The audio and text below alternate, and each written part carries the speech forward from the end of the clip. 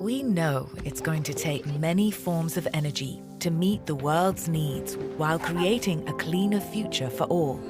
At Chevron, we're lowering the carbon emissions intensity of our operations, investing in lower carbon technologies, and exploring renewable fuels of the future.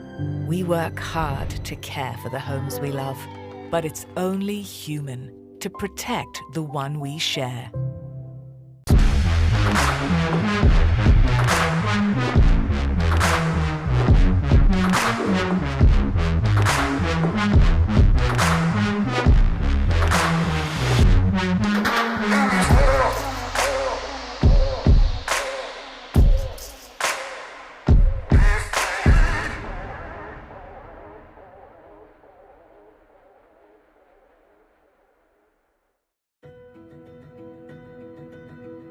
Kazakhstan is a country located in the heart of Eurasia, appeared on the geopolitical map only in 1991. It is bounded on the northwest and north by Russia, on the east by China, and on the south by Kyrgyzstan, Uzbekistan, the Aral Sea and Turkmenistan. The Caspian Sea bounds Kazakhstan to the southwest. Kazakhstan is the largest country in Central Asia and the ninth largest in the world. For centuries, the great Kazakh steppe accepted caravans of the Silk Road in oases of its cities and settlements. It was historically closely tied to the Silk Road trade routes, acting as a crossroads for the movement of people, goods and ideas between Europe and Asia. The capital of Kazakhstan and it's the largest business center is Nur-Sultan. The third megapolis of the country, Shymkent, is as a city in the south of Kazakhstan with an 800 years history, founded in the 12th century. Nowadays, Shymkent is a city of national significance, one of the largest industrial, commercial and cultural centers of the country, the third largest by population of more than 1 million people. One of the large multidisciplinary education institutions of Kazakhstan with a deep history is located here. It is Orsariev University.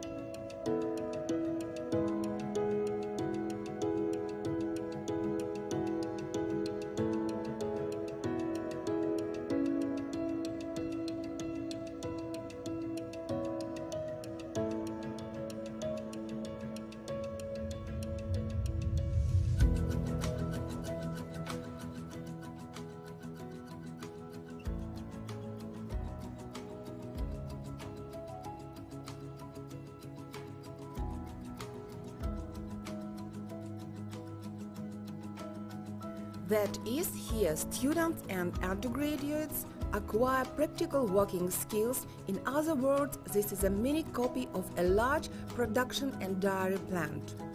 Within the framework of the program of scholarship, academic mobility and double degree education, the university cooperates with more than 170 foreign universities. 150 students a year study for the academic mobility at leading universities in the world. The digitalization process has affected all spheres of society, including education. At Orsariev University, innovations are intensively introduced into the education system, and 3D, VR, STEM technologies are widely used. The IT Center provides consulting to teachers of schools in Shymkent on robotics, provides material resources to students in the laboratory of robotics and mechatronics at the laboratory of mathematical and 3D modeling, and provides material resources of the IT Center to students and teachers of the Orsariev University. In Student Design Bureau, students and teachers prepare scientific projects for participation in regional, national and international competitions. Students of clubs and Student Design Bureau develop robotic systems for participation in competitions and competitions in robotics. The material and technical base of the university consists of 10 educational buildings of a modern standard, 6 student dormitories and 2 sports complexes. For the comprehensive development of students, more than 30 public, political and cultural organizations function. Awesome University that has united history and modernity today prepares more than 27,000 students and invites to take your best.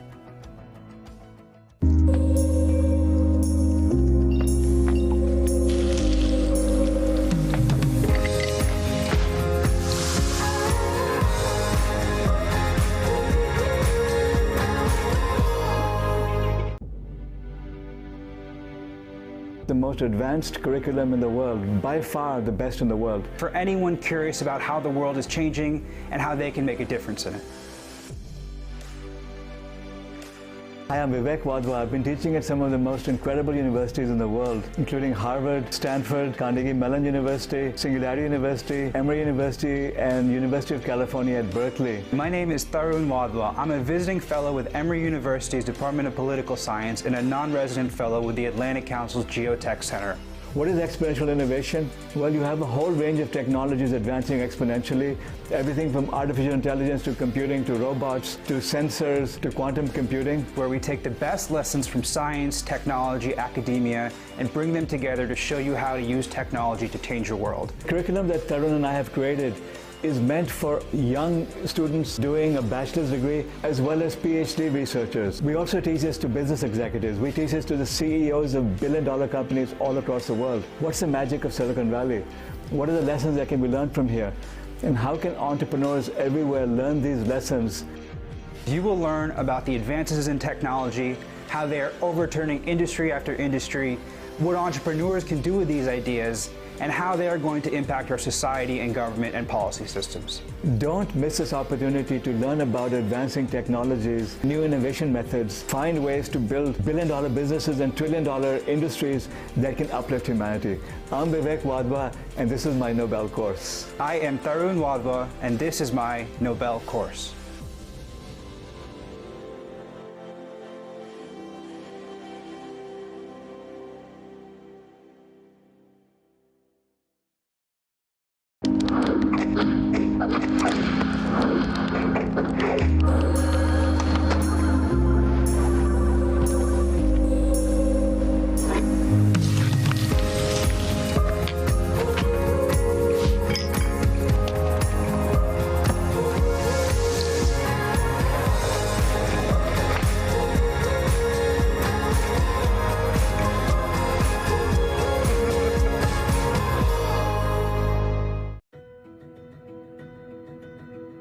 Kazakhstan is a country located in the heart of Eurasia, appeared on the geopolitical map only in 1991. It is bounded on the northwest and north by Russia, on the east by China, and on the south by Kyrgyzstan, Uzbekistan, the Aral Sea and Turkmenistan. The Caspian Sea bounds Kazakhstan to the southwest. Kazakhstan is the largest country in Central Asia and the 9th largest in the world.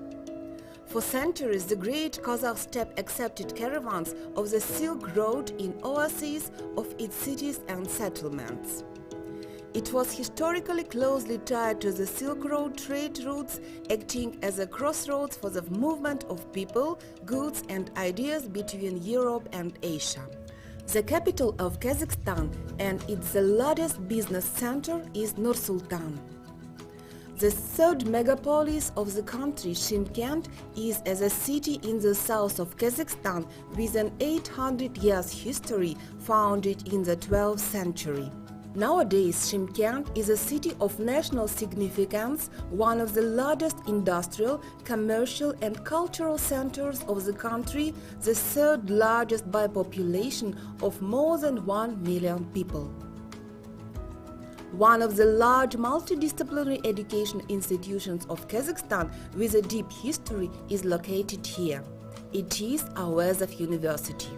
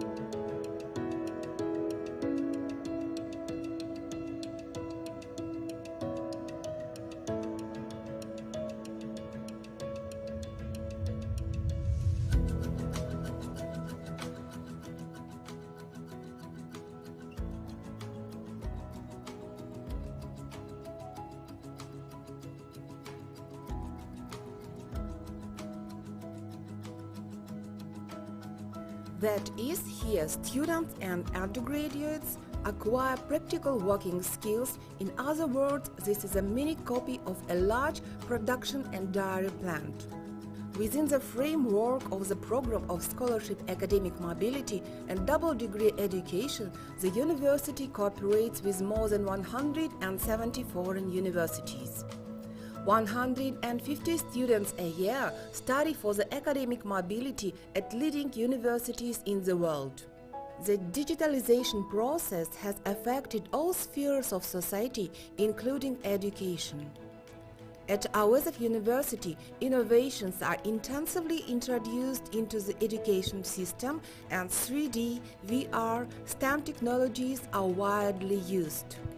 The IT Center provides consulting to teachers of schools in Shymkent on robotics, provides material resources to students in the laboratory of robotics and mechatronics at the laboratory of mathematical and 3D modeling, and provides material resources of the IT Center to students and teachers of the Orsariev University. In Student Design Bureau, students and teachers prepare scientific projects for participation in regional, national and international competitions. Students of clubs and Student Design Bureau develop robotic systems for participation in competitions and competitions in robotics. The material and technical base of the university consists of 10 educational buildings of a modern standard, 6 student dormitories and 2 sports complexes. For the comprehensive development of students, more than 30 public, political and cultural organizations function. Orsariev University, that has united history and modernity, today prepares more than 27,000 students and invites to take your best. We know it's going to take many forms of energy to meet the world's needs while creating a cleaner future for all. At Chevron, we're lowering the carbon emissions intensity of our operations, investing in lower carbon technologies, and exploring renewable fuels of the future. We work hard to care for the homes we love, but it's only human to protect the one we share. Dear lecturers, participants and guests of the 4th Spring Nobel Festival, a world of exponential innovation, Sarkeev Kazakh Technical University, the general partner of this event, is hosting this year's festival. For 65 years of its activity, KATU has trained more than 70,000 specialists, successfully working in all major sectors of the agrotechnical sphere. Among the ranks of our graduates are deputies of the Parliament of the Republic of Kazakhstan, heads of leading enterprises, nationally known public figures, and athletes. Today, our university is one of the leaders of the national higher education on the national rating of the demand for higher education institutions of Kazakhstan, from the IAAR on the quality of educational programs. And also, KATU is the base university for digitalization of agricultural production in Kazakhstan. Our partners include more than 160 world-renowned leading research universities and research centers. Among them are the University of California at Davis, which is the second highest institution in the world of the agricultural industry, Agro-Polytech University in Europe, and many others. Today, KATU has started a dual diploma education in 3 specialties jointly with the University of Milan in Italy, which gives our graduates the opportunity to receive diplomas from 2 countries. Our university offers the opportunity to study at bachelor's, master's and doctorates. Currently, the number of students exceeds 12,000, of whom 70% are studying under the state grants. There is a full opportunity to study in the military department. All necessary conditions are created for them to be qualified specialists. The university aims for a seamless experience in any format of education. For students, there is a printing office and a library equipped with an electronic system that has more than 1.5 million book collections. As Kazakhstan's leading university in the agricultural sector, we are speakers at the session of the Spring Festival represented by the chairman of the board of KATU, PhD in economics, Kairat Kaparovich Aytuganov.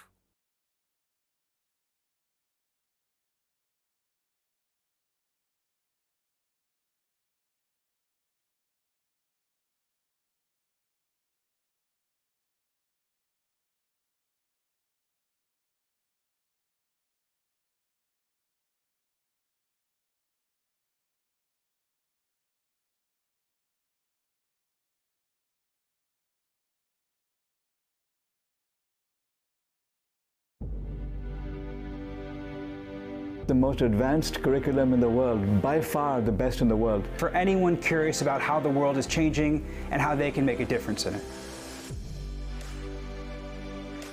Hi, I'm Vivek Wadhwa. I've been teaching at some of the most incredible universities in the world, including Harvard, Stanford, Carnegie Mellon University, Singularity University, Emory University, and University of California at Berkeley. My name is Larion Liang. I'm a visiting fellow with Emory University's Department of Political Science and a non-resident fellow with the Atlantic Council's Geotech Center. What is exponential innovation? Well, you have a whole range of technologies advancing exponentially, everything from artificial intelligence to computing to robots to sensors to quantum computing. Where we take the best lessons from science, technology, academia, and bring them together to show you how to use technology to change your world. The curriculum that Tarun and I have created is meant for young students doing a bachelor's degree as well as PhD researchers. We also teach this to business executives. We teach this to the CEOs of billion-dollar companies all across the world. What's the magic of Silicon Valley? What are the lessons that can be learned from here? And how can entrepreneurs everywhere learn these lessons? You will learn about the advances in technology, how they are overturning industry after industry, what entrepreneurs can do with these ideas, and how they are going to impact our society and government and policy systems. Don't miss this opportunity to learn about advancing technologies, new innovation methods, find ways to build billion-dollar businesses and trillion-dollar industries that can uplift humanity. I'm Vivek Wadhwa, and this is my Nobel course. I am Tarun Wadhwa, and this is my Nobel course.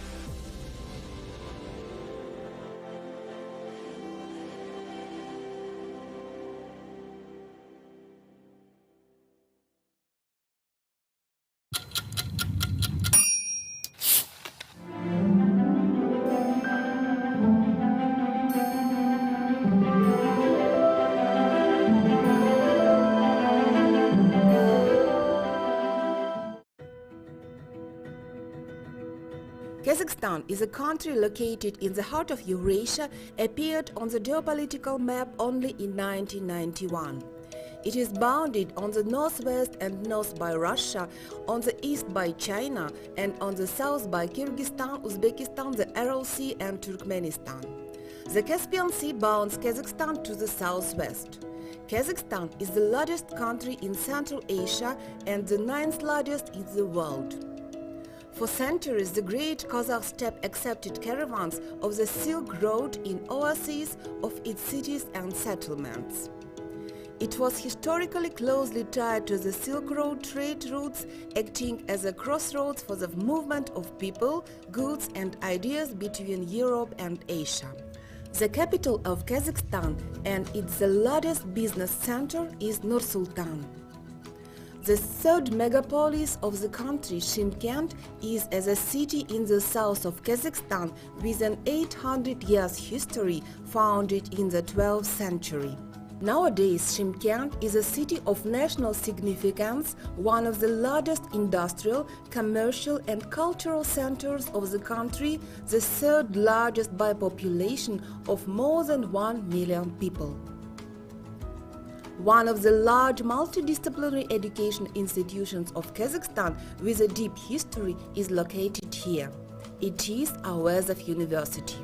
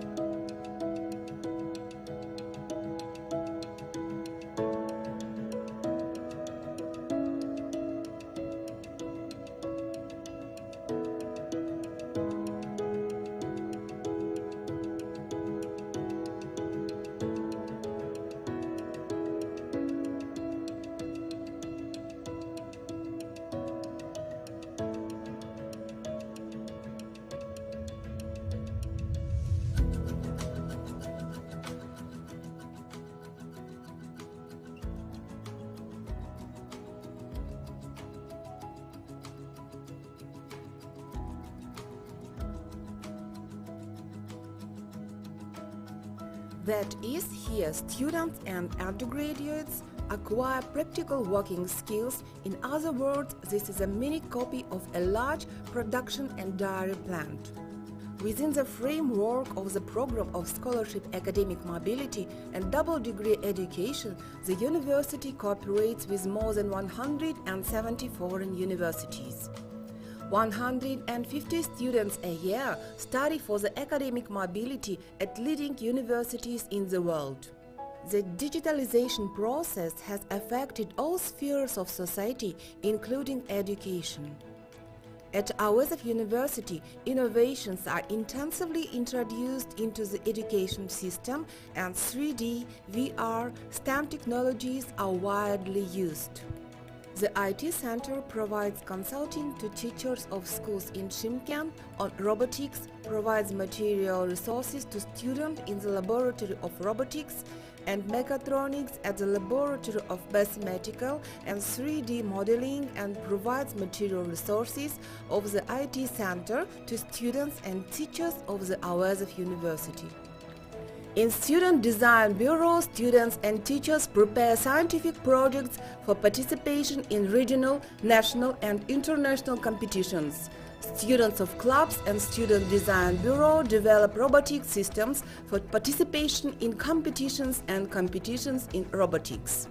The material and technical base of the university consists of 10 educational buildings of a modern standard, 6 student dormitories and 2 sports complexes. For the comprehensive development of students, more than 30 public, political and cultural organizations function. Awezov University, that has united history and modernity, today prepares more than 27,000 students and invites to take your best.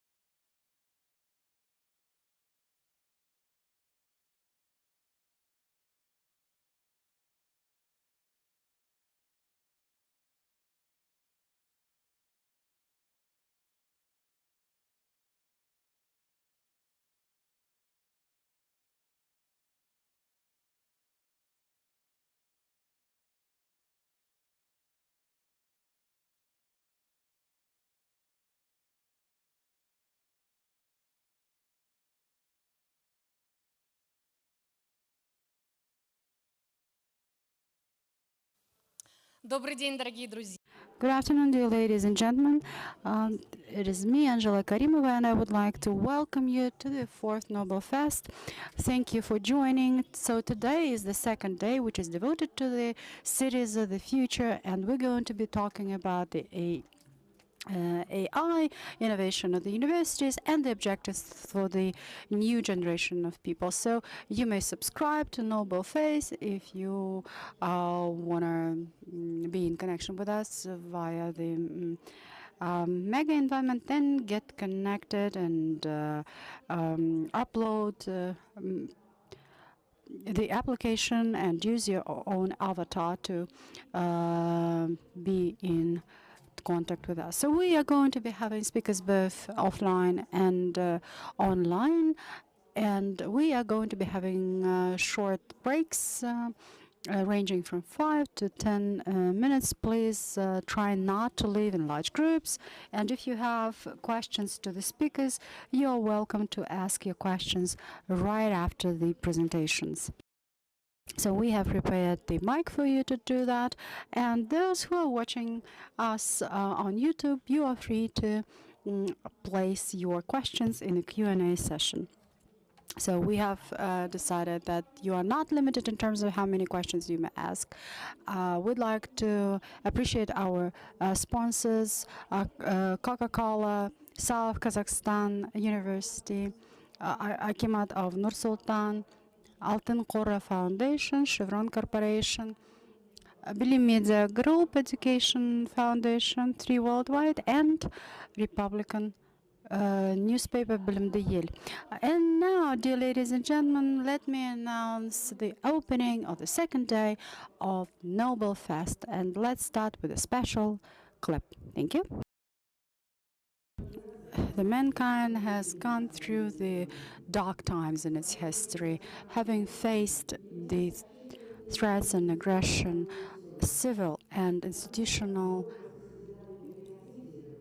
targets have changed. However, we always have aspiration for sustainable future.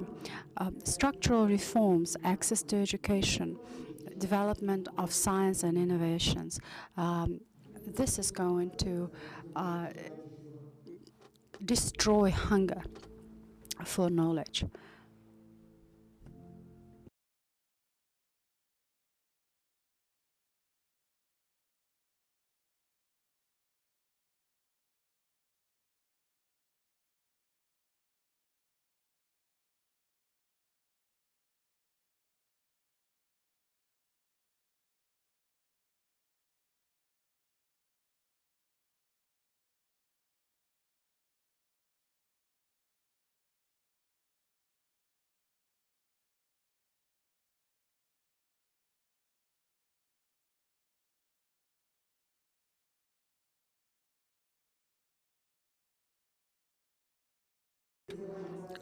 We would like you to become the part of progress, innovation, and development.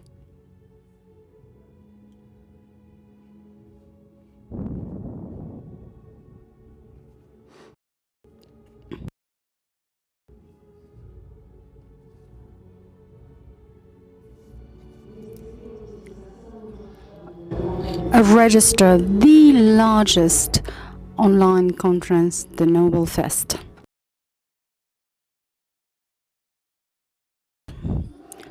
In addition to the unique event, there is a great surprise, so be with us, and at 1900 we are going to be having a lottery for notebooks.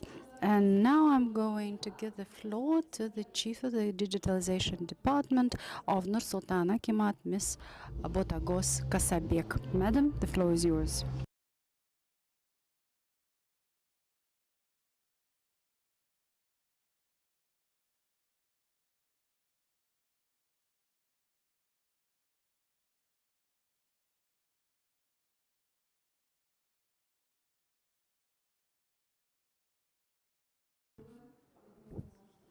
Good afternoon, dear participants, dear presenters on behalf of the Nobel Committee. I would like to welcome those who are here with us in the audience. We have our guests and our colleagues.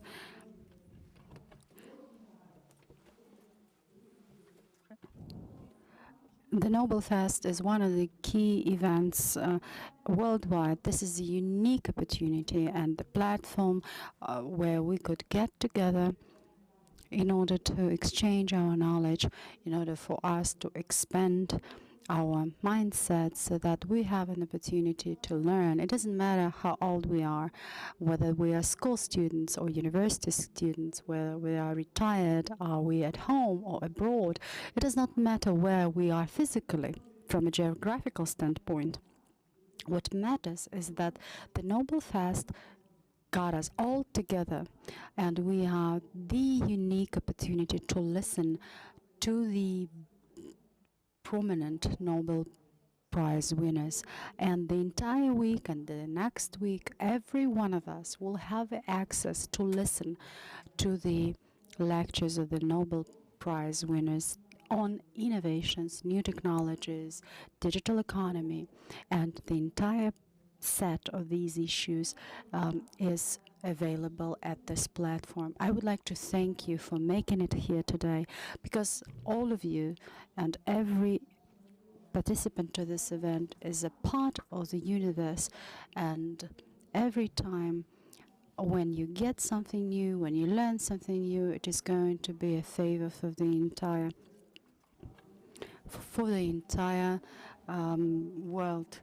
And now there's a traditional saying Kazakhs have that the knowledge, the sources for the knowledge is a book, and now our book, the global book, is internet and online knowledge. Thank you so much, Madam Kasabek.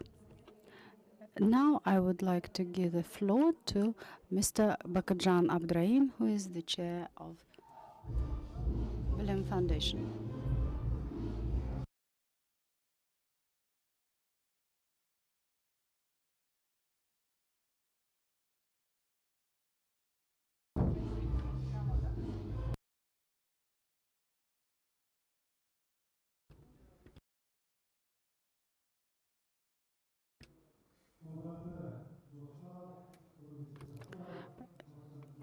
Dear friends, I would like to congratulate all of you with Eid Mubarak, and this year many people invite us for the dinner to praise those who've been fasting, and the best scientists globally have prepared such a great gift to you, and I would like to welcome you once again and to say the warm words to you, and mention that the fourth Nobel Fest is going to be especially unique, because the team of the Nobel Fest every time prepares new, exciting, interesting ideas so that you could raise in your aspirations. And I'm pretty sure that we have a lot of young, talented boys and girls. All they need is to be provided with the opportunities to achieve their goals. And in this regard, this Nobel Fest is going to provide you a unique chance to listen to the lectures of the best professors worldwide, and professors of Stanford and Howard, Mr. Vatkva, who is going to be talking to you about exponential innovations, and he will update you about how drastically the universe is going to change within 3 or 5 years' time, what type of competences you will need, what needs to be taken into consideration, and you will find answers to this and other questions. And please listen to lectures of Professor Vatkva. And the team of patriots and enthusiasts working under the initiative of the Nobel Fest did it on purpose. The purpose is to make sure that you become stronger and you get more knowledge, and that you have an opportunity to join the best of the world's knowledge. Thank you. Thank you very much. And now we are going to be starting our first session, how to become more efficient. It does not matter how much information you have on time management, using devices, and so on and so forth. Without having a right attitude, the life isn't going to change. So we are going to be talking about how to arrange your time. Larion Liang, who is the founder of IC Group, is going to talk to us about these matters.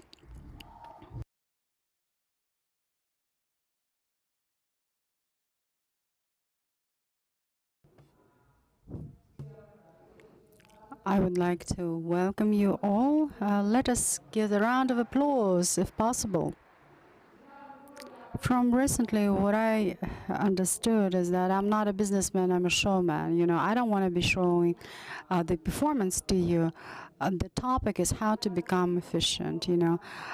I don't want to say that I'm efficient, but I do have the tool that I've been using from time to time that helps me out to, let's say, be deprived from everything that I don't really need.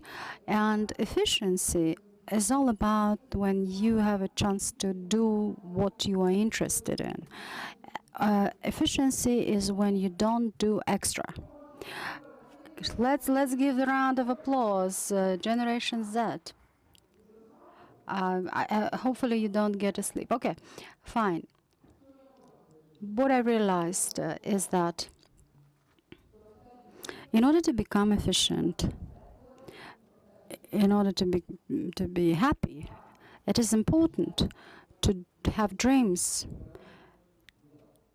to have ideas, and make the actions around one issue. If I dream of being a sportsman, and my dream is to be on the top of the on the sports mountain, and at the same time I work as an entrepreneur, and I'm hired. Will I become a sportsman? Yes or no? No, you're not going to be a sportsman, a professional sportsman. Why? Because those four items are very, very important. In case if I dream about becoming the entrepreneur, I have to think as an entrepreneur. I am surrounded by the entrepreneurs, and I act as entrepreneur. And it doesn't matter whether I have small business, micro business. I will do my stuff, and I will be the interpreter. And again, going back to the efficiency concept, each and every one of you, it is important to be integral. It is important to dream and to do and to implement your dreams and your ideas into the reality. Otherwise, there's going to be a gap. There's going to be unnecessary accountability, or there's going to be incomplete business, and we will lose energy. Did this happen to you? Yes, great. And this is what I'm saying about. Let us have a Q&A session. You know, I love to communicate. Certainly I can give you the flow to follow, but I think that it is going to be useless. That would be great if we have a chance to have an open conversation. Let's give a round of applause. Let's wait for the volunteers to prepare the mics. And the first question is from me. Larion, you told us that in order to be efficient, you gotta be at your place and you gotta do what you dream about. But how to make a choice? How to understand that your purpose is to be an expert in certain area? But wow, that's a whole lot. This trend was given by Generation Z, and actually I was absolutely fascinated, you know, to understand your uniqueness, to understand your major differentiation feature. You know, the first thing we have to concentrate around is let's analyze what you get acknowledged for. For instance, you do something and people keep saying, wow, you are great, you know, and this brings you to the desire to do even more. The second thing, you know, remember dots. So the question is what to do. Then the next question is how to do it. However, there's the most critical question, why do we have to do it? And as soon as we realize why we do this stuff, most likely the individual knows who he or she is. Hopefully I responded. Great, you could give you a round of applause, you know. I'm hot right now, you know, the light is directed into my eyes, so I don't see your faces. So we have question from the audience. Good afternoon. It is not a secret that the enemy of efficiency is procrastination. Give me the definition of procrastination, please. It is a phenomenon when you postpone your actions to tomorrow, to the day after tomorrow, to the future. Wow. And the problem of procrastination is a stress, a fear to start doing stuff. All right. I understood your question, and you speak about the incomplete businesses. Well, actually, the procrastination is a general phenomenon, you know, of delaying your actions, or delaying the business. Let me respond in my context. There's such a thing as incomplete cases, as incomplete issues. Every one of us has those incomplete things to be solved. You know what I mean under the incomplete things. When we take responsibility for something, I give promises that starting from Monday I will do sports, right? Or from Monday I'll be back to good diet. You know, once I don't do this, I accumulate those incomplete issues, and then I become super inefficient. Why? We have evaluators. Every one of us has the evaluator. You know, we have people around us saying that, oh no, you cannot do this, you are weak. And I get pressed out. And once I get pressed out, I become even more inefficient.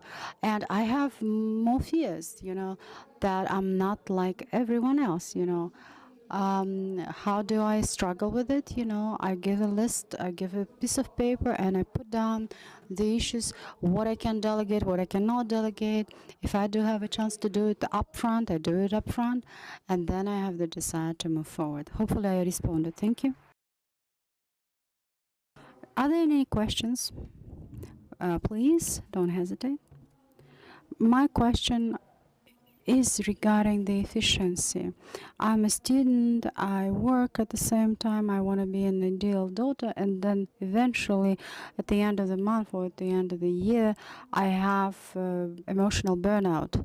Great question. Let's give a round of applause for that. Well, very frequently I am asked how to counter burnout. You know, burnout is a natural thing. You know, every one of us has experienced burnout. This is something that is to be present in our life, you know. But we shouldn't be feeling the burnout, you know, or be doing something all the time, 24/7.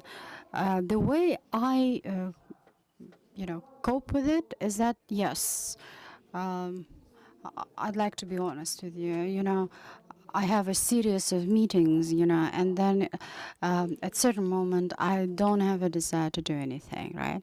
And I give myself a rest. We have to understand that our consciousness is very tricky. The body is very silly, but it is truthful. You know, if there's a burnout, then there is a need to rest. You know, certainly the situations differ. But the way I heard you, for instance, having shared my experience, yes, I do have an opportunity to rest, and I give this opportunity on purpose. I get filled in, and then I am resourced for something bigger. Well, I'd like to respond in the following way. That my subconsciousness is always hungry. There is always not enough of influence, contracts, and I'm running somewhere always.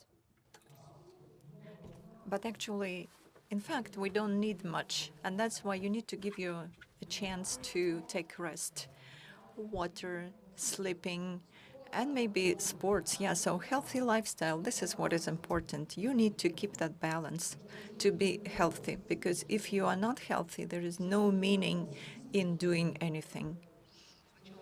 First of all, to feel yourself and then act. Any other questions? Larion, thank you very much for coming. And I have a question about that fulfillment. What is your best method of getting energy? For example, I decided to have some rest. What's the best way to get that energy? What is the most efficient way? Well, usually for me, that's my family, my children, my near and dear people. I am feeling filled when I am with my children. Well, sometimes, this is too much because I have 5 children and they all say, I want something, so I have to run away from there and I have to look for the balance. So I am filling myself with energy thanks to my family. And if there are no children, then there are other people you love, your near and dear people. This is not only your mom, dad, grandfather and grandmother, there's also your friends, your people you like to be with, where you don't need to seem, where you can be the true you. Because filling yourself with energy can happen only when you are true to yourself. If you have any other questions, you can raise your hands, and I will ask my question now. Are there any specific methods that you use? For example, magic of ultra, wake up at 6 a.m. and start running, jogging, or something like choose something essential, just choose 2 things to do and do anything else. What are your major, most efficient methods you use? This is my passion for my things that I do, responsibility. This is what is important. And the third thing, well, I understand I'm saying some very deep things. And the third thing, this is love and responsibility. When I say love, well, unfortunately, I haven't read any books and I don't understand what you are speaking about that magic. I haven't read about it. But when I say love, I mean that when you actually love what you do, you feel the passion for what you do, you become an expert because you feel pleasure in that and you become efficient. This is my observation. When I say responsibility, actually, this is a great word, very cool word. And when you take the responsibility for certain actions, and when you have a certain deadline, when you need to do that, you become efficient because you understand your time is limited. I understand you speak on a large scale. Of course, my principle in life to be efficient is to say no and to say yes to those things that I feel pleasure about. And that's my principal efficiency. And if I said something, I need to do that. Now it's clear. So if we look at your everyday, you look at your list to do and you say, this is important, I will do this. I like it, I'm ready to do that, I can do it, and this is my responsibility. And you do some you delegate some things, is that right? My schedule is actually filled with things 2 weeks ahead, sometimes 1 month ahead. Do you know the balance wheel? Oh, let us know about it. There are 8 sections for each of us. Myself, development, health, parents, work, my calling. Everybody has his or her own sections. And when I describe them, I give myself a mark where I am now from 0 to 10 in those sections. So where I am, what is my attitude to my health, for example. I put myself a score 3, and I understand I need to raise it to 10. And due to that, I do my planning. And I think that I need to spend time to those sections where I need to have more scores, to those sections which are important for my life. Other questions? If we had a board, I would draw that balance wheel, but I think you can easily find it on the internet. That's kind of a compass that should give you the guidance. You will see where you need to pay attention. Good afternoon. I'm very happy to see you. And my question. Well, when somebody helps somebody else, an individual helps another individual, he feels positive energy. Could you tell me, is it important to do charity? Perfect. Cool question. Thank you. Well, important or not, this is for somebody, for everyone to decide. It's an individual choice. I can say before helping somebody, help yourself. I actually raised this issue before. The feeling, the energy, when you are fulfilled, you can fulfill others. And if you are not fulfilled, you cannot fulfill others. This is physics. Then this is actually, you will be doing the opposite, not kind. You need to be in the flow, you need to share, but only if you are fulfilled. Hello, I would like to ask a question. In your context, what do you think is the position of priorities and values? How they are balanced in setting your life goals? What is the priority in my life, you mean? No. How these priorities can be set correctly? How can we set the goals right? Well, guys, this is all very individual. Don't try to set the priorities that somebody else does.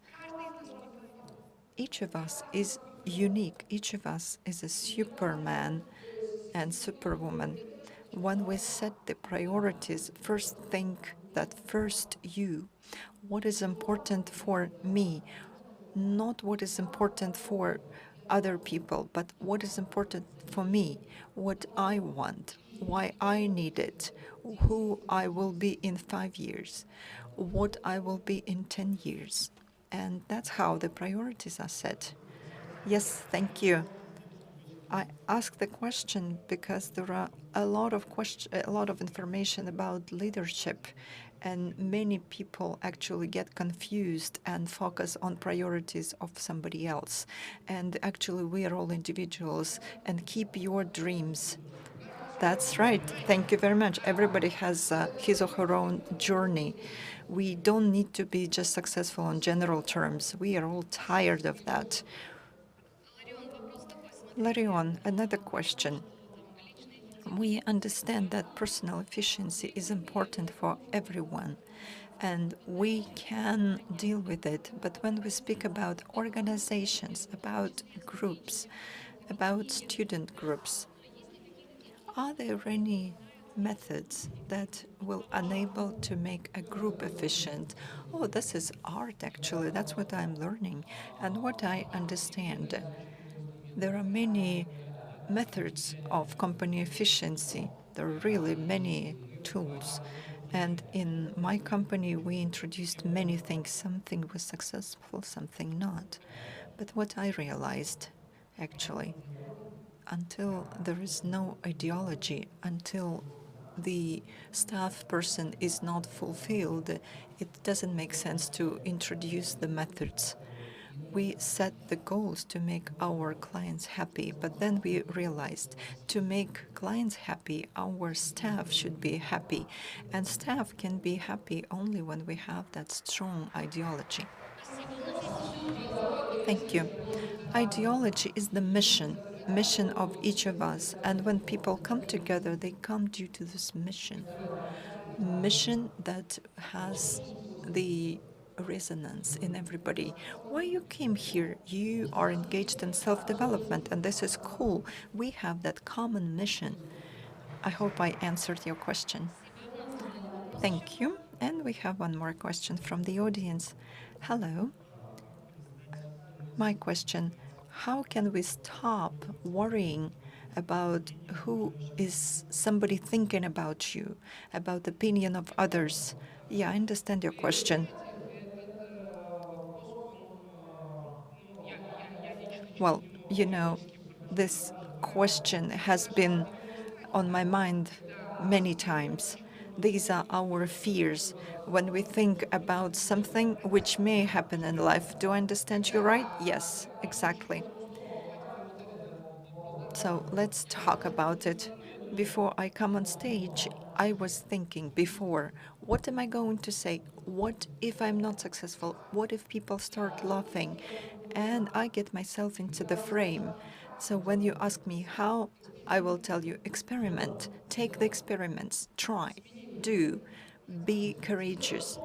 Do what is realistically you want to do. And it doesn't matter what other people think, because there are lots of opinions, millions of impressions.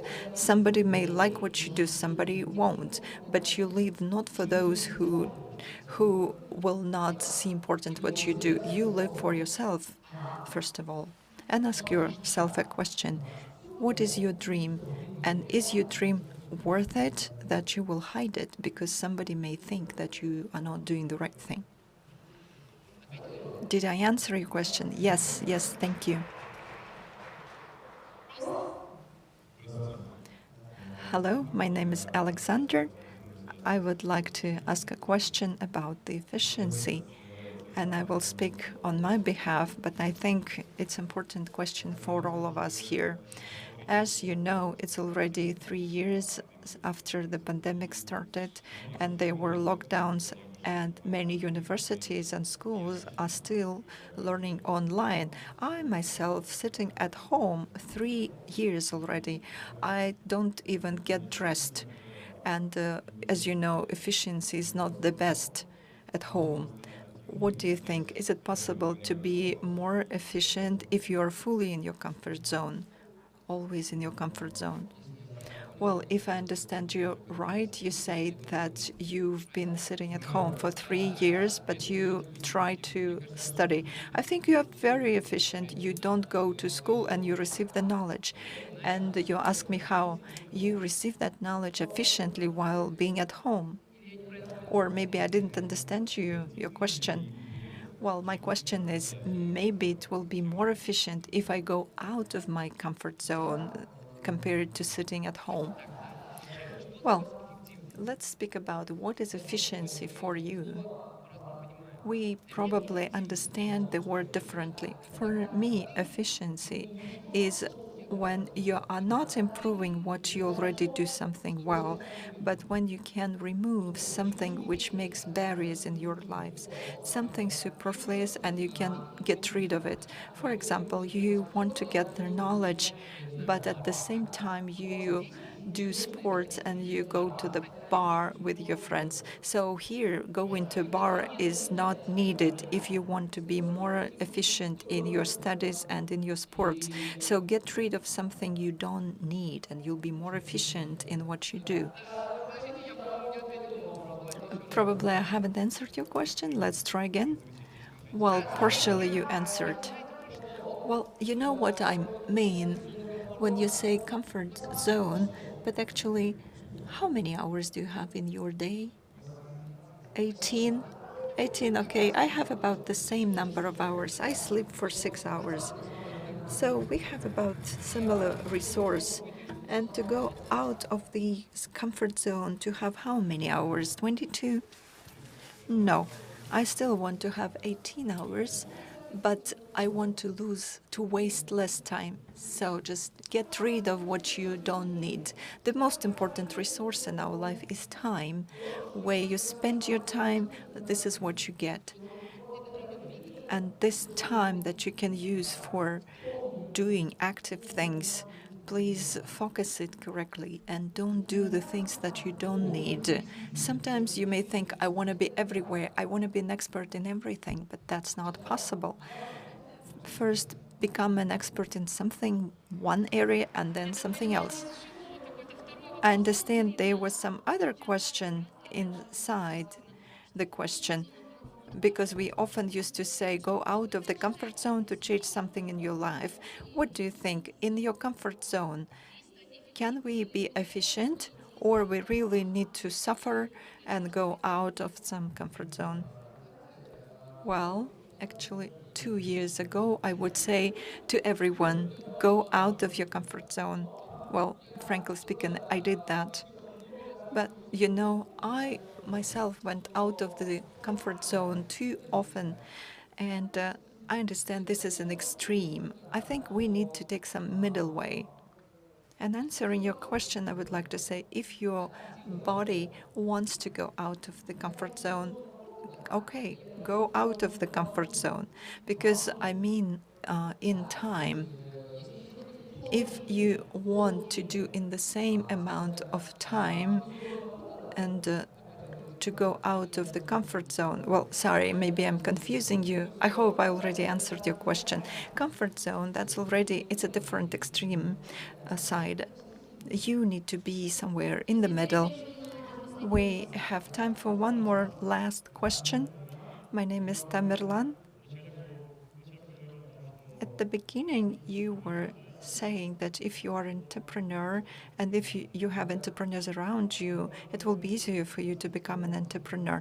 For example, I'm will be expert in future on automation of manufacturing processes, and I would like to be one of the first who will be doing entrepreneurial activities in this area, automation of manufacturing processes.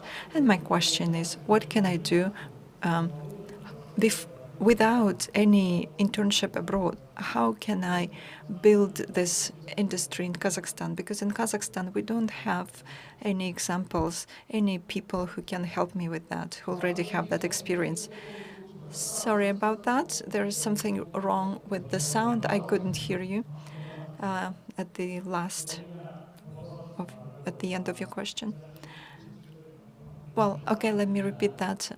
I am a future expert in automation of manufacturing processes, and in Kazakhstan, we don't have actually people who have experience in helping me. Can I, without any internships abroad, can I get some experience here in Kazakhstan and start my business here? Well, I think that's possible. Well, actually, it is possible. I'm not expert in that, and I won't be able to guide you. But I know for sure that we have such people here. We have such people who already started doing this because we live in the 21st century. We know Uncle Google, and you just ask the question. Yeah, I just understand that I will be one of the first ones here. And actually, as you said, if you have entrepreneurs around you, that will be easier for me. And I think that it will be more difficult for me because I don't have people here who can share their experience. Well, actually, this is your perception. You are sitting here, you didn't do anything yet, and you already set the picture of yourself that you were not successful, that it didn't work out. Actually, I had similar questions, and I didn't get higher education, actually. I was become an expert because I was learning of everything. I just admitted that I don't know things, and I was learning different things. So don't say yourself that you won't be successful. Just push. Just do your to-do lists and follow them. Communications works very well now, and people are ready to share. If somebody writes to me 10 times, I say, okay, let's meet. Okay, thank you very much. So the conclusion is that it's important to start and do it and be committed to it. It is important to love yourself and do it and do what you want. Okay, and this is time for our next session, and we'll speak about cities of the future. From the ancient times, people were always interested in that. And they have great aspirations for the changes that the environment is going to change, that the socio-economic system is going to change, and the human being himself. So I would like to give the floor to the chief of the digitalization department of Nur-Sultan Akimat, Ms. Botagoz Kasabek. We also have our guest, Jenny Joe, who used to be the mayor of Rome.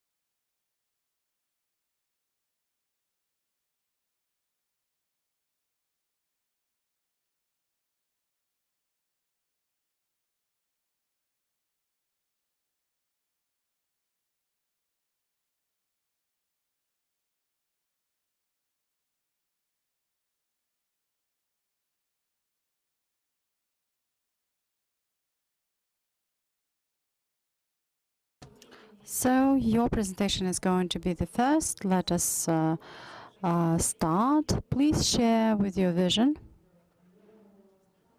I think that it will be better if I stand up because I have a presentation.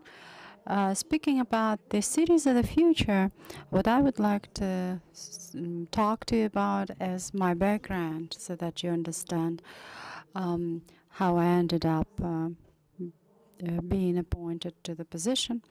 I've been dealing with changes and transformations, not only of business processes, but I also participated in merging the state property with public and public companies with private companies, and I used to be working with the civilian institutions very actively, and I devoted 10 years of my life to this.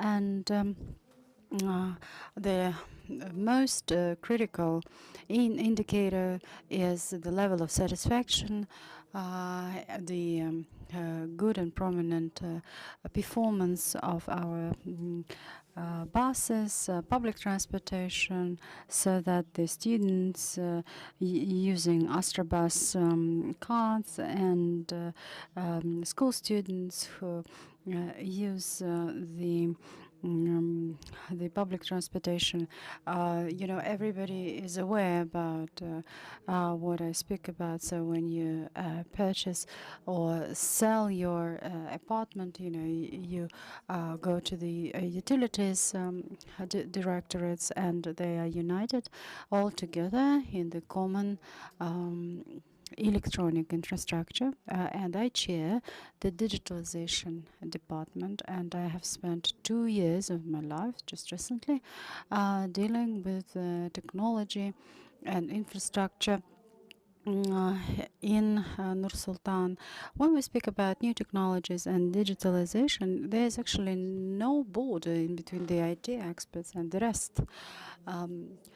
Specialists and professionals, to a certain extent, each and every one of us is an IT expert. We all use applications, we all use systems, and if the accountant is not an expert in accounting systems, or if the architect is not capable of building a house, this does not give a good value from a professional standpoint to that individual. So for those students who are still studying, no matter what you study currently, please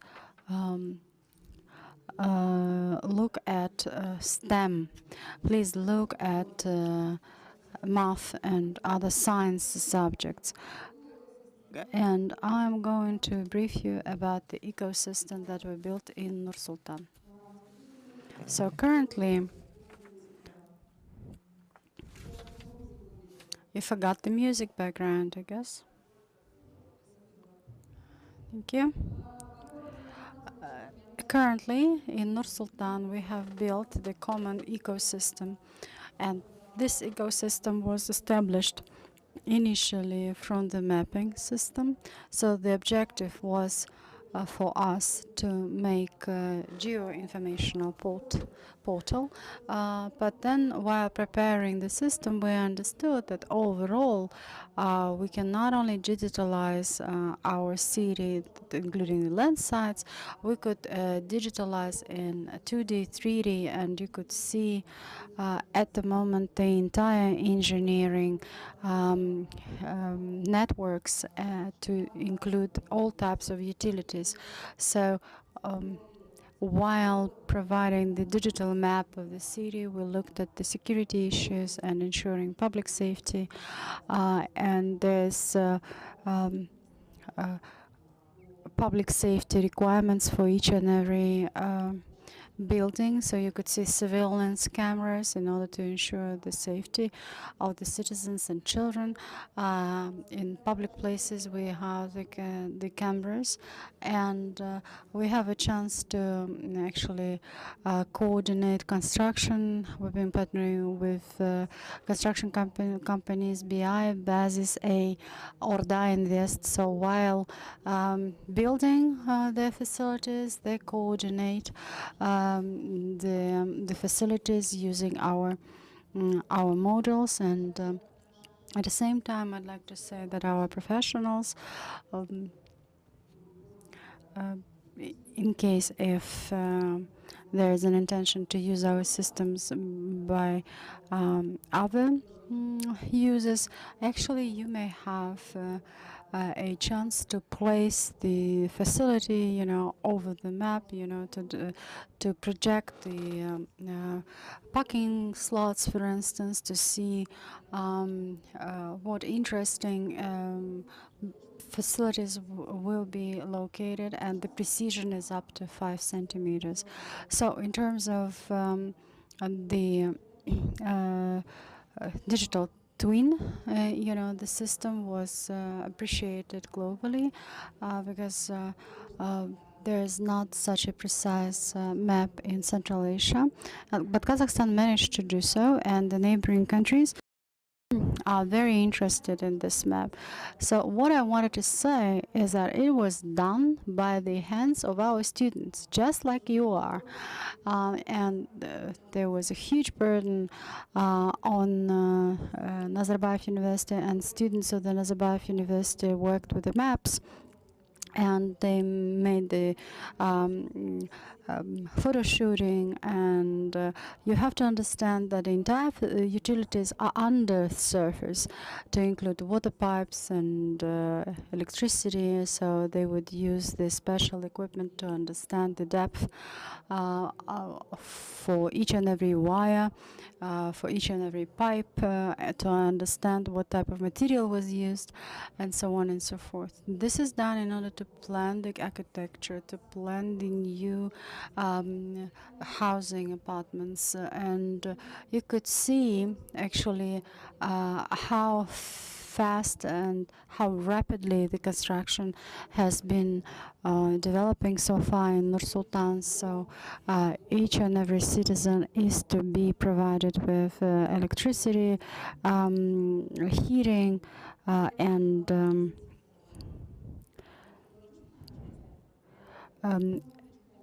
and plus there's also wind planning, right?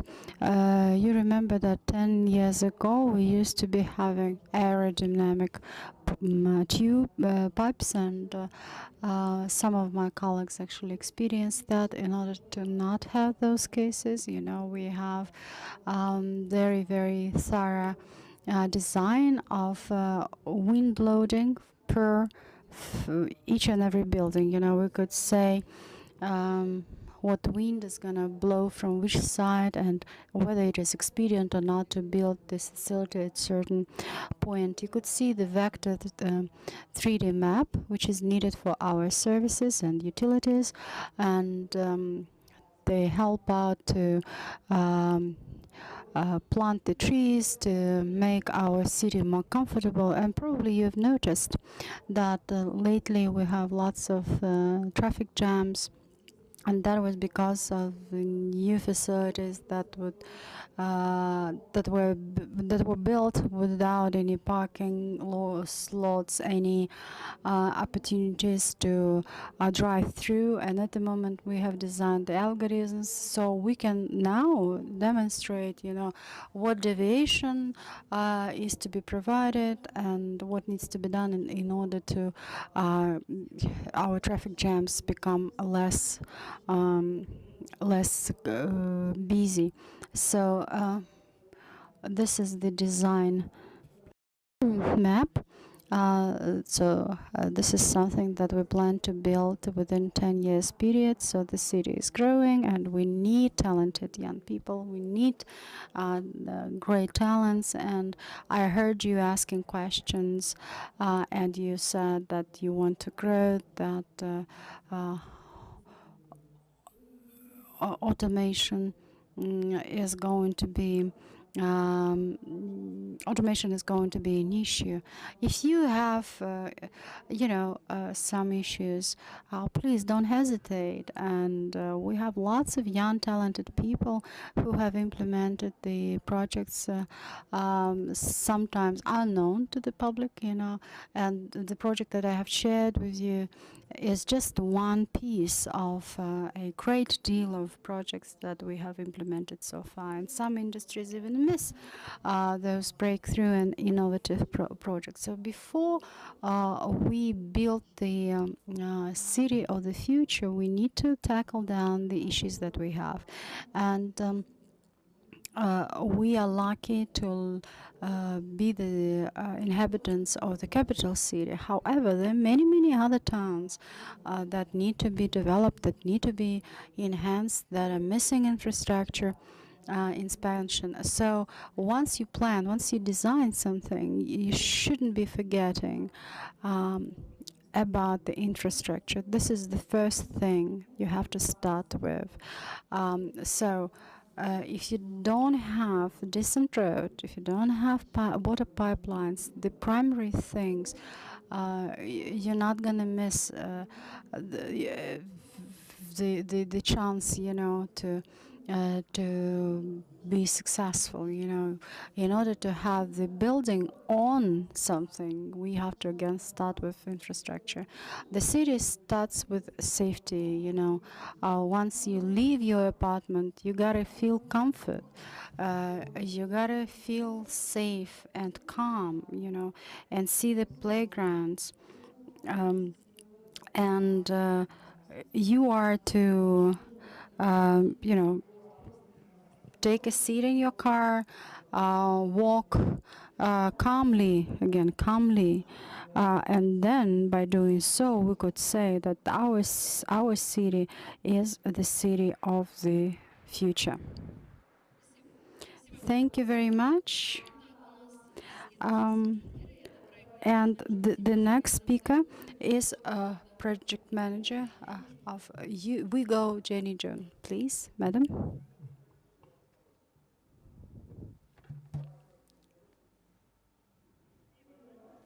Hear me? I hope everyone can hear me. Good morning, good afternoon, and evening to everyone who's listening to this session. My name is Jenny Jung, the lead program officer of WeGo and the WeGo Smart City Champions, which is what I intend to introduce to you today.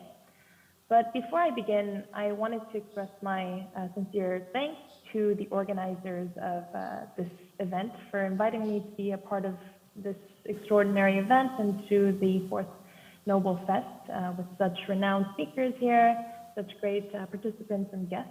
So thank you. And I'm especially honored to be a part of this particular session because it has become ever more important to discuss how cities are evolving, how they're developed to improve the quality of life for all citizens, especially as we continue to experience more of this fast pace of change from the outbreak of COVID-19 coupled with rapid digitalization and urbanization. And something we really have to take note here is that we should rather take advantage of this moment to thrive as we enter this digital age in which infrastructure and connectivity plays a crucial role in driving the sustainability and the growth of cities. And so in this regard, I'd like to perhaps share a little bit more about our organization, WeGo, the World Smart Sustainable Cities Organization, and what it does to contribute to achieve to this objective. So I will be sharing my screen.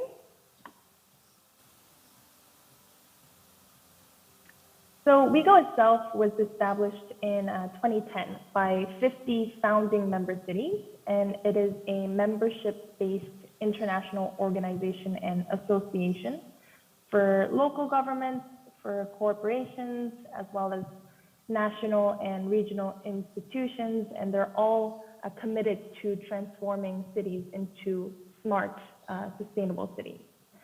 Currently, we have 211 members from all around the world. Most are local governments located in Asia and Africa, but we continue to have an increase of membership in other regions as well, for example, in the Americas, more so. And in addition to our members, we also work very closely with other partners from all around the world in various ways, including co-organizing programs and conferences, but we also develop new tools and services. And we commit to awareness building activities as well. And this year, our organization has been very focused on the mission of building citizen-centric, people-centered smart cities. And we hope to lead citizen participation in building these smart cities by creating opportunities where citizens can be more active and devoted in bringing smart, sustainable cities. And to enhance the inclusivity of cities, we are also digitally transforming our programs and services to meet the new normal. And so in line with this and our focus on citizen-centric smart city development, I'd like to present WeGo's first flagship program of this year, which is WeGo Smart City Champions. And it is a youth program which aims to build the capacity of young people in the fields of urban development and smart cities. And from March to June of this year, we are continuing to recruit more students to gain knowledge and build consensus around the future of smart cities through two phases. The first phase, which is a lecture series, and the second phase, which is a workshop series. Currently, we have over 500 students from more than 130 institutions and universities from all around the world who are enrolled in this program. And to build this youth program, we actually partnered with several esteemed universities and institutions, and you can find them on the slide. And some of them include international partners such as University of Geneva or Harvard Berkman Klein Center. And so for next year, we are hoping to further expand our program and to expand our partnership with more schools. And so we hope that some of these schools are also situated in Kazakhstan and elsewhere. And so we encourage all the participants here also to get on board with our program to explore more together.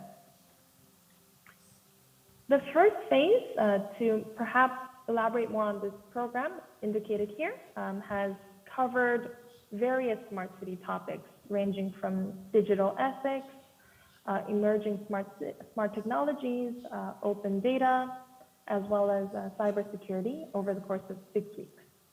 And these lectures were conducted by very renowned professors, as I mentioned, from Harvard, from the University of Geneva. Some are founders of very renowned institutions, and they shared very valuable information pertaining to leveraging smart technologies. For example, lectures have emphasized the importance of fostering resilience through urban retrofitting, which is the upgrading of technology to rapidly reduce and address carbon footprints. And in other lectures, we also have highlighted the need for urban digital twins, which is a virtual representation of real-world objectives, behaviors, as well as relationships. And they show 3D models and scenarios, and so that we can better prepare for more strategies for better urban planning and for energy efficiency optimization.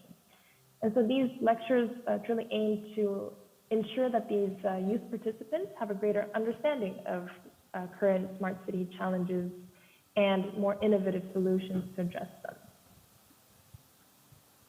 During phase 2, which is a workshop series, we will provide workshops on design thinking methodology.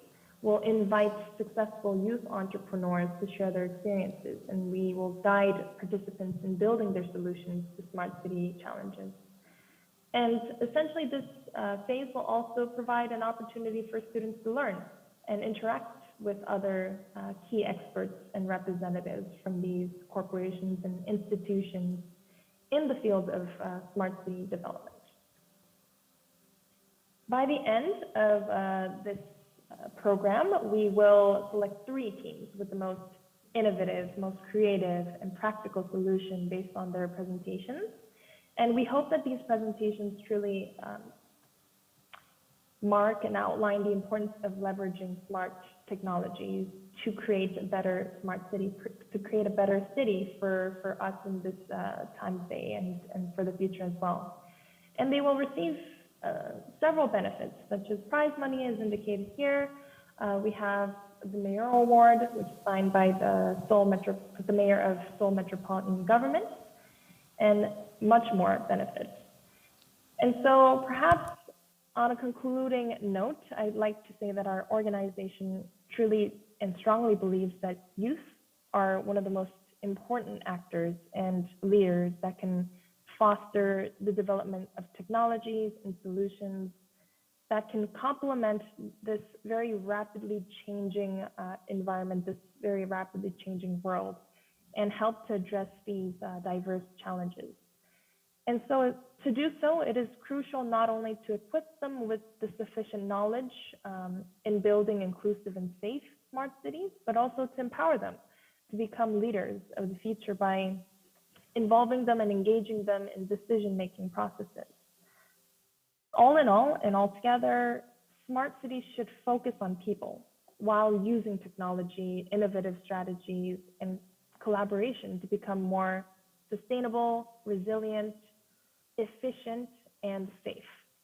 So thank you once again, and I'd like to conclude my presentation here. Thank you everyone for your attention, and we can also find more information on our WeGo website. Thank you so much. Thank you, Jenny. Question, can our students participate this? Yes, of course. As I mentioned before, we're continuing to recruit students from all over the world. They can most definitely participate in this second phase, as I mentioned, the workshop, which is actually a little bit more important, if I may say, because we are allowing them to truly interact with one another, as well as with these key experts, and so they can become more immersed in this program for sure. So they're welcome to contact me, the organization. They're also able to access more information on our website because we have a whole page on this Champions program. So yes, they're all welcome, and we would be very honored if they can all join. Great, thank you very much. Thank you. So, мы собираемся послушать выступление. And now we are going to listen to our next speaker, Virginia Raggi. Please put her on screen, and we are ready to listen to Virginia Raggi. And Virginia, you can. Hello, everybody. Thank you for this opportunity. Let me begin my speech with a keyword that for me is planning. Planning is the key word for city. Today we plan our future, how we live, where we will live, what job we will do, increasingly interconnected community. Before addressing the core of my speech, our vision of the city of the future, I would like to list some very interesting data for our discussion. According to a United Nations report, about 55% of the world population currently lives in urban areas. But this percentage is set to rise up to 70% by 2070. So in a few decades, more than 2 out of 3 inhabitants on our planet will be born and spend their lives in an urban area. Today, according to the UN, there are 21 cities with more than 10 million inhabitants. In 50 years, there could be well over 40 megacities. It means that urban inhabitants are growing by 200,000 every year. At the same time, some estimates on the rate of growth of the world's population suggest that the current population of around 8 billion will rise up to 9.7 billion in 2050, to increase up to 11 billion by the end of the century. Reading these figures, it's clear that the human race is going to face a real upset in its habits. Today, we're leading this revolution. Today, we have the opportunity, or perhaps even the duty, to try to lead these changes so that we're not the ones who suffer the changes. We have to imagine and build the city of the future because they will be our home. Cities occupy only 2% of the Earth's surface, but cities are the places where people study, work, eat, and care for each other. Finally, we come to the point of my intervention. What will a city of the future be like? First of all, I believe that our city must necessarily be based on solidarity, because the increase in population density and the speed with the resource must be provided to an ever-increasing number of people, if not well managed, risk increasing conflicts and urban violence. To make our city more livable, harmonious, supportive and safe, we have a great ally, technology, which fortunately is evolving even faster. This is the smart city idea that has inspired local authorities and others in recent years to innovate their urban areas. So, first of all, we have the technology way. Technology allows us to involve people in decision-making process and so make them more aware and responsible in caring for the res publica. Apps are enough to ask citizen opinion on strategic choices to define the place where they live. The step towards bottom-up decision-making saves time, resources, and makes administration more efficient. Second, work in city. The advent of smart working, though linked to need of avoid contact during the COVID-19 pandemic, has turned into an opportunity for development as society has had to accelerate its transformation towards a working model that will be predominant in the city of the future, at least as far as services are involved. So increased productivity with less effort and time using web and technology. The cities of the future must have an infrastructure network, I'm talking about fiber, Wi-Fi, and even Li-Fi, able to support large data traffic. This evolution requires resources for research and innovation. Third, smart living. As urbanization develops, the services that the citizen of the future will need will also grow. Culture, health, education, and security are the priorities in which to invest now. Four, sustainable mobility. We know that artificial intelligence and self-driving system will lead transport in our cities. It is not difficult to imagine that, as is already happening now in some experimental models, algorithms will manage traffic, public and private mobility. We can already refer to intelligent mobility as computer processor will manage an impressive amount of data for us, allowing citizens to save time and energy. E-mobility and sharing mobility will be the core of this change, which aims, by the way, at minimal environmental impact. 5, environment. The city of the future will definitely need to have a low environmental impact. Next to the process of a new urbanization, especially in the West, there is already a focus on urban regeneration or improving the efficiency of existing buildings with greater attention to environmental impact and energy saving. On this side, our cities are already joining the blue economy, a new economic and social development model based on the possibility of reuse, renewability, and durability. It is a revolution which started a few decades ago, but in recent years, moving at very high speed. So now we have a great opportunity to give our world a new face, make it more accessible and closer to the needs of each and every one. This is impacting and starting in our city, will be at the heart of a social, economic, and cultural revolution. In the end, I would like to thank everyone for the opportunity to have made these points, which I'm sure are already with us, with all us, and will lead our future choices. Each of us can do something to build the society of the future. Each of us can add a small brick to build our future. Thanks again for your attention. Thank you, Virginia. Thank you. I have one question. We have it from our YouTube. How do you think can major cities around the world achieve carbon neutrality by 2050? And how it's going to be cheaper or more expensive in the long-term planning?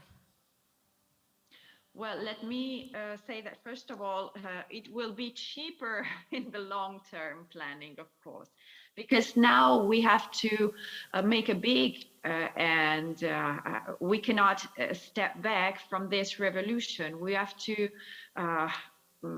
increase the use of renewable energy, and not every city is ready for that. But now we have to face this changing. There's no time to lose. We've lost already a lot of time, and we have to embrace the change now. So the city has to lead this process, but it won't be easy, of course, and it won't be cheap. I think it's going to be expensive at the first time, but more and more it will be cheaper because we have the technology. We just have to make a great revolution in all our process, beginning from industrial process up to what we do every day in our lives. So we have to change habits. Thank you. Пока в зале... Are there any other questions in the audience? Please prepare your questions, and the volunteers will give you the mic, and I will ask the question from YouTube.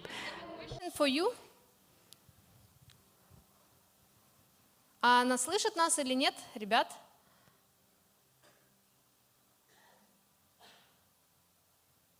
Так, у нас с трансляцией, видимо, есть какая-то техническая проблема. Возможно, у вас есть вопросы. We have some technical difficulties. Maybe you have questions for Botagoz. That was very interesting video shown. Actually, there are very unusual technologies I used. Digitalization of big networks in the city. And I'm sure you and IT students understand that this is big work that has been done. Do you have any questions about that? Please ask your question. Hello? I would like to ask a question. When you do planning, what criteria you take into account when you compare such criteria with big cities such as New York and other big cities?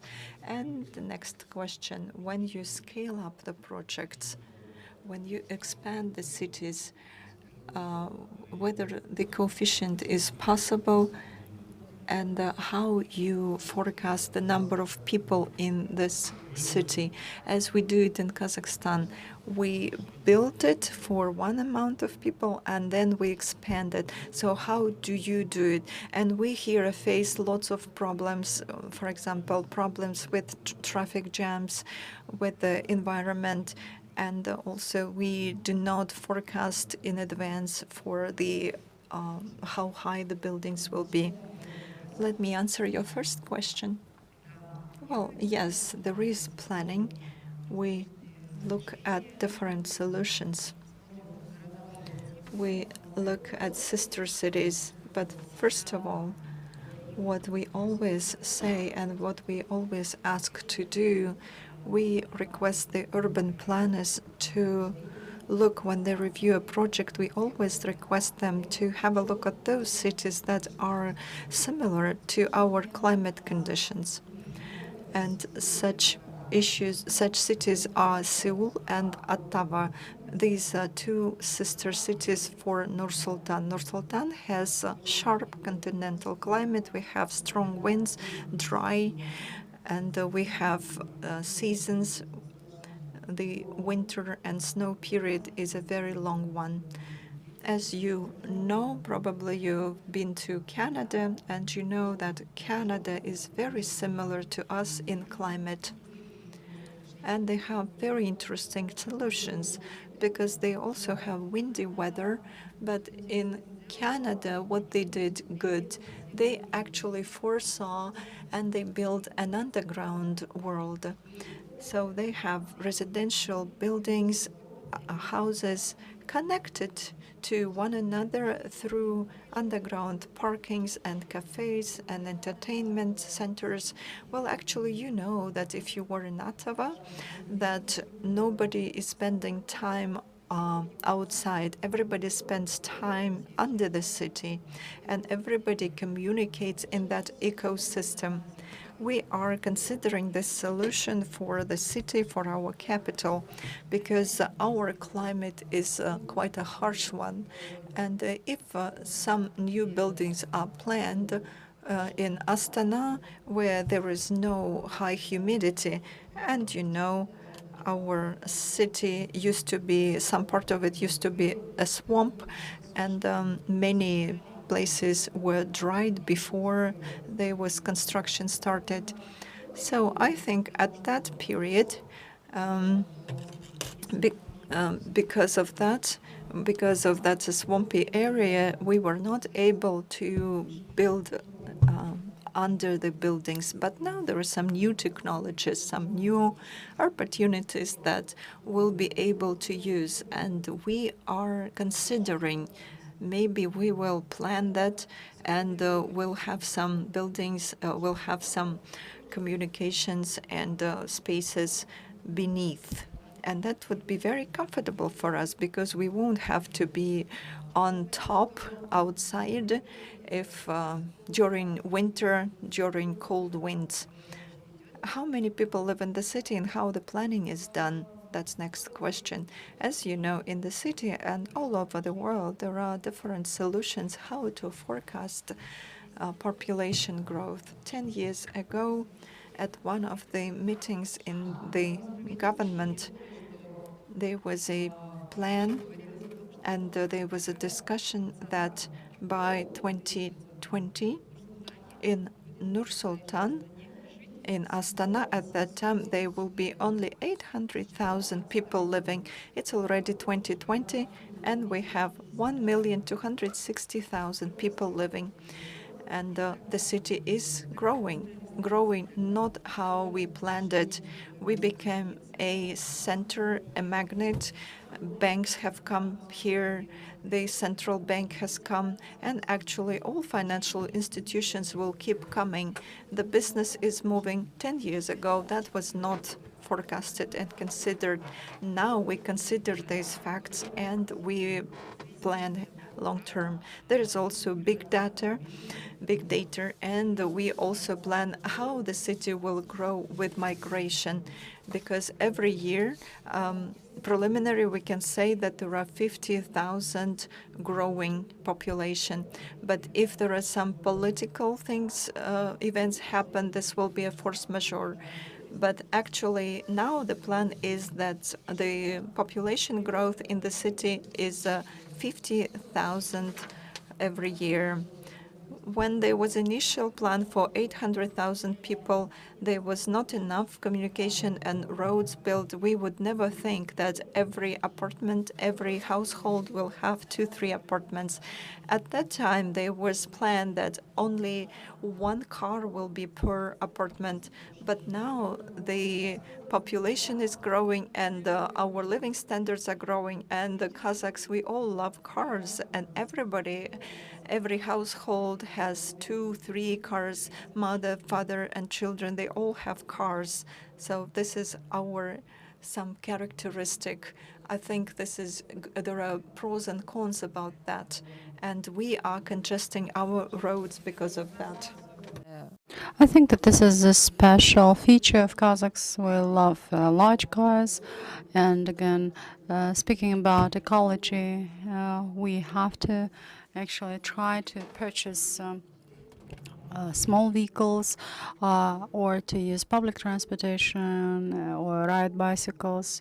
Bikes could be the extreme option because it's pretty cold in Nur-Sultan, but perhaps soon we will have the issue to be solved, and the traffic jam issue is being solved in the following manner. The roads actually tend to be modified. We changed the directions.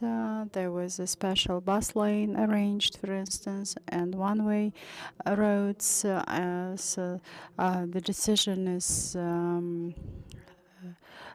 the one that was recently taken is to have the bus lane busy at certain hours of the day, and we make those decisions on a daily basis, and we take into account big data and ITS as the system demonstrates to us how many cars we have at what part of the road. And thank you so much, Botagoz.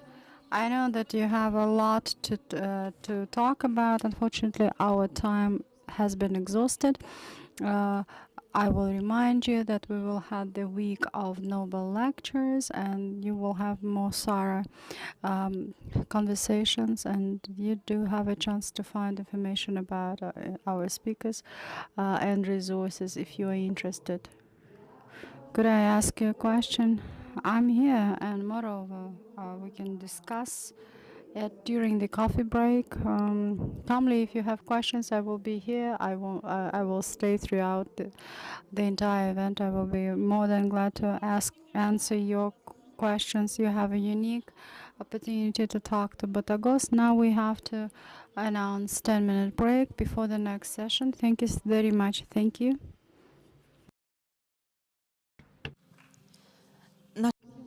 Our next session will be devoted to the world of exponential innovations, or why the startup era is just beginning. Thank you.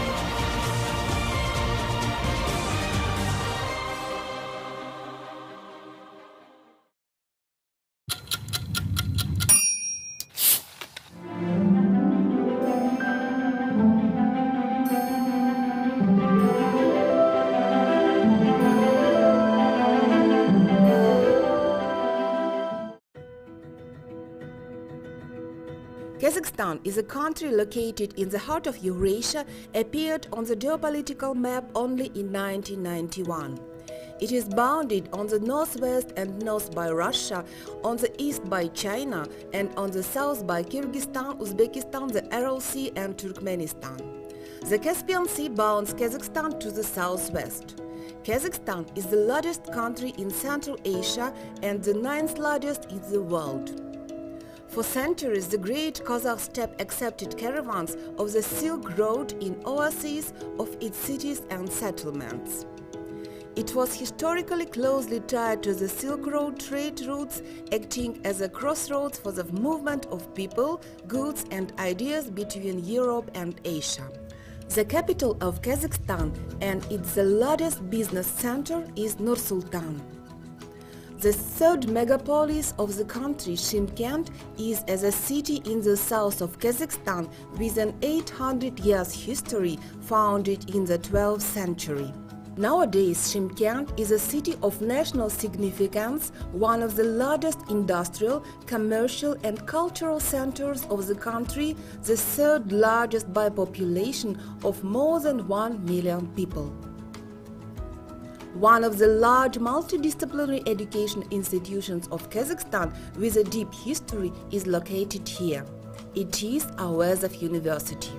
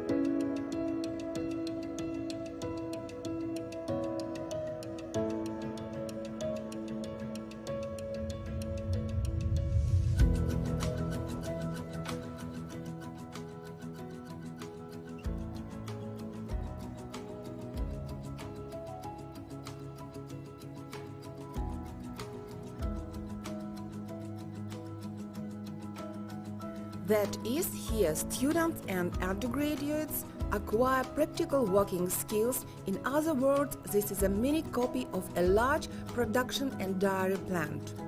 Within the framework of the program of scholarship, academic mobility and double degree education, the university cooperates with more than 170 foreign universities. 150 students a year study for the academic mobility at leading universities in the world.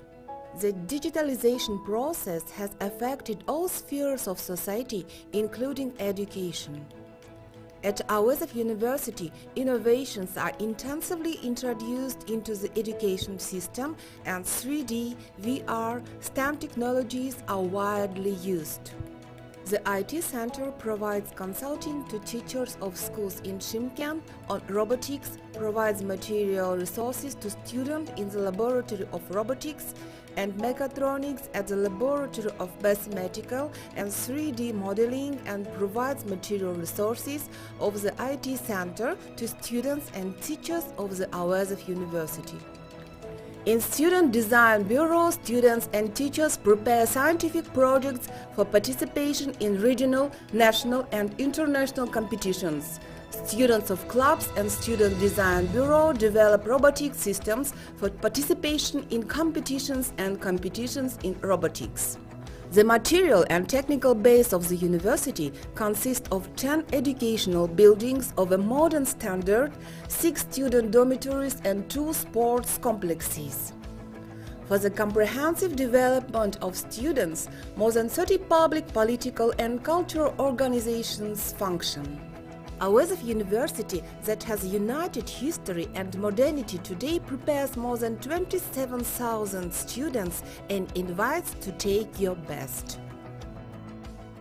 Dear lecturers, participants and guests of the 4th Spring Nobel Festival, a world of exponential innovation, Sarkeev Technical University, the general partner of this event, is hosting this year's festival. For 65 years of its activity, KATU has trained more than 70,000 specialists, successfully working in all major sectors of the agrotechnical sphere.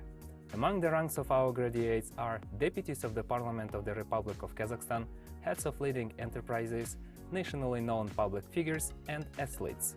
Today, our university is one of the leaders of the national higher education on the national rating of the demand for higher education institutions of Kazakhstan, from the IAAR on the quality of educational programs. And also, KATU is the base university for digitalization of agricultural production in Kazakhstan. Our partners include more than 160 world-renowned leading research universities and research centers.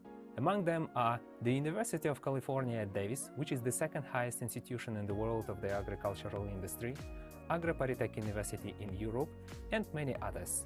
Today, KATU has started a dual diploma education in 3 specialties jointly with the University of Milan in Italy, which gives our graduates the opportunity to receive diplomas from 2 countries.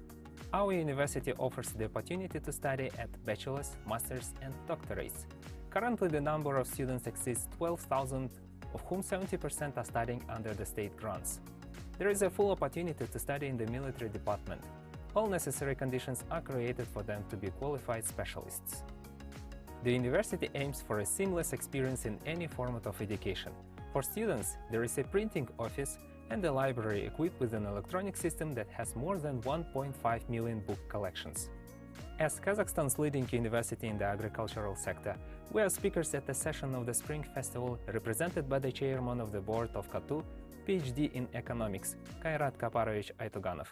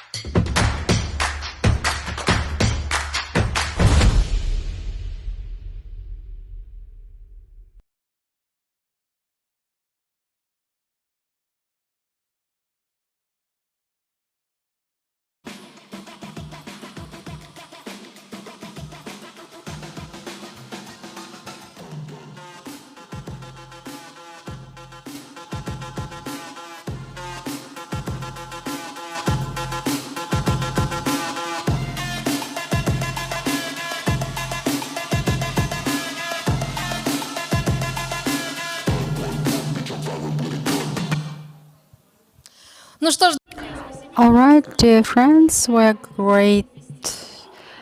glad to welcome you here. So the next session is devoted to the exponential innovations, or why the era of startups is just beginning.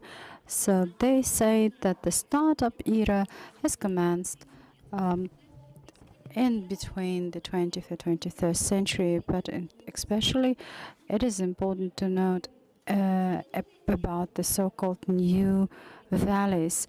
And the Silicon Valley was not the only place to launch this initiative. I would like to invite Chief of Digitalization Department of Nur-Sultan Akimat, Ms. Botagoz Kasabek, Mr. Arnaud, who is the President and CEO of Hello Tomorrow, Mr. Dennis Ban, who is the Managing Partner of our crowd, and David Dattoli, who is the founder and CEO of Talent Garden. And the floor is now goes to Mr. Arnaud de la Tour. If the speaker is ready, then we're ready to listen to the presenter. Number 1, please. To meet you here, we can see you, and I hope we're gonna hear you now. Yes. So should I start? Yes, please. Okay, great. So thank you for having me, and so yeah, nice to meet you and to meet you all. So to quickly present me, I am the founder and CEO of Hello Tomorrow. So we started 10 years ago, Hello Tomorrow, to bring the power of entrepreneurship into science, as we saw a huge untapped potential. And now that science entrepreneurship is becoming a thing called deep tech, we are quickly growing several activities, so a big network of entrepreneurs, VCs, and corporates, and we animated with a big startup competition, for example, the Hello Tomorrow Challenge, attracting more than 5,000 projects across all industries and all countries. We organize also events to connect the startups, the VCs, the corporates, and conferences. And we also have acceleration programs for startups, and we are probably going to launch soon also a seed investment activity. And the last thing, we also do consulting for government and big companies, where we use our position as an insider of the ecosystem to help them understand the trends, what are the opportunities for their country or their business, and also launch new ventures. So enough with the description of myself and Hello Tomorrow. I will maybe give a small introduction about my view about why the startup era is just starting in the world of exponential innovation, and then I would be happy to have a more live discussion. So maybe the starting point would be what is a startup in the end, and I think that a startup. So also, what is not a startup? So not a startup. It's a mature company, medium or big company, and I think something interesting also to realize is that there has not been one major disruption that came from an incumbent in the last decades. So when I'm talking about an incumbent, meaning a company that is established in the industry, it does not mean that big companies cannot innovate, but usually it's when they go to another industry, for example, Apple or Google going to healthcare. They can be disruptive, but otherwise, all the forces in an incumbent company are against any form of disruption. And I can totally relate to that also as a shareholder and CEO myself, because as a shareholder, you don't want to risk what is a profitable business for something that is risky and you don't really know if it's going to work. As a CEO, you don't want to destroy what you build, and you don't want also to acknowledge that a vision that is not necessarily the one you've been advocating for the previous years is kind of what is the new reality. It's kind of hard for your ego maybe. And I think also as employee, you don't want to take risk and use your job if the disruption is going to make you irrelevant. So it does make sense that, so I think we can understand why it's very hard for incumbents to start the disruption, but it does not mean that all big companies will end up like Kodak. I think it just means that the disruption won't come from them. But then usually they can be quick and good to catch up, and sometimes they are even better catching up than the pioneers themselves. But okay, so then if we consider what is a startup, I will paraphrase a little bit the Steve Lang definition of a startup. That's a temporary form of organization that is in the search of a profitable and scalable business model. So what it means is that it is organized to be efficient at exploring, testing, searching, and converging towards a product market fit and a profitable business model. So it's the opposite at being efficient to extract the maximum profit out of a mature business. And we can see that concretely in terms of what are the KPIs, the process, the culture of startups and large organizations. And it doesn't mean that one is bad and one is good. It means that they are both optimized as organizations to be good at one thing, exploring for startups and optimizing mature business model for large companies. So I think that's why also we've been seeing startup thriving in the last decades, because the digital disruption impacted all the business model across all industries, and it's still not over. And that's why startups were kind of fastest and the most efficient to embrace this disruption. And when I'm saying startup, by the way, it's more the form of organization. Some corporates are launching some kind of corporate venturing initiatives to try to also be efficient, to explore, but that's another whole other discussion. I'm not going to open this parenthesis. So maybe the question, and I will try not to be too long, the question is, so yes, startups have been thriving and have been pioneering many business models, like digital platforms, e-commerce, in the last decades.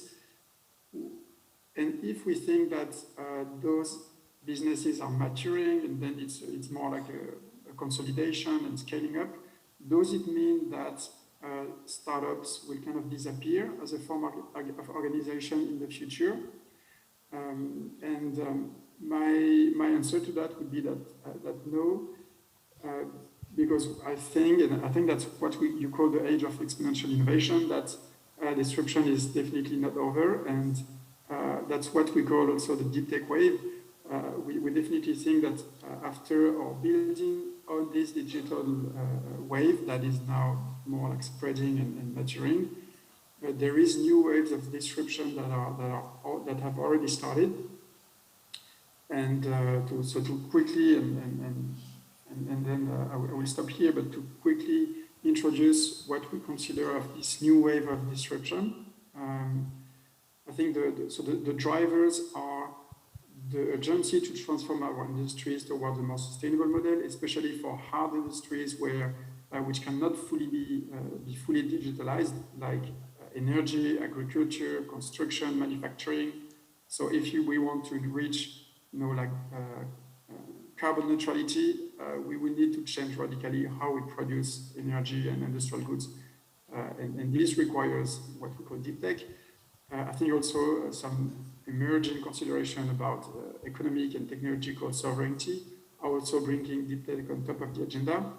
And if we want to further also prevent and cure diseases, biotech is definitely important. So those are the drivers, and the enabler. What is very also interesting now is that there are major scientific breakthroughs in digital, in biotech, in material science that are reaching commercial maturity and leading to concrete applications that are profitable in more and more industries. For example, biotech, it started in healthcare, where there is not really any limits in the price we are willing to pay for a solution that can save lives. But, we had, for example, a kind of bubble of biotech to produce biofuels a decade ago, because in the end it was still too expensive.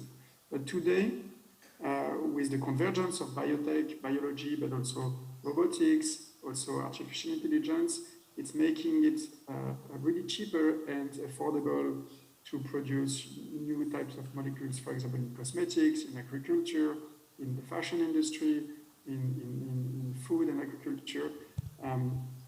So this is really enabling a lot of new solutions. And as a consequence of those drivers and this enabler, which is the technologies that are becoming more and more mature, we see private investment in what we call deep tech growing more than 25% year over year. That's from analysis we did with the Boston Consulting Group, and that will be my last idea. I think it's not just about technology. I think what is really interesting is that it's basically lean startup applied everywhere. You have lean startup applied to nuclear fusion, to producing steel. And in the end, that's a completely new approach to R&D, and that's some discussions that we have also with big companies we work with. They are really interesting by how to use this kind of startup approach to bring disruptive solutions into kind of hard industries. But then they ask, so what do I do with my R&D department? And I think that's kind of the questions that big companies used to ask themselves 20 years ago. When the digital revolution started, like, what do I do with my IT department? So I think that's going to be some exciting years ahead, and that startups definitely are going to play a very important role. Thank you, Arnaud. We're going to have some questions session after the speech of other speakers. So now я представляю управляющий. Now I would like to give the floor to Dennis Ben, who is the managing partner of our crowd. To see you here, and we are waiting for your speech. Thank you so much. Good afternoon, everyone. It's really an honor to be here and nice to share the screen on my end, on the stage, maybe on your end with Arnaud. Again, nice to see you, Arnaud, again, and David, and obviously wonderful meeting you, Botagoz, and the whole and the whole audience. So a little bit, just really a couple of seconds on myself. I'm originally actually Hungarian, Swedish. I built a number of companies. I had two tech companies. One went to zero, and the other one I sold. That's the world of entrepreneurship. And I met someone called John Medved, who's really one of the kind of forefathers of the Israeli venture capital scene. And that was 9 years ago. And he told me his vision to disrupt venture capital, which was a really interesting thought, because if you see the world by 10 years ago, and I think, and Arnaud gave a really wonderful background on what entrepreneurship is and on the startups, but I think, by that time, the whole world was already being disrupted. Medical, agriculture, fintech, et cetera, but venture capital itself was still the same way it was done as 30, 40 years ago.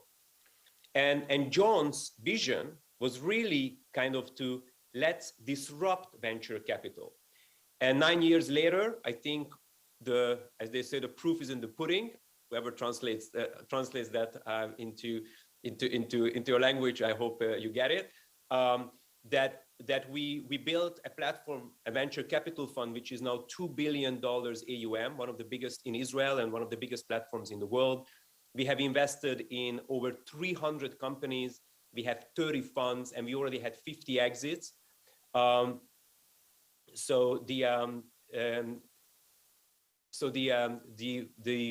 can see how this really how this works. Now the idea of our crowd, I will give you in a second. I just got a message that I can actually share a presentation.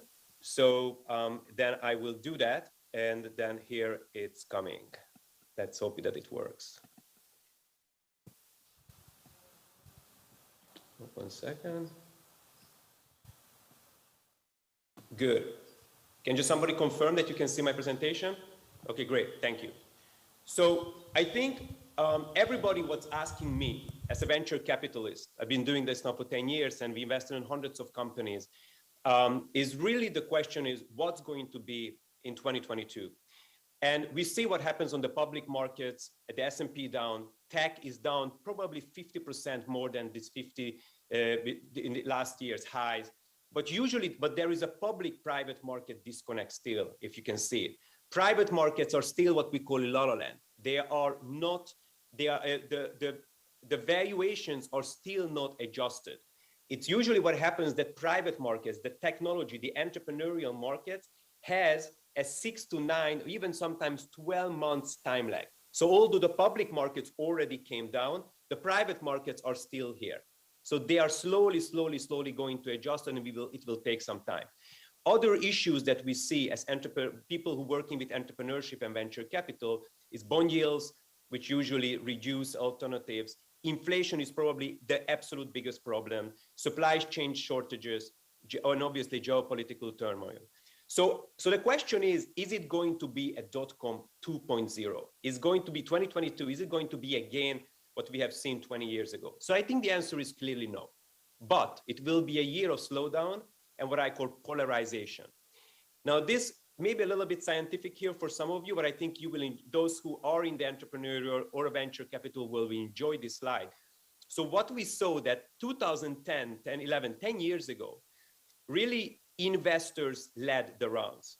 It was investor friendly. Investors are set the terms. But what happened in the last couple of years, especially the last 2 years, that investors lost the bargaining power, and it's actually startups who are leading it. So some of you are startuppers, entrepreneurs, good for you, and congratulations. You are leading now. You tell the investors what you want. But what happened because of this is that in order to get the best deals, investors sacrificed protective deal terms and they left themselves vulnerable. And they will pay a very, very high price for that. So what we're going to see, I think, in the next year or two is what I call a polarization. It will be very challenging for high burn companies, late stage high burn companies, to raise new money. There will be less IPOs, less exit. It will be difficult to raise money, and there will be down rounds. And we already see that actually the trend is going down. Now, because there is still a lot of money on the market, their early stage will benefit. There will be a lot of money will actually move to the mid and the early stage. Now, a few words about Israel. Israel is still one of the most innovative countries in the world. We have seen an incredible year. There are more unicorns per capita in the world in Israel, more unicorns per capita in the world than any other countries, twice the number of unicorns last year than in whole China, and Israel is a 9 million country. And I think it is, a lot of people, whenever I speak outside of Israel, ask, what is really the secret sauce? And I think it's the connection to all of these different variables, angel investors, private equities, the army, the incubators, accelerators.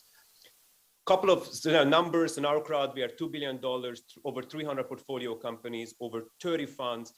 We have really delivered amazing results, over 20% net IRRs, which is really the most important kind of KPI that investors are looking. Over 50 exits, including some of the best IPOs, 2020, 2019, and over 20 unicorns.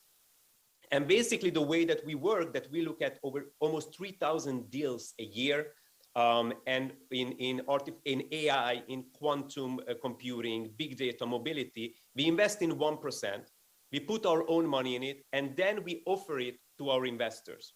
And our investors can invest either in funds or in deal by deal. So they have all the opportunity to be very flexible. Some of our investors and biggest partners include, I'm sure you know many of these companies, and SoftBank is one of our big investors. We just announced it a couple of months ago. And we're really diversified. So we do everything from agriculture to drones to cybersecurity and healthcare, early stage to late stage. And very digital, the platform is digital. You are most welcome to join the platform. Just send me an email. My email is down there, or you can find me and we can set up an account for you. You can join the platform.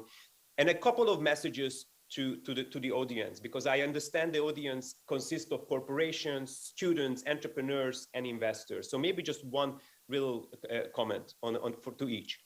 The biggest questions, if you're a corporation or an institution, will you be around in 10 years? And I think that's a continuation also what Arnaud spoke about. 40% of today's Fortune 500 companies will no longer exist in 10 years.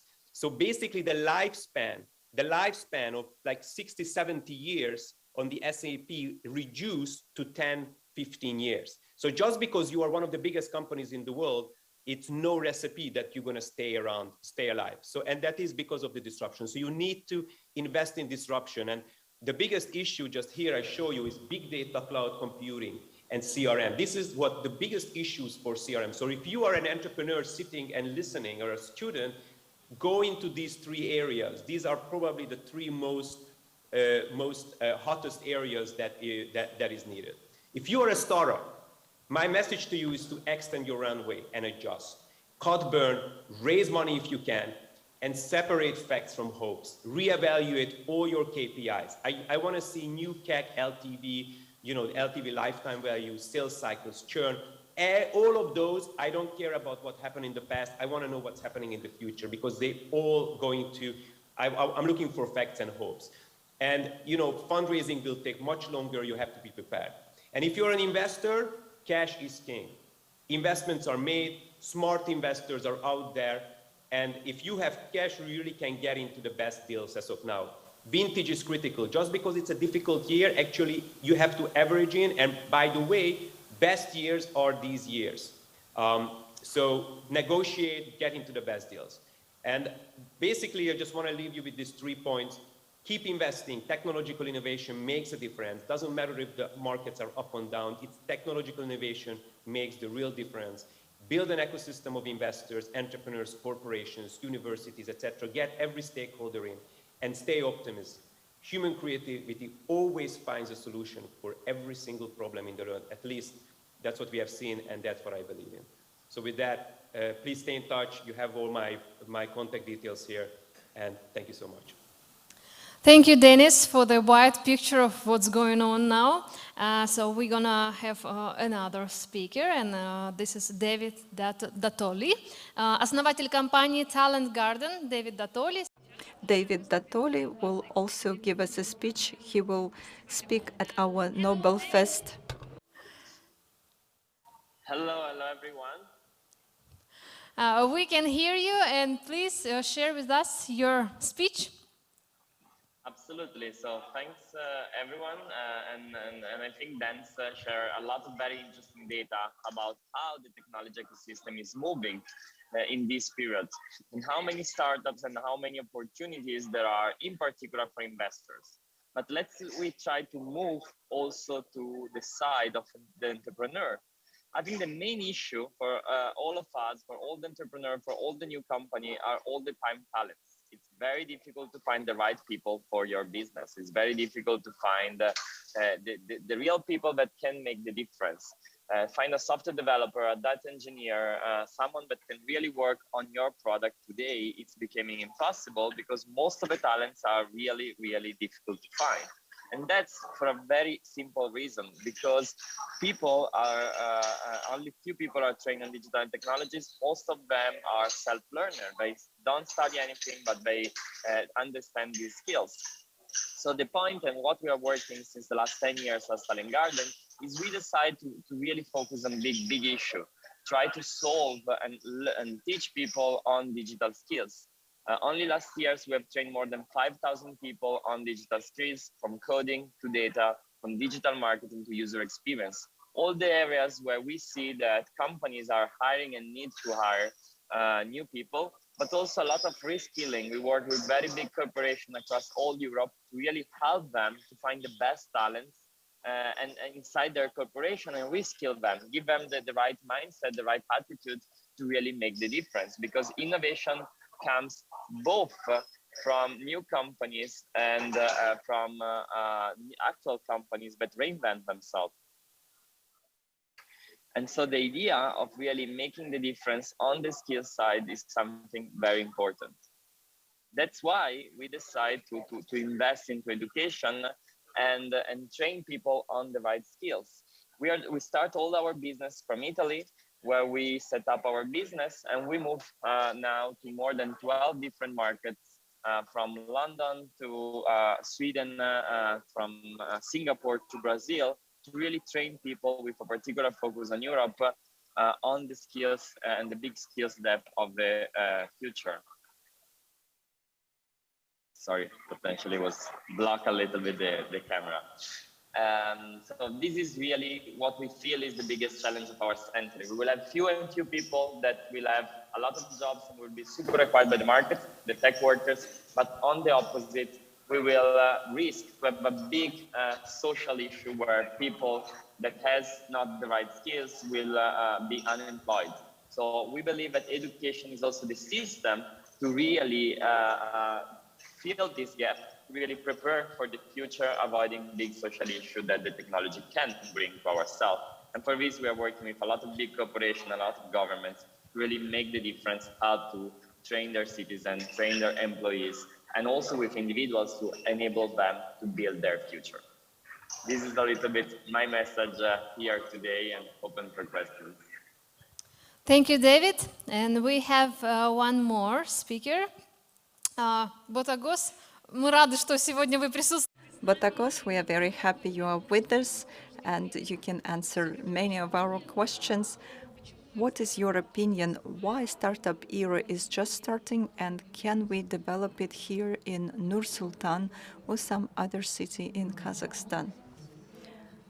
Of course, yes, and thank you very much for this opportunity to speak here. Could you please show me? Could you please show the presentation on the screen?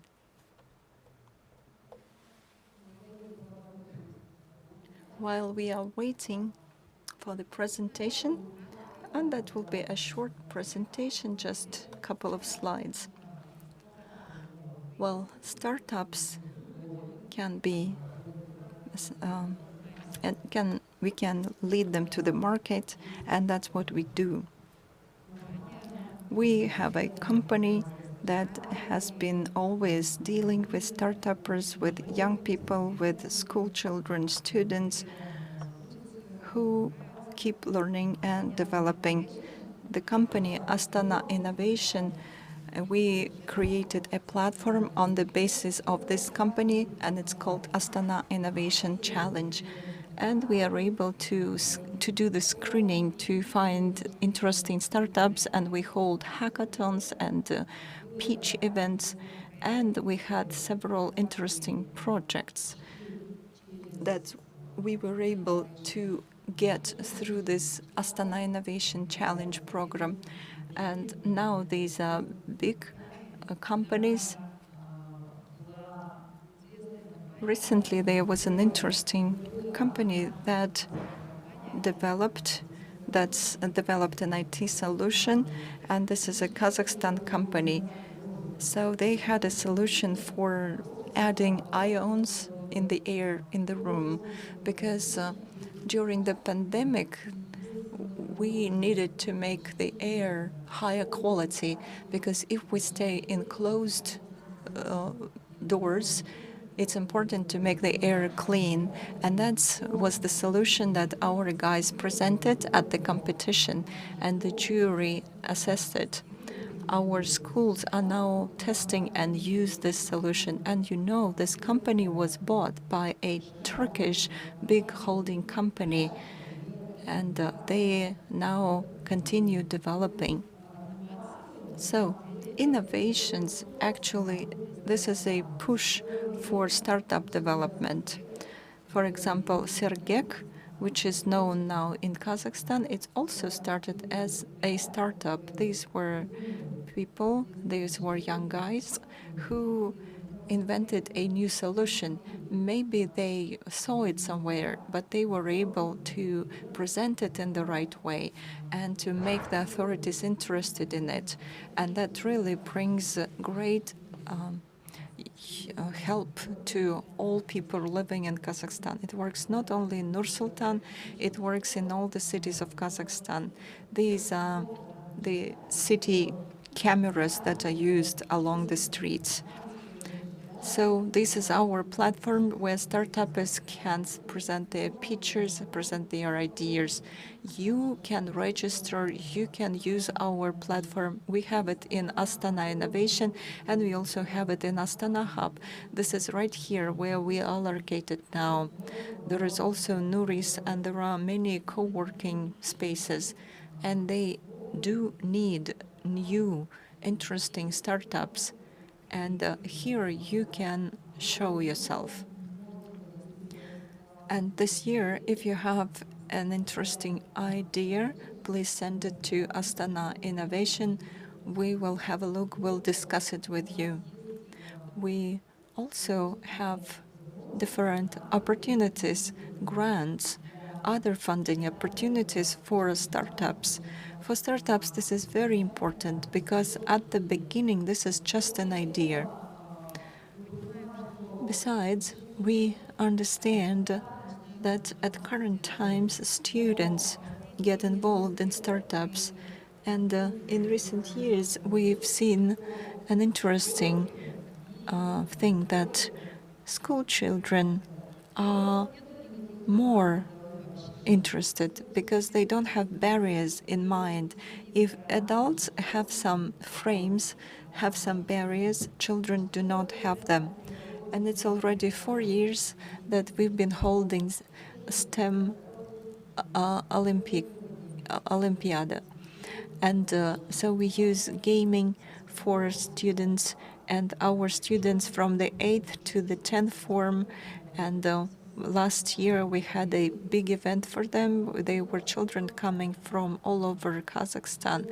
There were so many interesting solutions presented, so many talents. Each of them was just passionate about the idea, about what they do. And these children will grow up and they will enter the universities. Maybe they will enter foreign universities. Maybe they will learn abroad. Maybe they will learn in Kazakhstan. It doesn't matter where they study. First of all, they will show their needs. And I don't agree when I hear that when we say that people leave, that young people go abroad. But at the same time, this is cool because our coders, they are the coolest. They work in Google, Yandex, they work in big companies, they work on Facebook, they are head of big government organizations. They are included in the world. And I know that many people, after working abroad, after getting that international experience, they come back to Kazakhstan and they produce the best solutions here. If you have nephews, if you have brothers, cousins, please send them to us because participation in our events is free of charge. It's just important for our children to know the coding and the robotics and participate in our competitions. You know that our program is on an application, Rocket Science. It is done by Bakytzhan. It also has his STEM laboratories, not only all over Kazakhstan, but all over the world. This is one of the solutions that entered the world, Kazakhstan solutions. This is used by teachers. This is a full-fledged application where all subjects you can see in 3D modeling.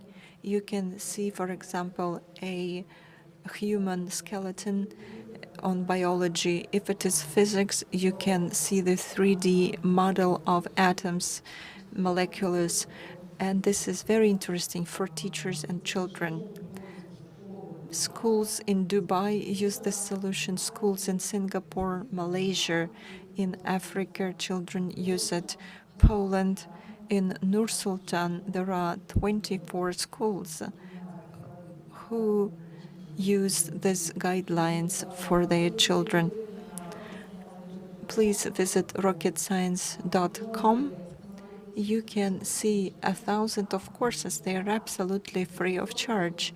This is interesting for you and for adults. There are lots of things about bioengineering, space, and if you have that interest, the world is open for you. There are many solutions, and every solution is not useful not only for children, it is also interesting for adults. For adults, it is very interesting to learn something new. And if you are interested in expanding your knowledge to improve your fulfillment and to do your self-development, the world is open. There are great festivals like Nobel Fest. There are free of charge platforms and the fee-based platforms. For example, if you want to get certificates from Harvard or Coursera, it is also possible. This is all open. It's just important that you have that will to study. In our capital, we have IT councils. This is for IT companies that implement interesting solutions in the capital. And there were many of such solutions. IT Council is active. The mayor of Astana, of Nur Sultan, is the head of this council. And that was his idea. And there are many projects has been implemented already. When we say to business representatives, please help us, we have an idea, and business response because they understand that they do it for the future and for our children. So please come to us. Please send your children. If you are students, get in teams and come to us as well. We'll help you to set up your startup if you have good ideas. So in the capital of Kazakhstan, there are opportunities to present, to implement your innovation ideas. And don't forget that there is competition. Competition brings and gets the new ideas to be born. Thank you. Thank you very much. We have questions from the social media. I understand they are for all the speakers. The funding opportunities for startups.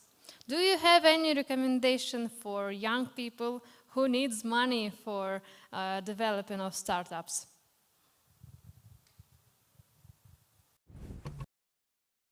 If anyone can answer this question, I don't know, maybe David or Dennis or Arnaud, if you have what to share with us, please.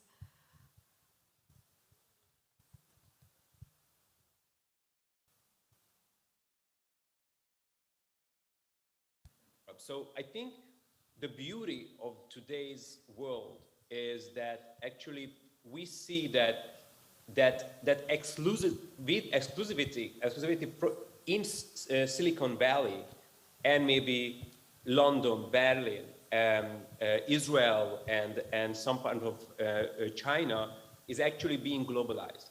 And we see that many ecosystems around the world, look at Indonesia, Latin America, also Kazakhstan, and I'm following very clearly, there are incredible entrepreneurs coming out to the world. Now, so first of all, that exclusivity, that hierarchical model is all being really much more flattened. So that's the beauty, that's an amazing opportunity. And I think when you go for fundraising, it also became much more flattened. Look at this. We are, I think, I'm not sure where David is, but I would assume he's in Italy, and Arnaud is maybe in Paris, and in Kazakhstan, I'm calling from Israel.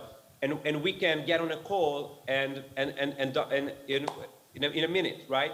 So if you are raising money, don't think local, go global from day one, right? Obviously at the very beginning, maybe the pre-seed, seed level, you probably need to raise money from what we call the 3 Fs, friends, family, and fools, right? That's where you go for your first money. But afterwards, very quickly go global, and the whole world is out there. And I think so. That's an amazing opportunity for global startups wherever you are in the world. Someone else? Agree on the go global. I think it's the biggest opportunity that we have in this life, and in this period in particular, where we are so well connected, where everything can be online. But also think that you have around you many very local entrepreneurs, local managers that maybe were succeeding in the past, the famous friends and family and foolish that are around you. Start with that, go easy, go where you can find money as easy as possible, and try to raise as much as possible, because then we'll also share before how it will be difficult in next years to raise. Easier for early stage, but not for late stage. So if you have a good idea, start making it now and start raising some. If you need, don't focus too much on the idea of raising for raising. I've seen many startups that say, I need to make and become a unicorn because I need to become a unicorn. Does not make any sense. Work, make business, succeed, and if you need money, it's okay. Raise some fund, but it's not 100% necessary. Maybe you can bootstrap and still make a very good business. Because if you arrive to 1 billion and you have 100% of the company trust, it is way better than if you raise a lot of money and you have maybe 5%, 10%. Thank you. Botagoz? I would like to add, Arnaud. Yes, indeed. In case if you want your startup to grow as fast as possible, then certainly you shouldn't be looking at it from a local perspective. You have to treat it as a global player. And there are many programs, many platforms. There's no necessity to leave your home country. The only thing you have to do is you have to place your product at certain platform. I can provide you with a list and provide the Nobel Fest with the list. You may actually raise hundreds of thousands of dollars just within a couple of hours. I know those who would fundraise a couple of millions of dollars for a couple of days. If a startup is really interesting, people worldwide will invest without any problem. So not leaving your home, you will be able to raise your funds. As far as I'm concerned, We have lots of students with brilliant ideas, but they don't have the courage to implement their ideas. So the fear of creating these startup projects.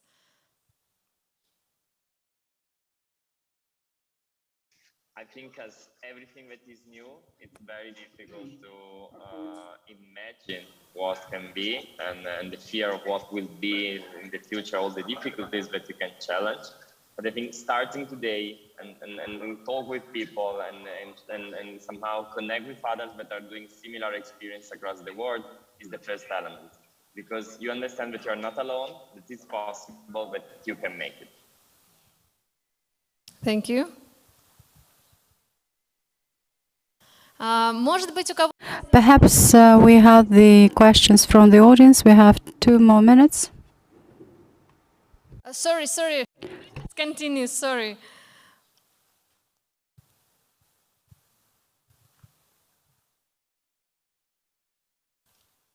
It's fine. Maybe I have a small lag.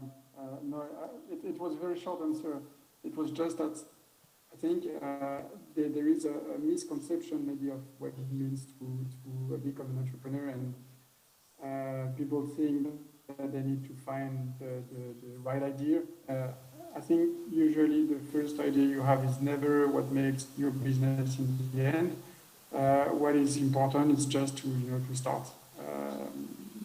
To start building something on your own and with other people, and then you will see the path opening up. So, yeah, just starting. I agree with both of the speakers. I mean, both Arnaud and Dario. But I think maybe one thing that I would add is try to find mentors who have done it. I think it's a very, very important step in the process, and it can really help you. At the end of the day, being an entrepreneur is the statistics are against you. Let's put it this way. I'm not saying not to do it, but the disconnect when you're an entrepreneur is that you know the statistics. 1 in 100 or 1 in 100,000 will make it. But the issue is that you think that you think that's the one. Yeah, my name is, by the way, Dennis. But it's okay. So that is the key. The key that you have to just go forward and find mentors who can guide you, who have done it, and who can guide you through those steps. All right, thank you very much. I appreciate everyone for this session. Спасибо большое. Thank you very much to our presenters and speakers, and we will continue the sessions after a short break. Thank you.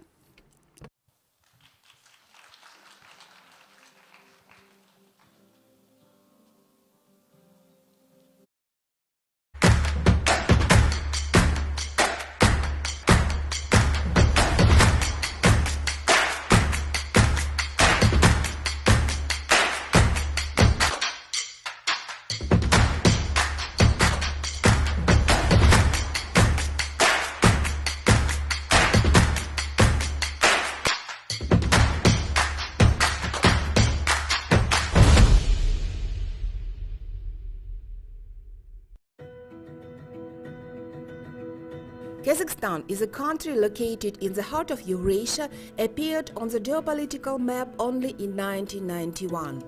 It is bounded on the northwest and north by Russia, on the east by China, and on the south by Kyrgyzstan, Uzbekistan, the Aral Sea and Turkmenistan.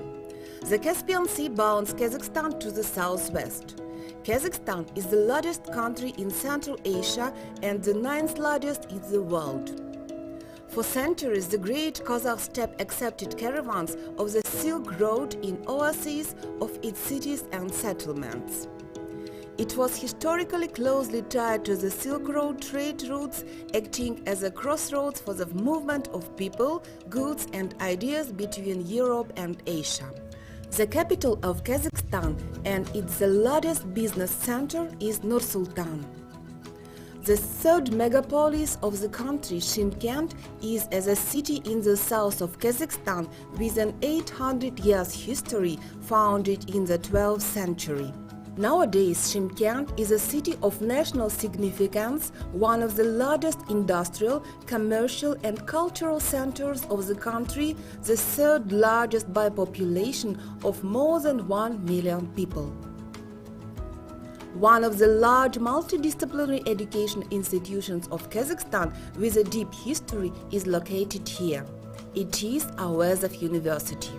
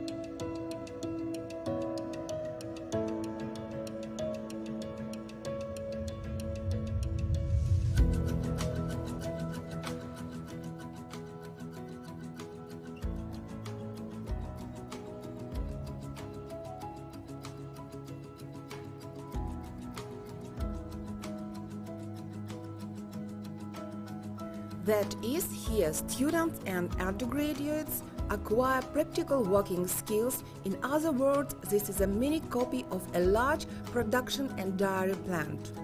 Within the framework of the program of scholarship, academic mobility and double degree education, the university cooperates with more than 170 foreign universities. 150 students a year study for the academic mobility at leading universities in the world. The digitalization process has affected all spheres of society, including education. At Orsariev University, innovations are intensively introduced into the education system, and 3D, VR, STEM technologies are widely used. The IT Center provides consulting to teachers of schools in Shymkent on robotics, provides material resources to students in the laboratory of robotics and mechatronics at the laboratory of mathematical and 3D modeling, and provides material resources of the IT Center to students and teachers of the Orsariev University. In Student Design Bureau, students and teachers prepare scientific projects for participation in regional, national and international competitions. Students of clubs and Student Design Bureau develop robotic systems for participation in competitions and competitions in robotics. The material and technical base of the university consists of 10 educational buildings of a modern standard, 6 student dormitories and 2 sports complexes. For the comprehensive development of students, more than 30 public, political and cultural organizations function. Orsariev University, that has united history and modernity, today prepares more than 27,000 students and invites to take your best. The most advanced curriculum in the world, by far the best in the world. For anyone curious about how the world is changing and how they can make a difference in it. Hi, I'm Vivek Wadhwa. I've been teaching at some of the most incredible universities in the world, including Harvard, Stanford, Carnegie Mellon University, Singularity University, Emory University, and University of California at Berkeley. My name is Larion Liang. I'm a visiting fellow with Emory University's Department of Political Science and a non-resident fellow with the Atlantic Council's Geotech Center. What is exponential innovation? Well, you have a whole range of technologies advancing exponentially, everything from artificial intelligence to computing to robots to sensors to quantum computing. Where we take the best lessons from science, technology, academia, and bring them together to show you how to use technology to change your world. The curriculum that Tarun and I have created is meant for young students doing a bachelor's degree as well as PhD researchers. We also teach this to business executives. We teach this to the CEOs of billion-dollar companies all across the world. What's the magic of Silicon Valley? What are the lessons that can be learned from here? And how can entrepreneurs everywhere learn these lessons You will learn about the advances in technology, how they are overturning industry after industry, what entrepreneurs can do with these ideas, and how they are going to impact our society and government and policy systems. Don't miss this opportunity to learn about advancing technologies, new innovation methods, find ways to build billion-dollar businesses and trillion-dollar industries that can uplift humanity. I'm Vivek Wadhwa, and this is my Nobel course. I am Tarun Wadhwa, and this is my Nobel course.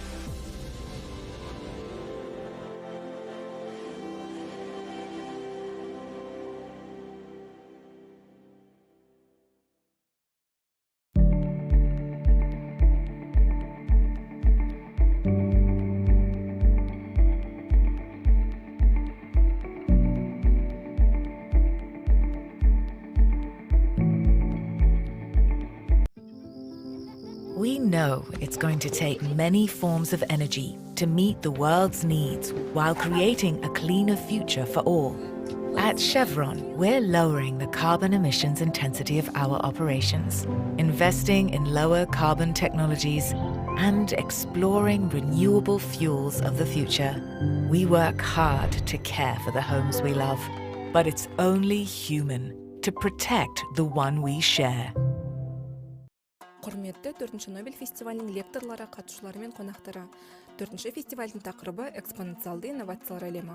Сәкен Сейфуллин атындағы Қазақ агротехникалық университеті биылғы жылы осы іс-шараның бас серіктесі болып табылады және фестивальді өткізу үшін өз алаңын ұсынады.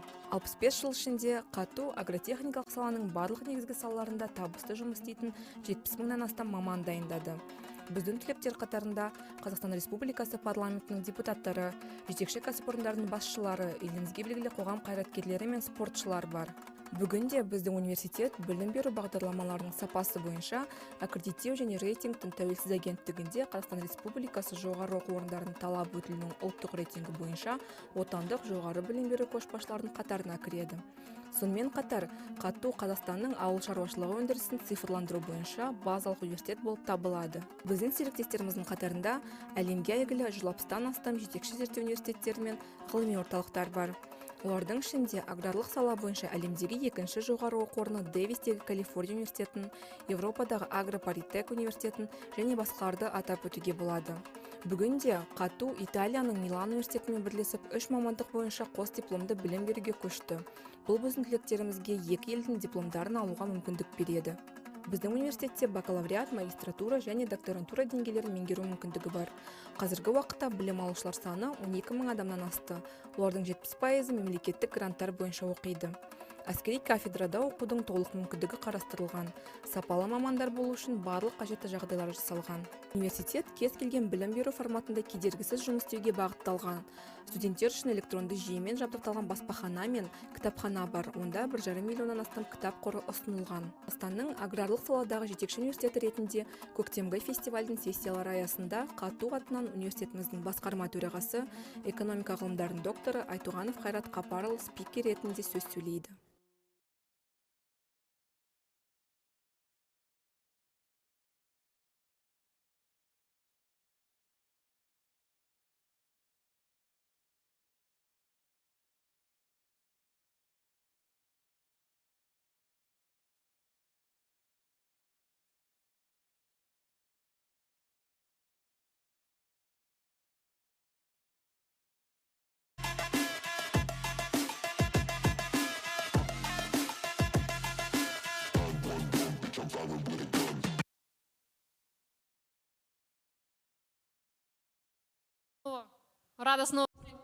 I'm glad to welcome you all back to the Nobel Fest. And now it is going to be a very, very interesting session. We are going to be talking about the structural reforms for developing countries, new economy, policy, and democracy, what changes are needed for the modern society, and the innovations get distributed in the emerging markets. And we're going to be talking about this issue with Aryn, Orsariev, Bakytzhan, Sarkeev, and Mr. Serik Sultanov. So we're ready to commence. We have presentation. And now our colleagues will make their presentations. Good afternoon. I would like to start with saying that in order to ensure prosperity in the country, the objective is to ensure the efficiency of the economy. And the innovations or technological development is the key. However, in order to decrease the net price of the economy, we shouldn't be compromising the quality. So in order to do that, we have to understand what level of innovation is typical for the country. You know, in accordance with the statistics, 12% is the level of innovative activity, and the level of research, project innovations. I like to say that we have 0.02% from the gross domestic product. So the best technologies that we have in Kazakhstan is something that has been invented long ago or something that has been invented elsewhere beyond the territory of Kazakhstan. So in order for Kazakhstan to reinforce its economic positions, as policy is always supported by the economy, we need to start with R&D potential of Kazakhstan. So our objective is to enhance and scale up the technologies made in Kazakhstan and invented in Kazakhstan. So what needs to be done for that? This slide provides a very detailed description of how to transform the idea into the innovative business. You could see the darkest portion of the slide that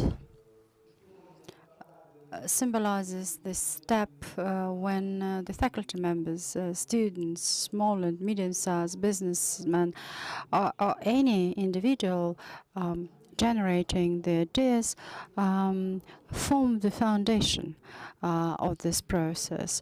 The people who devote their lives to new ideas, and we have 22,000 people working for R&D institutions, and they come up with 7,000 ideas, and you know, the quality of those ideas in accordance with Web of Science, you know, less than 4,000 ideas per annum get acknowledged as the new ideas global-wise. And among those ideas, 2,000 ideas get patented, and from you know, the rest is part of it, you know, get commercialized. So we have startups and some R&D oriented ideas implemented into the reality, and only 50 actually come up to the stage of business formation. So again, this business may be potentially scaled up, and if there is a chance to scale up, then, you know, again, going back to the potential of innovations, which is 12% in Kazakhstan, and the average level for the world is 30%. So our objective is to make sure that each and every step becomes more and more efficient. So looking back to the problems, what we need to do is we need to enhance the efficiency of the science, right? At the moment, we actually occupy this 74th position worldwide in terms of the science development. And then later on, you know, for instance, you are a young startup or a new student. What are you supposed to do in case if you invented something? You need to provide a prototype, right? Normally what they do is MVP. So in order to do that, you need to have the technopark or lab equipment available for you. You know, IT guys work in more comfortable environment. However, anyway, they need the hardware capacity. And the current technoparks that we have in Kazakhstan are not accessible to everyone, or are not equipped. Only 10% of our R&D organizations are equipped with the most advanced technologies. Nazarbayev University Center of Biotech in Almaty, some centers created on the basis of the ministries, Kazakhstan's technical university, very limited number of labs equipped with the most advanced equipment. Plus, the next step, let's say you are a young startup, your potential has some restrictions. Legal restrictions, cultural restrictions. Again, going back to the commercialization, for instance, I'm referring to the statistics of the Ministry of Education and Science. We have only 65 scientists who managed to establish their own business, or to have the equity, or to have royalty. However, it is still not enough. The co-financing is only 13.6% provided by the private business players and investors. So this culture has not yet been developed in full-fledged, and the coordination of the development structure is something that we're missing. Some issues are being coordinated by the Ministry of Digitalization, some of them are coordinated by the Ministry of Industry and Industrial Development, and some investors are foreign, and the coordination leaves much to be desired. So what needs to be done? I think that we need to reinforce the strong ideas and ensure the accessibility. We need to increase the share of commercialization of science, and up to 2025 it is going to be, they say, 1%. At the moment we have 0.13, 0.15% of GDP, and certainly thanks to the increase of co-financing from the state, we will be able to make it stronger. We don't have at the moment, for instance, labs for the collective use, right? And we have adopted the national project for scientific development, and it includes the article on enhancement and improvement of performance of R&D organizations in Kazakhstan. So this is to be done in order to provide conditions for those wishing to have access to lab equipment. And we have to actually expand the commercial opportunities for scientists. Not all scientists want to deal with business. Many people just want to take the technologies and give it over to the current businessman, so that that businessman pays taxes and so on. However, it is complex because everything goes back to the license agreement. It is important to have those license agreements. So we need to increase the co-financing, and one of the means would be to ensure the compulsory co-financing. And we also need to establish the unified coordinator. So those are the major drivers that will allow us to reinforce R&D potential of Kazakhstan. And by doing so, we could make a contribution into lowering down the net price of science. Thank you so much. We will go back to this topic. Hopefully we will be able to ask you questions. Please get your questions prepared. And Bakytzhan, please make your presentation. You also have very interesting information in possession. Thank you, and good afternoon, dear participants to Nobel Fest. Currently, I am the provost of Almaty Management University, located in Almaty. And I have recently joined this university, and before joining the university, starting from 2003, I used to be working in a public center, and I was dealing with the economic reforms. And the topic of today's session is devoted to structural reforms for emerging markets. And I wanted to tell you about the structural reform. So what is a structural reform, right? The structural reform is a package of measures being taken by the public sector, by the government, in order to ensure the economic growth of the country and to ensure its competitiveness growth. It doesn't mean that we only aim at increasing the GDP. We need to think about the diversification and the growth of entire sectors of industries. So the country is to be competitive at the international market and its product. As far as I'm concerned, starting from 2003, Kazakhstan adopted the strategy for industrial and innovative development, and since then the roadmap for business, the forced industrialization program was adopted. So the question is why they were not effective. And again, the programs that I have referred to were aimed at building up the new structure of economy. The government set a right goal. You know, the economy at the age of gaining the independence, you know, we had to go away from the oil and gas extractive industries, and we needed to reinforce the processing industries and services.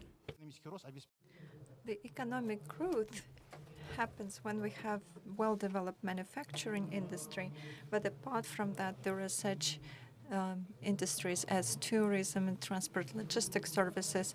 But unfortunately, it happened that way that currently Kazakhstan still more than 90% of exports of Kazakhstan is still the minerals.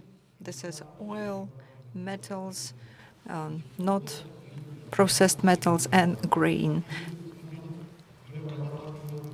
And if we look what is the percentage of manufacturing industry in GDP, it is 11 to 12%.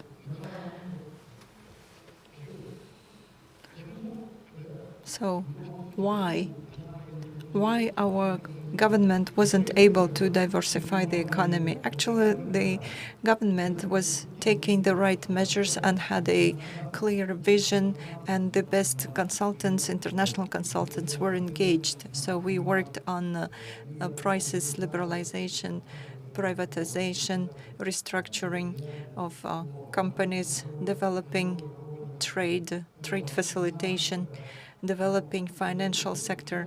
But unfortunately, the measures were right, but in my opinion, what is my conclusion? I think the problem is in institutional mechanisms. The institutional side is lacking, and we need I think this is all about political reforms, because we had very good measures taken. The programs were developed, the right one, but the implementation was lacking. Why? Because there was a high level of corruption and inefficiency of government administration. We know that, for example, ownership rights are not fully observed in Kazakhstan. There is another factor, high burden of government regulation.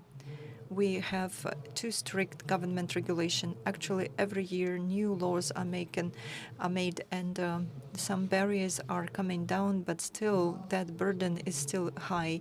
There is a high level of corruption also. Until we do these institutional reforms, we won't be able to move forward in the economics. I think the key factor is institutional reforms. That's what I said. Ownership rights, judicial independence, efficiency of legal system, efficiency of administration and government management. Until we do these reforms, we won't be able to get the effect. We won't be able to change the economy structure. Speaking about public administration reform, what I can say, the reforms are not possible, will not be possible to be implemented by using the resources of the old team. We need a new team to have the realistic reforms. Without the new team, without new people, there will be no economic reforms. And these institutional reforms and the public administration reform, what it is about, we need political reforms. Until we have different parties in the political field, okay, not 10 parties, but at least a few key parties, they should be independent of each other.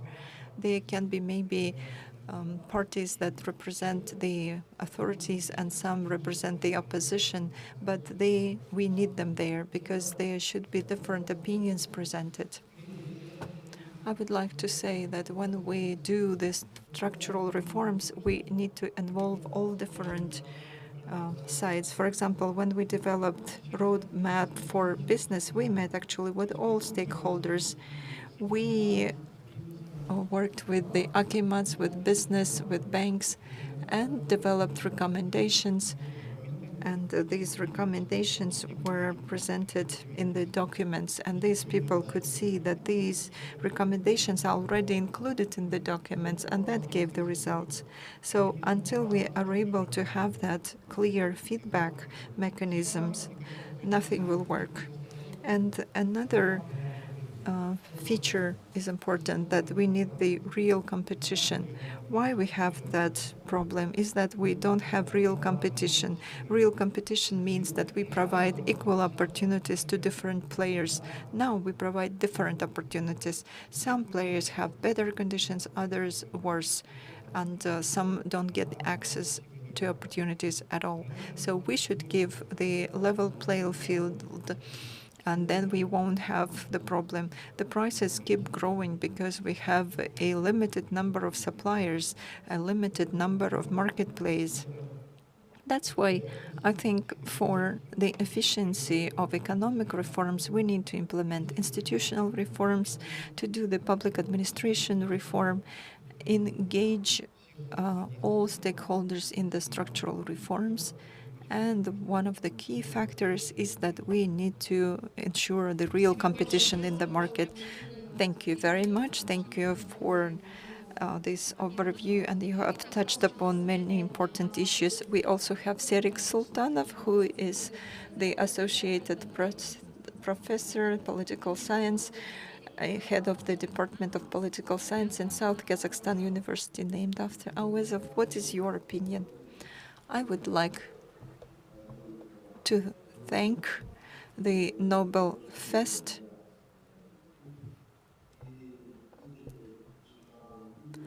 I would like to thank the speakers. Of course, they have named the key issues that are quite typical for developing countries. And I've been working in education for many years, working in research and science.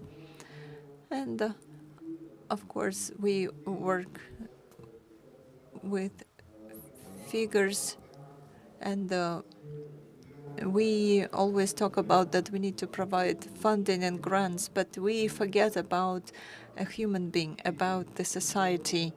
We should not forget about our historical identity, about our values, so that these activities are based on our mindset and on our history. For example, before there was a policy that first of all is economy, then politics, but you can see what this is leading to. And I would like to say that politics, this is like a gun, and the bullets is the economy. And the government should press the button in the right time. And it depends what direction they give to us. We should also raise awareness of Kazakhstan society. We should create a new form of public agreement. that would enable the democratization of all parts of society and of all sides of our life. There should be reforms done, reform of the main law of Kazakhstan to improve the feedback mechanism, to receive the feedback from society and provide this information to the authorities.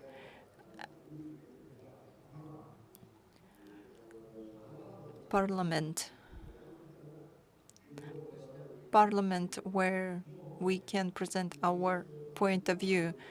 But the situation now in Kazakhstan, how the representational branch was formed, we see that we have not that well developed. So this is a big minus.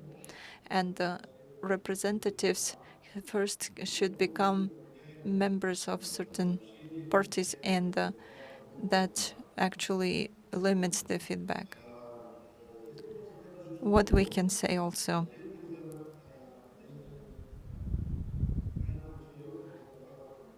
every person can create his or her political party.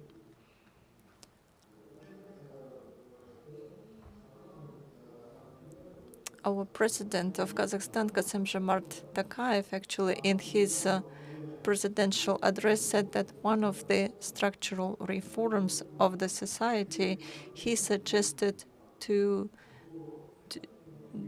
do the reform of parliament, and that will increase the role of parliament. And as president said, the country needs strong representational branch with responsible parliament members who play an active role in the government. The Senate has the right to accept or not accept the draft laws, and Majlis does not have that, almost has no that opportunity. And for the correct reforming of the parliament system, we should provide the right either to approve or not approve the laws already adopted by Majlis, and and there should be also a chance to approve candidates for certain positions. So there should be controls introduced. I think this is very important. Why? Because we always had everything centralized. And we really need checks and controls. We need a system of checks and controls. We need competition. In politics, when there is no competition, everything else is just not possible. Also, trust of people, it is important, and maslihats will have that special status.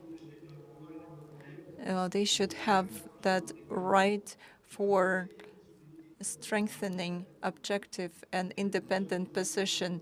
And also, President suggested to introduce the position of a chairman of Maslihat.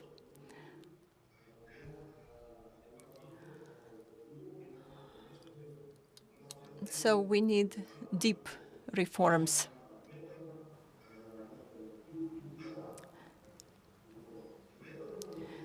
That's why it was suggested that there should be an alternative. When Akims are appointed, there should be an alternative. For example, parliament members in Maslihat, they can discuss the candidates imposed from above, but they can now provide already candidates in the cities and in the regions. So the cities, they should strengthen maslihats. And we now talk about elections in the regions. I think this is a big innovation for our country, because currently there are big changes are coming in the world. And Kazakhstan, of course, is in this system, and it should move forward so that we could make positive changes. Also, there are some changes. There will be changes in election law. There should be a proportionate system of representational authorities. There should be representatives of indigenous people, of minorities, and the president suggested the real cultural changes, and this is the key goal of the political reform, and that will improve the efficiency of public administration. As we know, 15 years ago, constitutional reform, when they were elections, and then in 2018, there was a new principle at Maslihat, and that gave an impetus for the system development in Kazakhstan. But at the same time, with this positive trend, there were also negative consequences. For example, citizens lost the opportunity to be elected not only to majlis but also to local authorities. As a result, the election processes were not active, and there was a political withdrawal. People didn't believe that elections can make changes for the better. Well, and actually, many people don't know they are parliament members. And considering all these negative factors, there is a high need to move to a more harmonious, mixed election system that will take into account rights of different citizens. Before building something, we need to create the foundation. If there is a good foundation, the building will be strong. If there is no foundation, everything will be just destroyed. That's why the foundation of any building, and speaking about politics, government, and economy, this is the law. The law plays a big role because we live in a country with the rule of law, and the foundation comes from the representational branch, and that's why it should be reformed. Now this process started.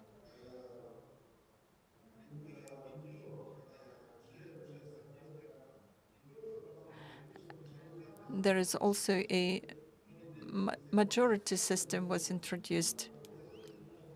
These processes should be incremental. We cannot do everything at once and destroy the old systems.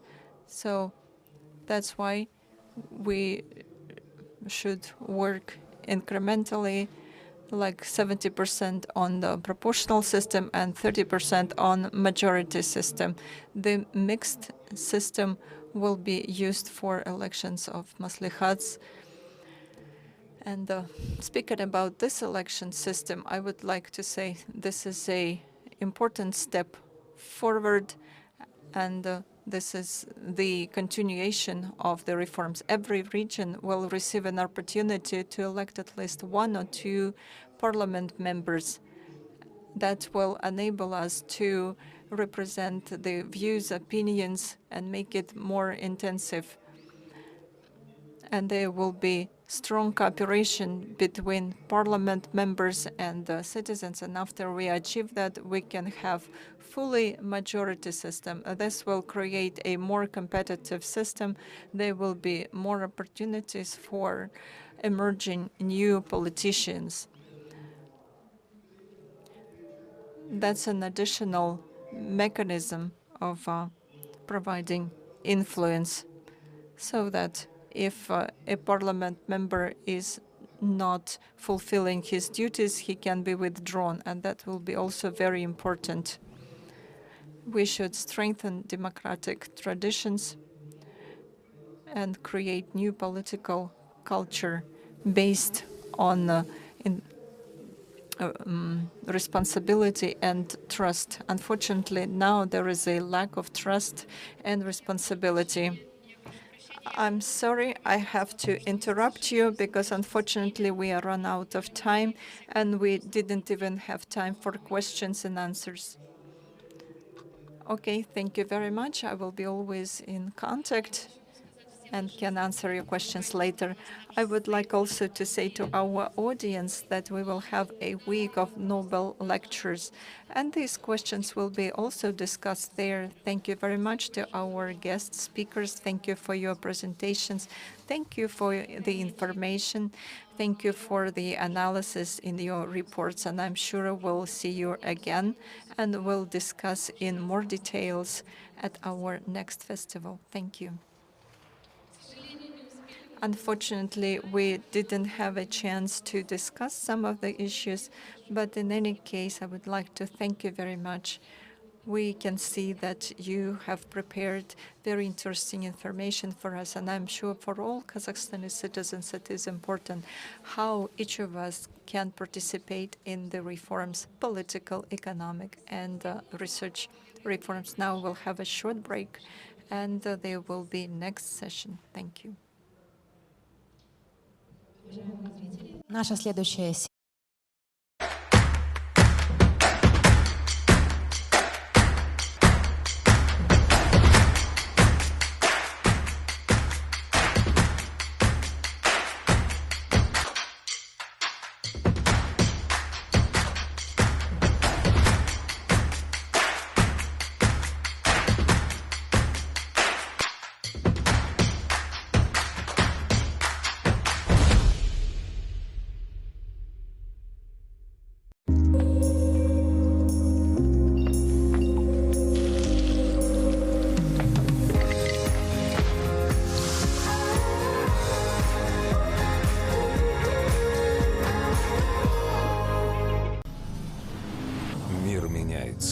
Мы на пороге новой научно-технической революции. Каждый день пользователи, устройства и бизнес создают все больше и больше данных в сети. Чтобы быть на передовой со всем миром, мы работали над созданием самых инновационных дата-центров в Казахстане.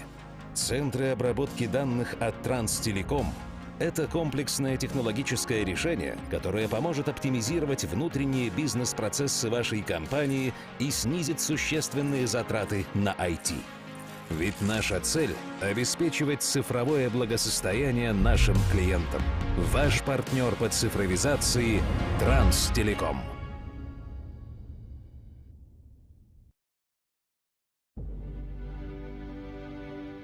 The most advanced curriculum in the world, by far the best in the world. For anyone curious about how the world is changing and how they can make a difference in it.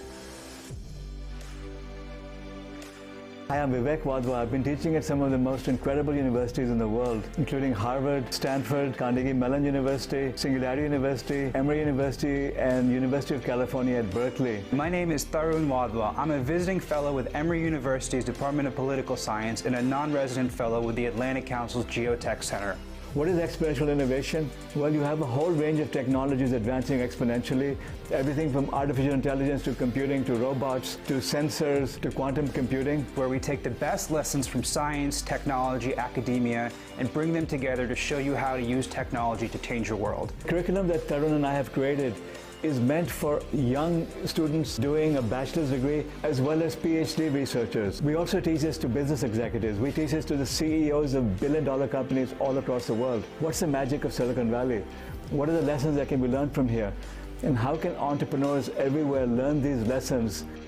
You will learn about the advances in technology, how they are overturning industry after industry, what entrepreneurs can do with these ideas, and how they are going to impact our society and government and policy systems. Don't miss this opportunity to learn about advancing technologies, new innovation methods, find ways to build billion-dollar businesses and trillion-dollar industries that can uplift humanity. I'm Vivek Wadhwa, and this is my Nobel course. I am Tarun Wadhwa, and this is my Nobel course.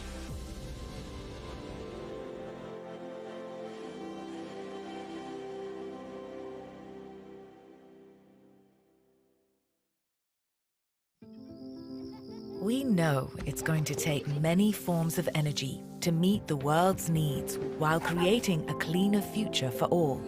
At Chevron, we're lowering the carbon emissions intensity of our operations, investing in lower carbon technologies, and exploring renewable fuels of the future. We work hard to care for the homes we love, but it's only human to protect the one we share. Dear lecturers, participants and guests of the 4th Spring Nobel Festival, a world of exponential innovation, Serik Kazakh Technical University, the general partner of this event, is hosting this year's festival. For 65 years of its activity, KATU has trained more than 70,000 specialists, successfully working in all major sectors of the agro-technical sphere. Among the ranks of our graduates are deputies of the Parliament of the Republic of Kazakhstan, heads of leading enterprises, nationally known public figures, and athletes.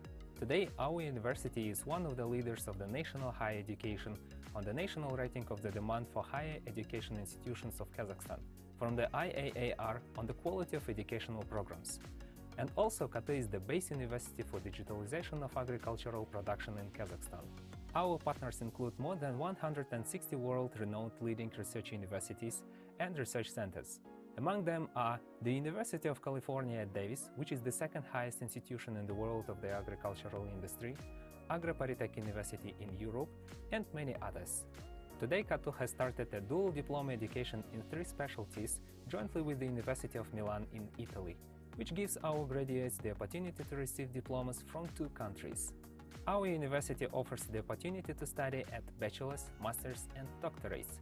Currently, the number of students exceeds 12,000, of whom 70% are studying under the state grants. There is a full opportunity to study in the military department. All necessary conditions are created for them to be qualified specialists.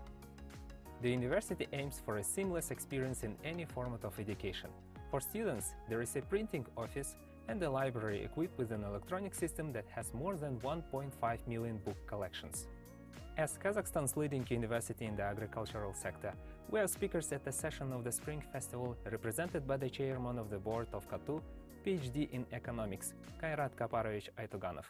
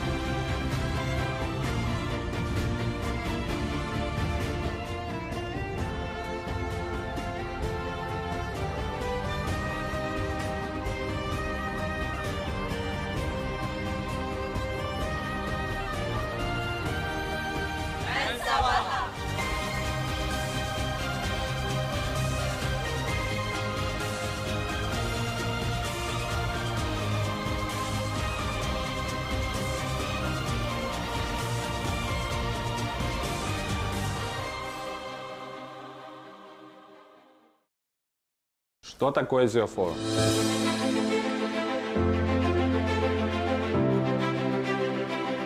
Bu shunday maskanki, u bilan birga va bu yerda har bir yosh, har bir talaba o'z oldiga qo'ygan maqsadlariga erisha oladi. O'ziga o'xshagan kreativ, intiluvchan yoshlar bilan tanisha oladi, katta loyihalarni amalga oshira oladi va faqatgina kelajakda emas, balki hozir ham yurt rivojiga o'z hissasini qo'sha oladi. Это фонд, где студенты могут найти для себя очень много интересной информации и найти ответы на свои вопросы. Зиофорум — это фонд, который занимается развитием науки и образования. Но это очень сложно. Я для себя считаю, что это некая служба ремонта социальных лифтов.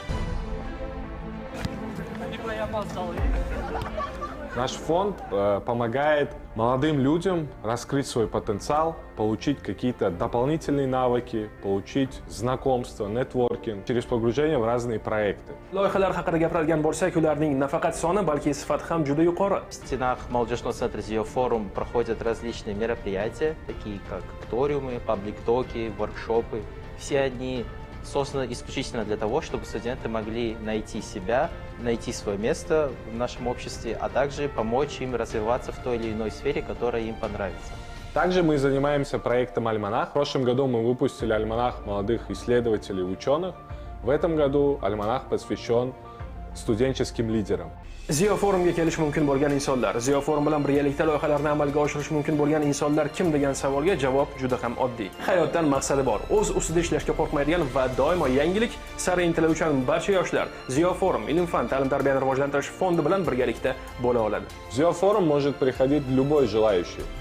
Мы работаем со студентами, мы работаем с ребятами, которые учатся в школах, мы работаем с молодыми специалистами. То есть, если вы стремящийся человек к высокому, стремящийся человек к развитию, приходи к нам, давай вместе помогать друг другу и реализовывать твой и совместный потенциал.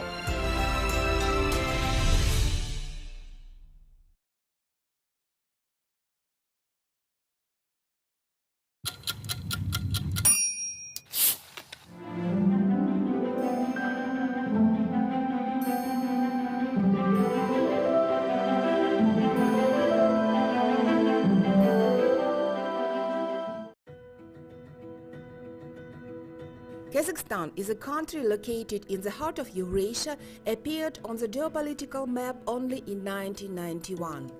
It is bounded on the northwest and north by Russia, on the east by China, and on the south by Kyrgyzstan, Uzbekistan, the Aral Sea and Turkmenistan. The Caspian Sea bounds Kazakhstan to the southwest. Kazakhstan is the largest country in Central Asia and the 9th largest in the world. For centuries, the great Kazakh steppe accepted caravans of the Silk Road in oases of its cities and settlements. It was historically closely tied to the Silk Road trade routes, acting as a crossroads for the movement of people, goods and ideas between Europe and Asia. The capital of Kazakhstan and its largest business center is Nur-Sultan. The third megapolis of the country, Shymkent, is as a city in the south of Kazakhstan with an 800 years history, founded in the 12th century. Nowadays, Shymkent is a city of national significance, one of the largest industrial, commercial and cultural centers of the country, the third largest by population of more than 1 million people. One of the large multidisciplinary education institutions of Kazakhstan with a deep history is located here. It is Awazov University.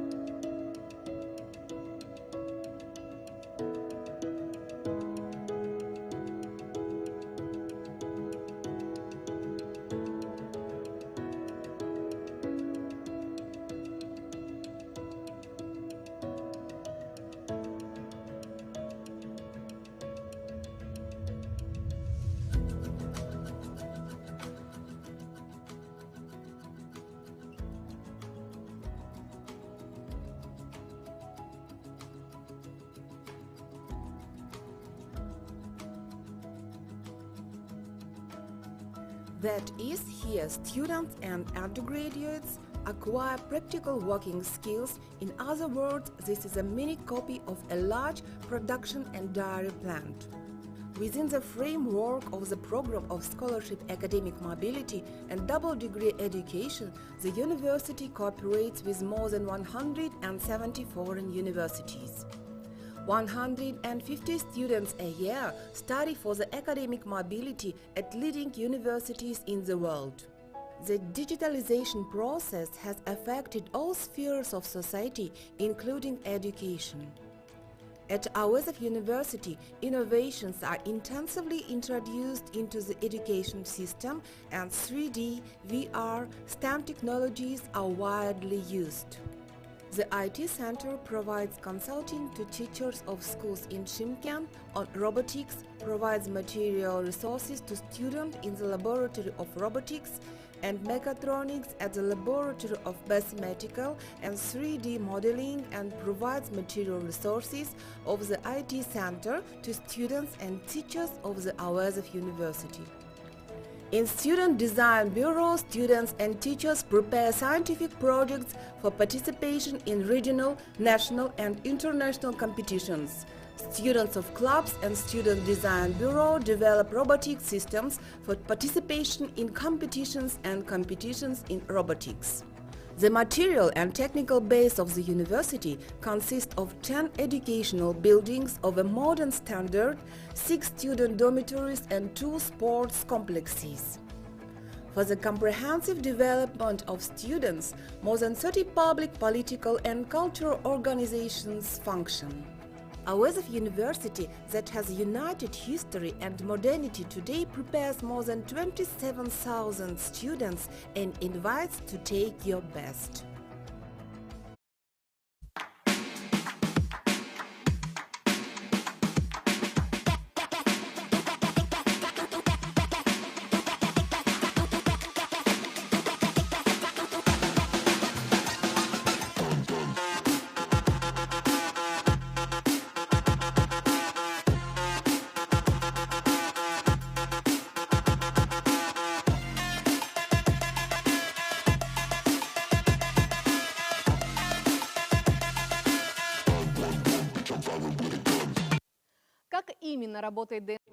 So how does DNA work, and when will the people receive the opportunity to make additions to their own DNA?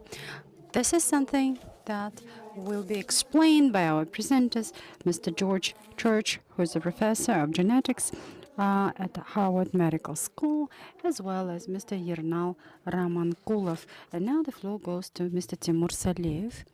Good afternoon. Do you hear me?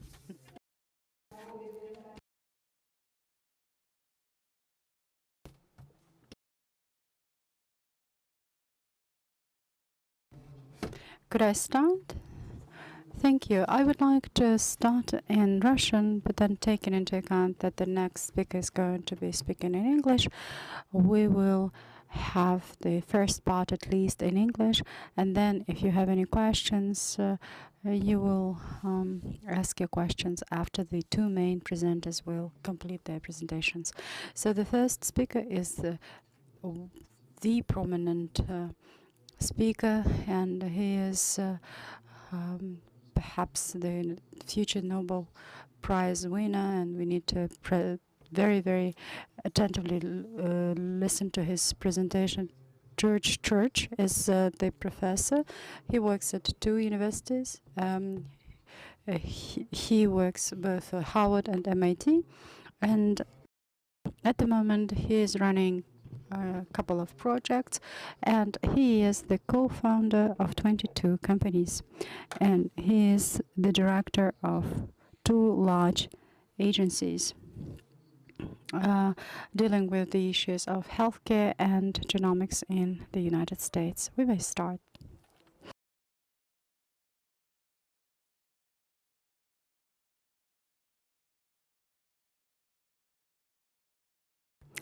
We're waiting for George to join us. Oh, hello. It's a little bit soft sound. Soft? Low volume. We can hear you perfectly. If you Well, wish, you can start. I can barely hear you. So please start if you wish.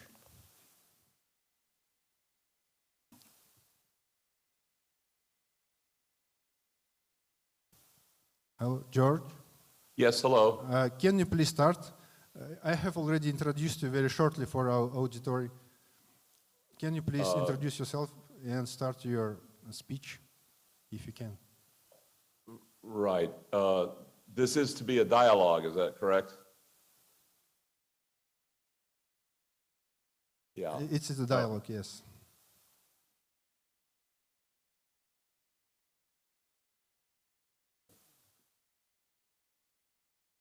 Do you have presentation or you prepared I speech? don't have a presentation. I can give one. I thought this was a dialogue. Sorry. Okay, but if you have a PowerPoint already in your PC, it would be nice, but if we can start as a dialogue, okay? I think that would be best, yes, right. Can you please start, introduce yourself very shortly? Yes, certainly. So I'm a professor at Harvard and MIT, focusing on chemistry and genetics, other medical applications and ecological applications. These include technology development for DNA and RNA reading and writing, and then everything downstream from that, which includes engineering of cells for therapies and for agricultural uses via exponential technologies. And these exponential technologies we have helped bring down the cost of these technologies by from about $3 billion for a human genome to 300. So about 10 to 20 million fold, which is fairly unusual. And the quality has improved as well, maybe 5 orders of magnitude in accuracy, 5 factors of 10. That has allowed us to survey and obtain new reagents from the biosphere, and then put those reagents to use through synthetic biology. These new methodologies include various forms of nanopore sequencing and now molecular transistors, and delivery of editing molecules, viral capsids that have new properties in terms of immune evasion and tissue tropism, where they go in the body, and various other applications we can get to in the course of the dialogue. Okay, thank you. Can you please describe a little bit about synthetic biology, because actually it's a very broad term for different types of disciplines. And what specific area you are interested in? Can you please talk about? So yes, synthetic biology is a broad term. It can refer to things ranging from origins of life to genetic circuits. We're typically interested in the synthesis and editing of genomes. The exponential technologies allows that to be done more cost effectively, and then applications of it to synthetic biology to, for example, engineering animal genomes, pig genomes, to allow transplantation of organs, enhanced organs, cell therapies, gene therapies of various sorts. These all fall within the kind of synthetic biology that we do. We have also taken on endangered species where we can look for ways to restore their diversity and give them mechanisms of coping with modern environment and helping modern environments. Agriculture is another application of synthetic biology where many of these involve multiplex editing, where you have to make multiple changes in the genome using CRISPR or other methods that we have developed. Thank you very much. As I see, you have very broad interest in different types of disciplines, including microelectronics. For example, you have a brain project, BRAN, if you know.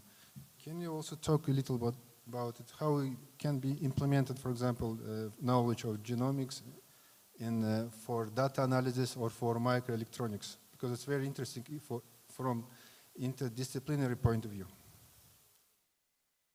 Yes, the interdisciplinary aspect is not coincidence or accidental. It is very intentional and necessary for engineering. Even some of our simplest projects have to be interdisciplinary. The BRAIN initiative is something that I co-founded with some of the colleagues around 2011, and the goal was to look at the activity map combined with the connectome. So there had been previous studies doing them each separately, but the idea was to develop new technology, new so-called innovative neurotechnologies, and that was built into the name of the project. These included new ways of doing the connectome, which leveraged some of our work on super resolution fluorescent microscopy, which itself was somewhat related to our work on fluorescent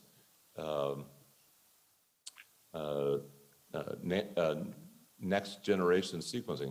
Next generation sequence is essentially microscopy. So anyway, we applied this to determining the connections via synapses throughout a small piece of a brain and ultimately throughout the entire brain.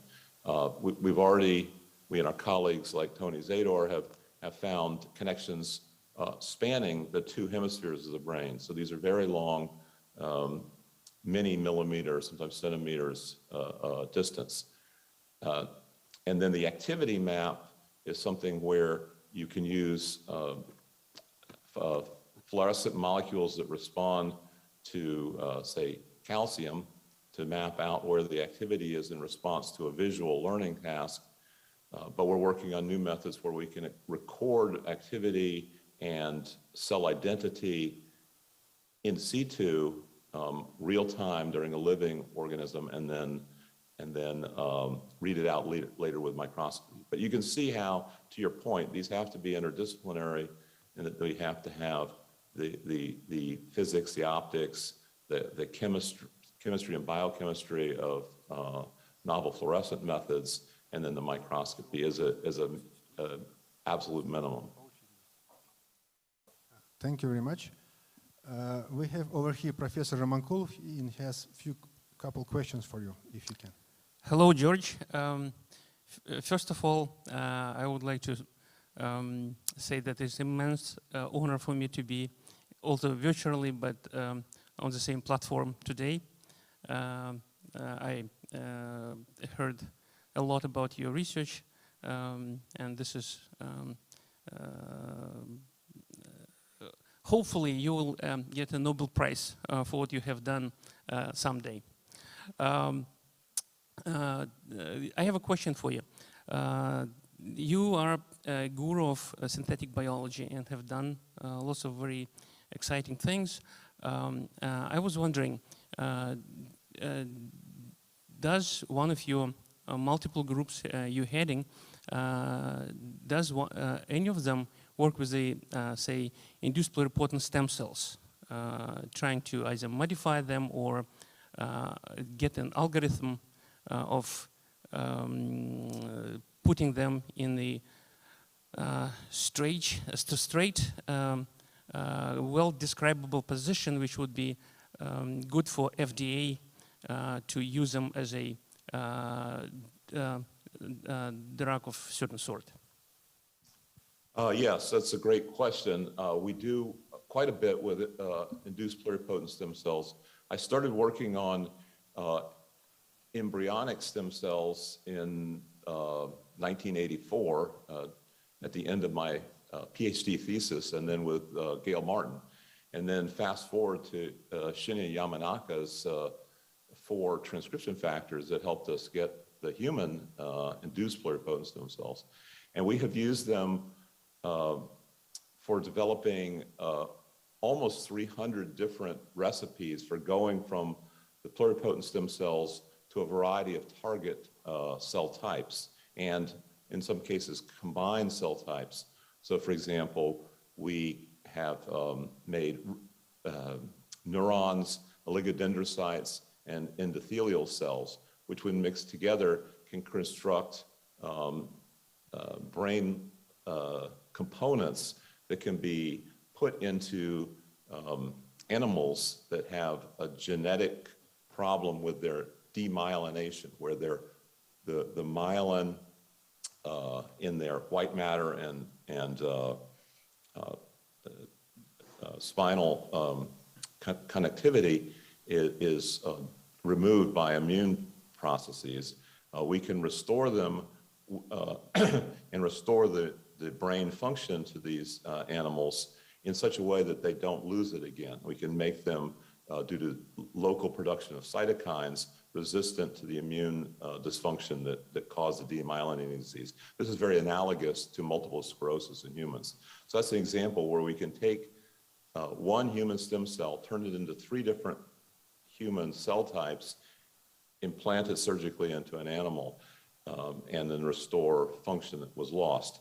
Now that is moving towards clinical use, and there is this question of GMP, good practices for these cells, and a lot of that has to do with, in manufacturing these cells, is to assure that they have no pathogens associated with them. And we face a similar problem, possibly harder problem, in going from pig organs to pig, just like this combination of different cell types we derive from human iPS cells, which can either be autologous, meaning derived from the patient, so there's no immune rejection, or they can be allogeneic, meaning derived from a standard human source, or the most extreme is they can be xenotransplantation, where they're derived from an animal source, but one that's been engineered to be immune compatible, in a certain sense humanized. And we've taken the animal engineering, pig engineering, to the point where the organs are now being in preclinical trials in primates in several different hospitals in the United States, and at least one of them from a very similar project at Revivicor and our collaborator United Therapeutics has been put into a human being. And so we'll be doing clinical trials on that. So autologous, allogeneic, and xeno from the same patient, from a kind of a universal human, and then from a pig. But in each case, you have to deal with all the biochemical and immunological incompatibilities and make them compatible. This is very exciting. Hopefully you can bring this in a clinical trial area fairly soon. And I have a question more of futuristic flavor. When do you think people will be able to use stem cells for the eternal dream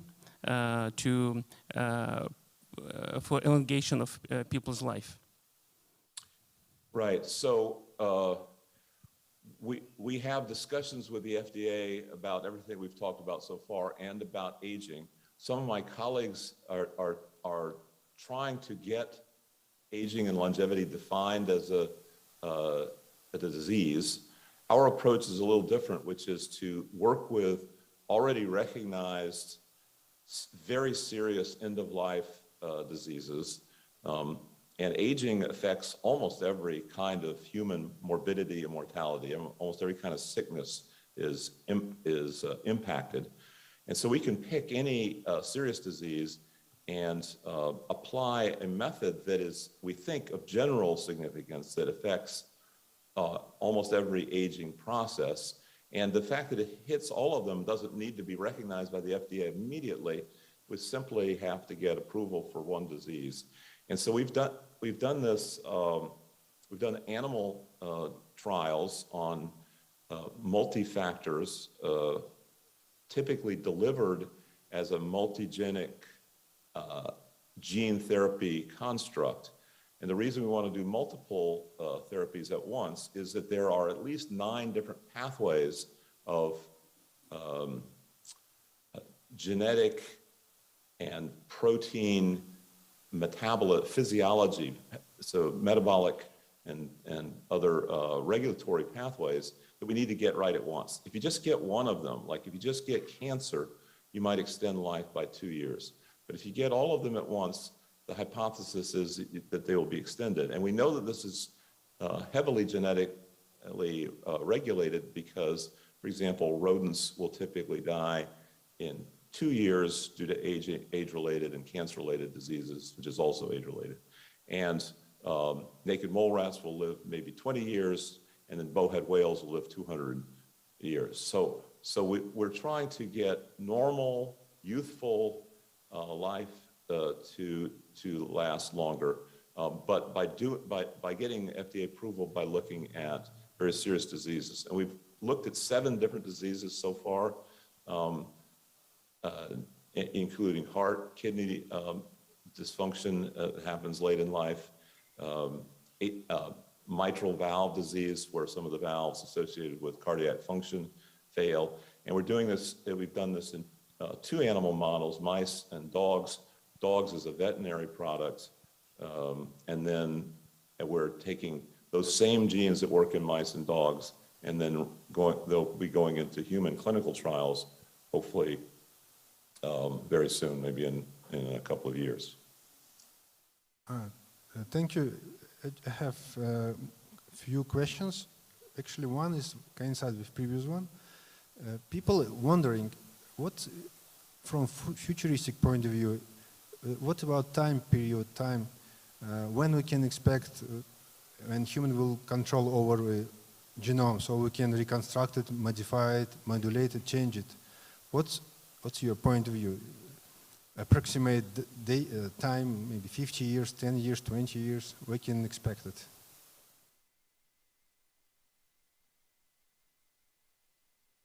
Was that to me? Was that perhaps you could repeat the question. It had something to do with the number of years or something. Yes, sorry. Your microphone is not as good as the other microphone, I'm sorry. Can we expect in the very close future, or maybe far future, we will control over whole genome, so we can change it, construct it, modify it, modulate it, whatever, towards better life, or changing maybe our bad genes for new one, for better one? So the question is, what's the course of technology that we project for genome synthesis and genome editing, and that impact that it could have in our well-being, the health of our population. So I mean, we already have tremendous progress on this point. There are gene therapies that are making it into curing rare diseases. These are tend to be rather expensive because the fixed costs of research and development and clinical trials is high, and the number of people who can amortize that cost is low, the number of people who benefit. But there are some medical applications which are very widespread. For example, the pandemic, the COVID-19 pandemic, has used both double-stranded DNA and single-stranded messenger RNA in a gene therapy context. Some people might argue whether it's exactly the same as other gene therapies, but it is chemically and delivery-wise very similar. And that has brought costs down tremendously. So the costs now are as low as $2 a dose, which puts it in the low end of pharmaceuticals in general, very low end. And that's because of the large market. A similarly large market is in aging reversal.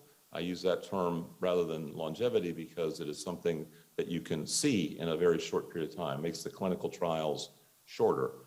But your question is not just how are we going to fit this into medicine, but what is the technologies?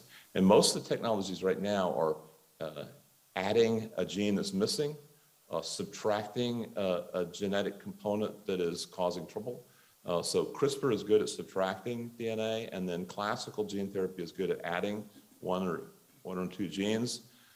If you want to make an extensive number of changes, that's still an open question, but our record so far is 24,000 edits. And I think this is getting to your question, is how many can you do at once? And 24,000 is a special case involving repetitive elements. These are viral-like elements, meaning that they replicate on their own, sort of independently with the genome, but they integrate into the genome. And there are a variety of viruses that integrate into our genomes, typically retroviruses, herpes viruses, and so forth. And they are found lurking in our viruses, even those that are inherited from our parents. They're not necessarily infections from outside, they're inherited from within. And we eliminated these viruses, all of them, from one species, from actually a number of different strains of pigs. We've done it over and over again to make them safe, getting back to the question about FDA approval and safety and GMP cells. So we've eliminated all those endogenous viruses, and we've even have strategies for eliminating exogenous viruses. We think one method that is generally significant that can be used for making any organism, any cell resistant to all viruses, including viruses we've never seen before. We think we have the first demonstration of that now replicated in 3 different laboratories spread around the world. So, and I mentioned this in the context of why would we want to make a large number of changes? There are a few cases already, and there will be more as we go forward, where we will want to make hundreds of changes simultaneously. The most common gene therapy is typically one change, an addition or a subtraction, or a precise edit. But we are getting into the point where we can do thousands, tens of thousands of edits today. And so you asked it for projection into the future. I think that will get into the millions. Thank you very much. Just a couple of questions. As far as I know, you were a co-founder of 22 companies, and all of them are successful. So I found it very exciting and complicated at the same time. How do you find time for such type of life, to be a scientist and entrepreneur? Right. So, well, my main job is research at Harvard and MIT. The founding of companies is we've now founded 42, co-founded, and helped a few others. A lot of this is done by trainees from my laboratory, postdoctoral fellows who have an entrepreneurial inclination, and I help them as much as I can, mostly via scientific advice, occasionally a little bit of help with the business side, but it's mostly delegated to an excellent staff of business and scientific and managers at each of the individual companies. Many of them are, they're located in many different countries and states, Germany, Denmark, China, California, Massachusetts. Heavy concentration in Massachusetts because that's where a lot of the investment and pharmaceutical companies are located, and also very convenient for New York and Washington, D.C., where the hub of our FDA and other government, NIH and other government collaborators and regulators. Thank you. in our question, as far as we know, you are a vegan, so question about how vegetarian style of life can impact genome or in general health. Can you just a couple words about it? So the question is about vegan diet. I started this journey as a guinea pig in a nutrition study at MIT. I was a student in quantum physics at MIT, and in my spare time, I was a research subject, meaning I was like a lab animal. And I learned about amino acids and cholesterol and metabolism in that study. And then later found out that my father and I were at strong risk for cholesterol-based diseases, and eventually killed my father. So I took that very seriously, and I took what I learned from the nutrition studies. And so cholesterol is one chemical that is highly enriched in all forms of meat, even fish and crustaceans, shrimp and so forth. That's one reason. But then after that, reflecting on all the other reasons, became quite evident that for a lot of animal products, we use a lot of resources. We use precious water, land, the land that is needed for growing the vegetables and grass that the animals eat takes a lot more space. Sometimes you have to use 20 times as much solar powered plants, vegetables to feed the animals than you would if you ate it directly. Also, there's antibiotics are necessary for modern animal growth, which are not necessary for the plants. And you get zoonotic diseases, such as the one that we're seeing right now, but things like swine flu, bird flu that comes directly from having large numbers of animals in fairly small spaces and intimate contact with human beings. So I think that combination of health, of environmental risks, of antibiotic and zoonotic medical risks, I think tips the balance in the direction of we should be spending more time making recipes that are very exciting to people, that people find at least as exciting as the meat-based recipes. And I've worked with some companies that are making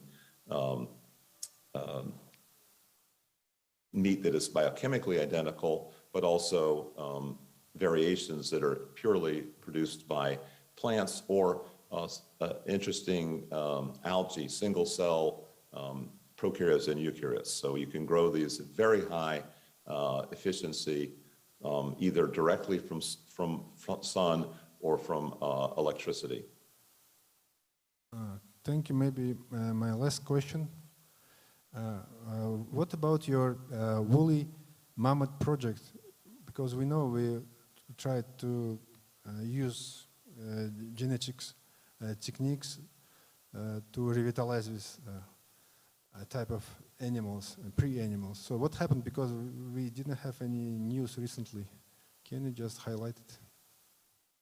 Right. So the Mammoth Project is called that because we're restoring ancient DNA genes to help the diversity in modern species. They could be either modern domesticated species or they could be endangered species. In this case, all elephants, the African and Asian elephants, are endangered species, and we're trying to provide them with new locations, new environments, new meaning for what they can do. And that's making tremendous progress. We have restored a few genes, that is to say, read them from frozen DNA and then read them into the computer and then resynthesize them chemically. So we're not going directly from the permafrost, but we're going indirectly through the computer and resynthesis, and they're one gene at a time.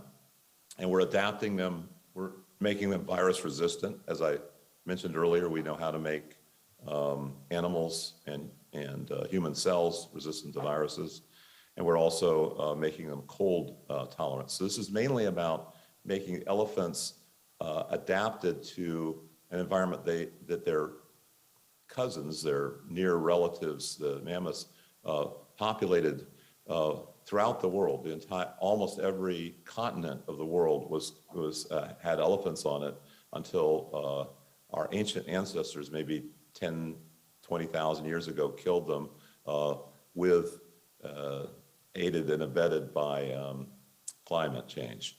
So we're making these adapted to modern climates and helping with restore the permafrost, restore the cold that allows the grass to grow in the summer and then sequesters the carbon very efficiently. It's the best carbon sequestration system in the world because each year a layer of grass gets covered with dirt and animal components and then grows another layer of grass. And so the thickness of the carbon in many parts of the Arctic is hundreds of times thicker than it is in the rainforest, where it's very thin ecosystem in the roots.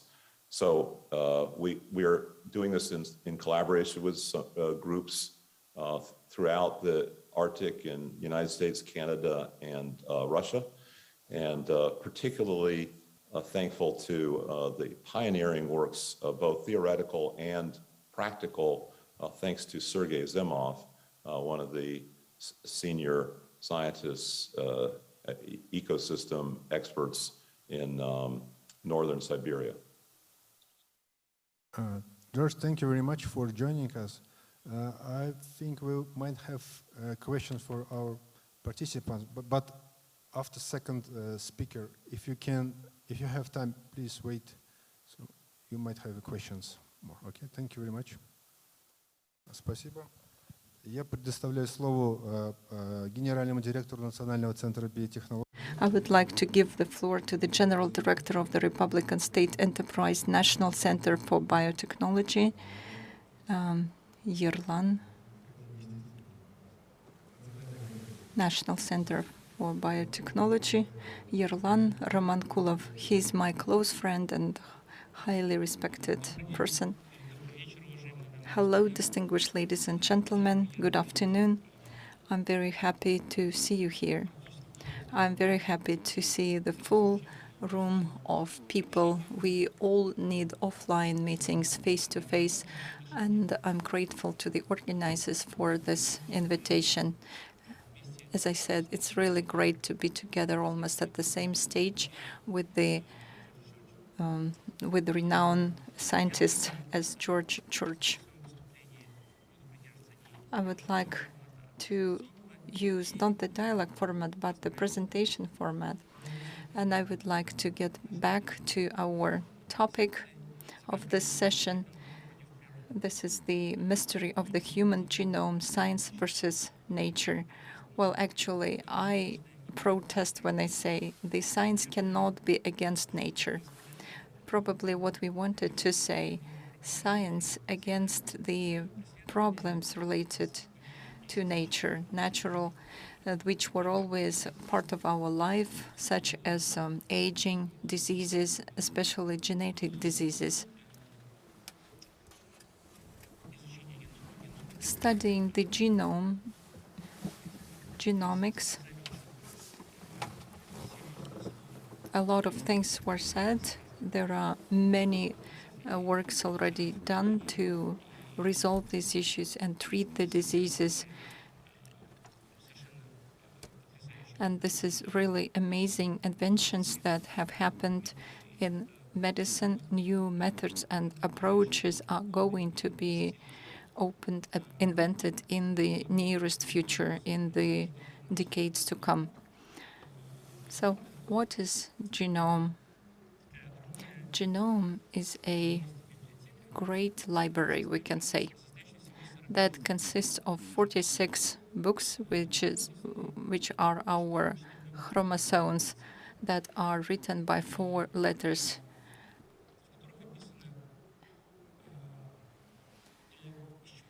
And that actually describes what we consist of and how we develop, how we look like, what makes our individuality, how we get sick, how we will age, and probably how we will die. Genome is an amazing compound of physical and informational. If we look at the genome, which is in every cell of ours, this is a 2-spiral thread, and I'm sure you know that DNA consists of 2 spirals. And if we stretch it, of all 46 chromosomes into 1 thread, and it will be 2 meters. And if we take all the cells of each of us, then we can stretch this thread to the moon and back 3,000 times. I would like to repeat once again, this is a great amount of information. And this amount of information was read in 2001. There were world effort taken, scientists of our planet, many hundreds of them, worked on that.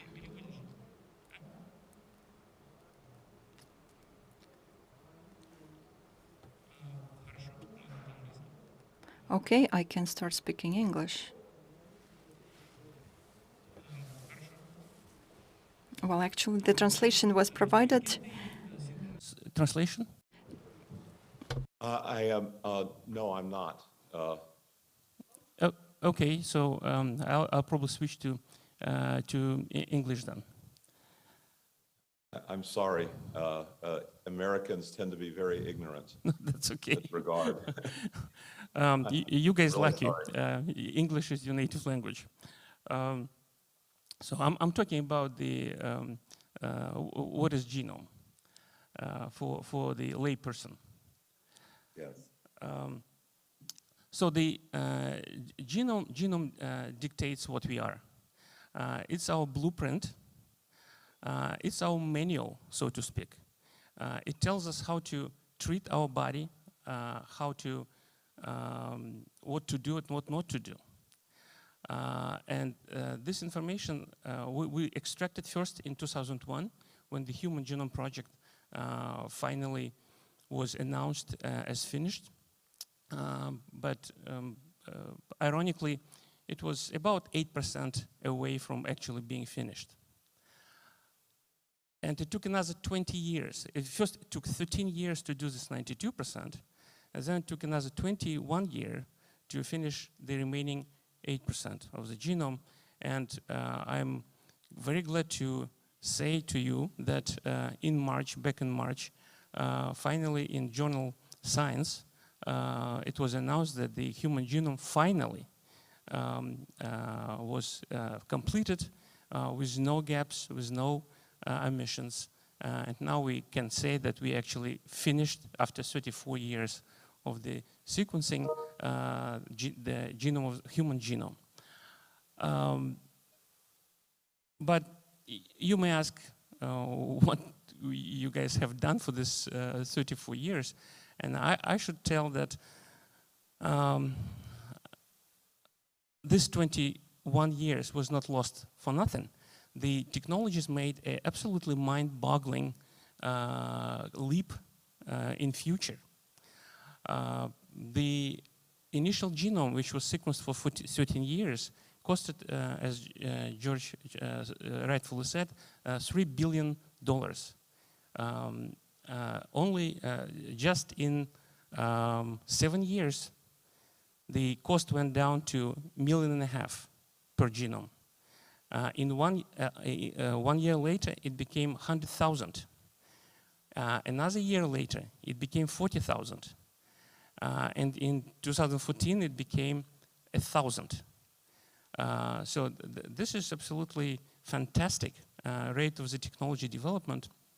And now, not just we rapidly going to the this ultimate cost, which we want to the world community want to reach $100 cost per genome sequencing, whole genome sequencing. The miniaturization of the equipment became also absolutely fantastic. The genome sequencer, which can sequence whole genome, now can fit in the palm of our hand. It's like large USB gizmo. So, and this is the direct way to bring the genomics into the everyday life. And what's important is because right now, as we speak, we are undergoing actually revolution of what's called in medical terminology personalized medicine or precise medicine. What's personalized and what's precise? Because let me make a couple steps back. Nobody would argue that we are unique human beings. Every one of us absolutely unique in so many ways. And for example, if you will come to get the eye prescription, to get glasses, no one, no doctor would dream to give you the glasses for nearsighting and glasses for farsighting. Like, okay, you have nearsighting, here you go.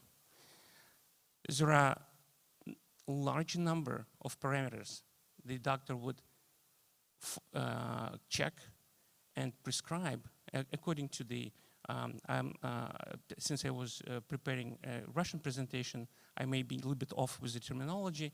The distance between the eyes, the cylindricity, the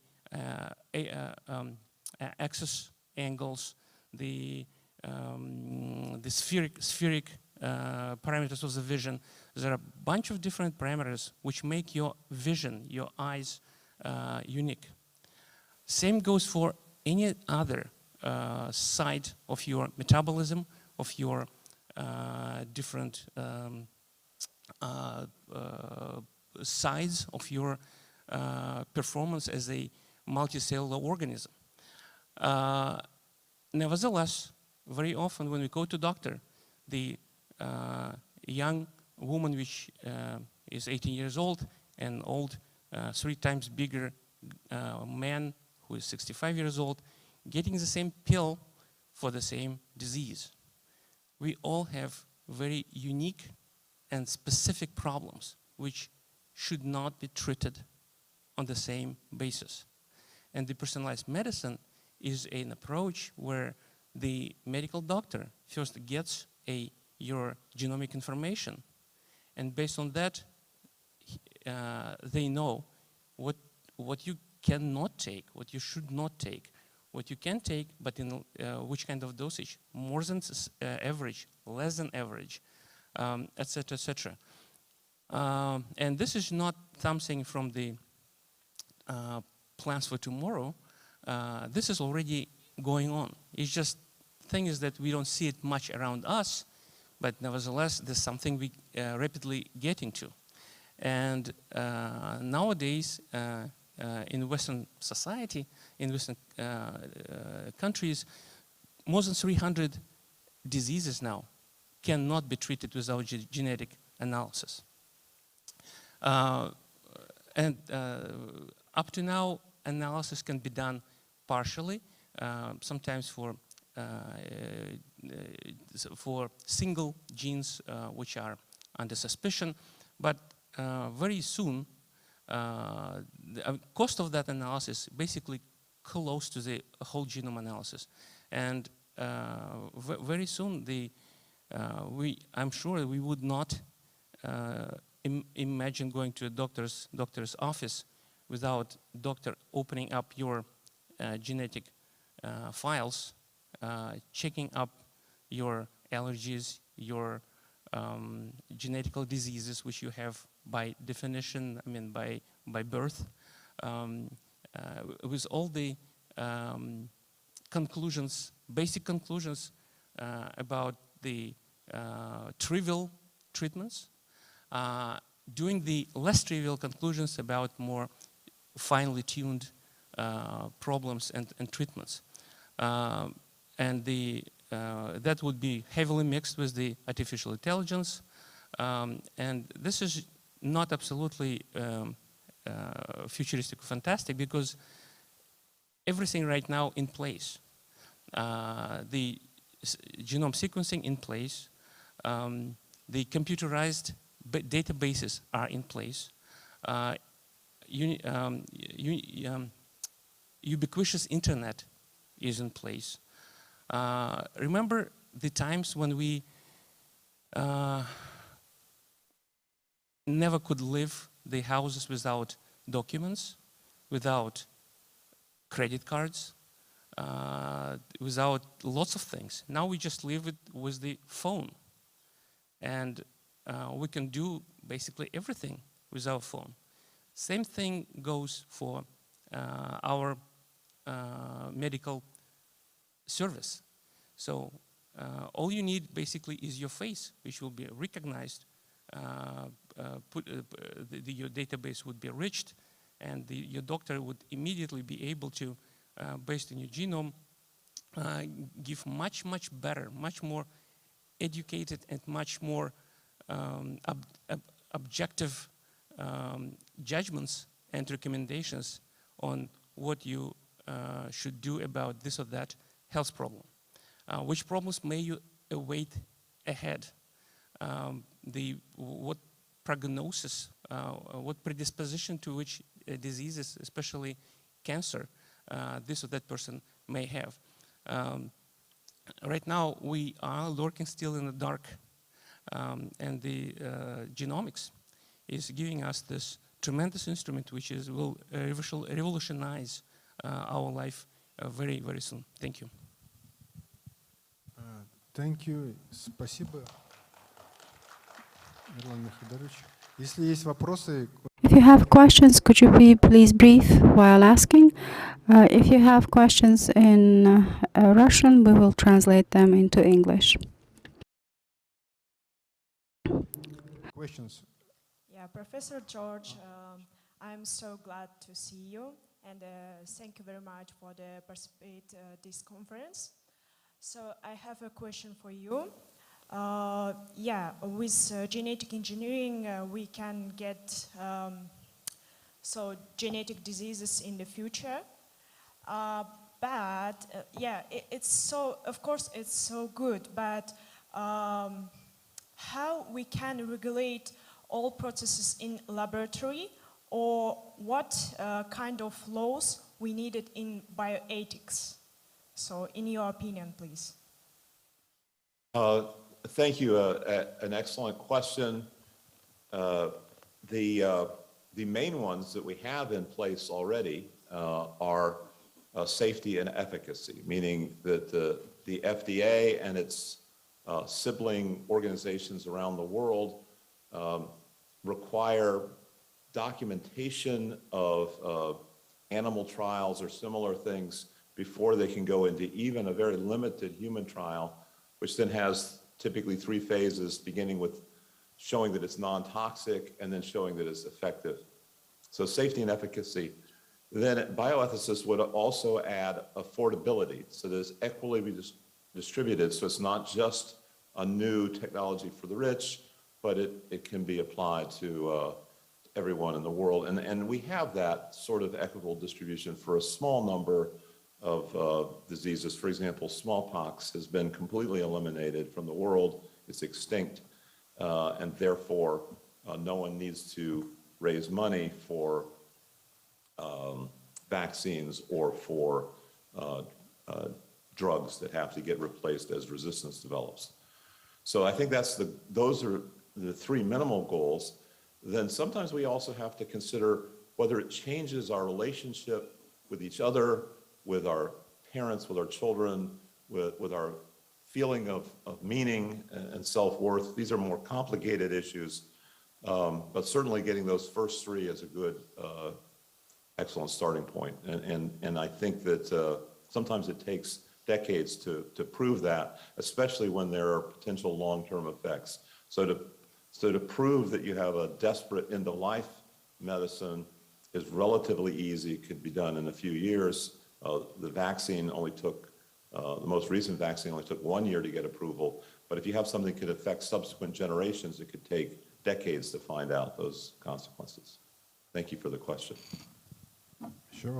Можно, да? Вопрос. Could I ask you a question? Most probably this question is addressed to Bakytzhan.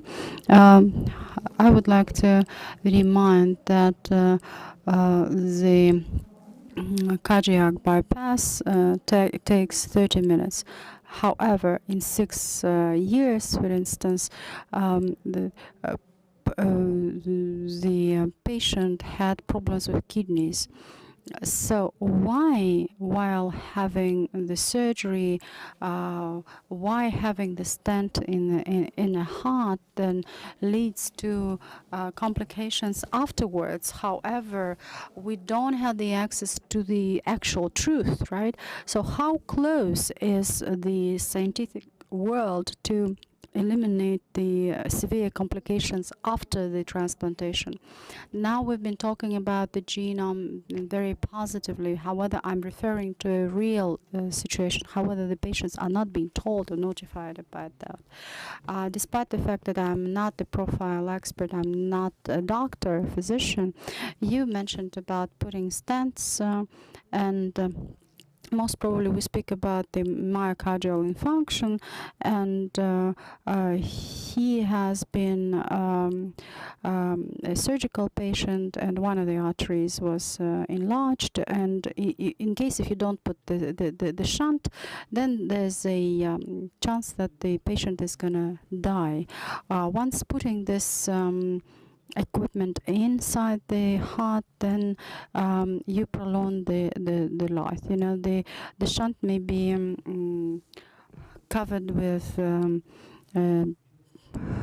fat, for instance, or there could be some scars, or at the same time there might be a danger of thrombosis, and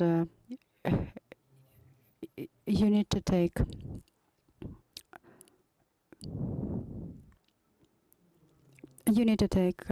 antiplatelet medications to prevent plate formation, and as a rule, the physicians have to warn the patient about the potential complications. But in that situation, there's almost no choice. You know, you either die right now, or you die in certain time. You know, and the reaction is individual. You know, we all have different status of health. The shunting surgery isn't that complicated. However, again, cardiac shunting, I mean, but we are all different, right? You may not have the controlled experiment. What if we don't provide the patient with the shunt? There's no such an opportunity, you know. Perhaps the kidney has been deteriorated. I don't know. I don't know what the situation was. I'm just building up the hypothesis. So you need to look deeper into the case. So overall, I'd like to say that the medical assistance, to include the surgical assistance, again, was totally positive. Thank you. Could you please be closer to the discussion so that the professor is interested as well? My question is about not so far technology, about SCARP or Cas9.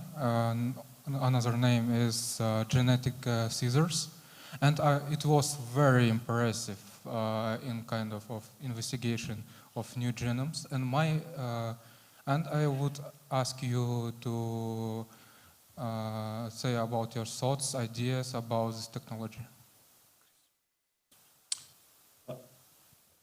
So I assume that question is for me. We have worked on a number of different methods of editing genomes. CRISPR is just one of the ones that we helped develop. And we got these into clinical trials through, I was involved in 4 of the first 5 CRISPR companies, most of them within a few blocks of each other in Cambridge, Massachusetts.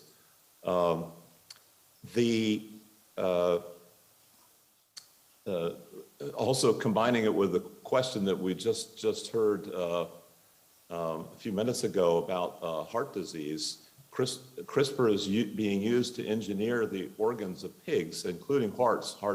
A pig heart has now been transplanted into a human being, and gene therapy is being used to engineer liver cells, a particularly easy target because the delivery is so good, to change the components of blood, for example, that can impact cardiovascular fitness. So we're seeing CRISPR already having impact in a variety of both rare diseases and common ones.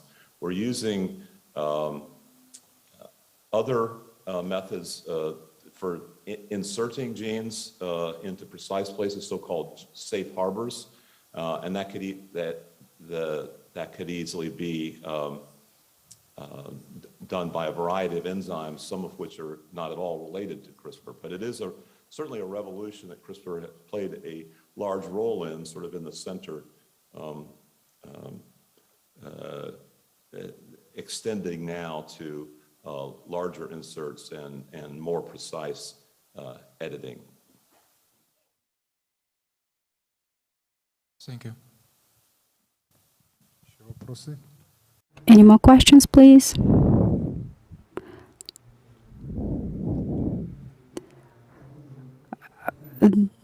The last question, please. Good afternoon. I would like to ask you a question regarding the sustainability of the human genome and its resistance to different diseases. Does this depend on daily activity, on physiological processes, or diet? How dependent is it? Should I translate it, or did you get it? Question. Question was whether our personal life habits do impact genes or genomes, genetics, or vice versa. What's your opinion? A lifestyle and habits, bad habits maybe, how they impact genomes? Well, I think either of us could answer this question. Yeah, I think you need to take care of your environmental components as much as possible. It's a marriage of both environment and genetics. Until recently, we didn't really have much control over the genetic parts, but we do now. A huge fraction of our environmental risk factors also have genetic components, whether they're allergens or microorganisms, fungi, viruses, and so forth. So we really need to think genomically, even when we're thinking environmentally.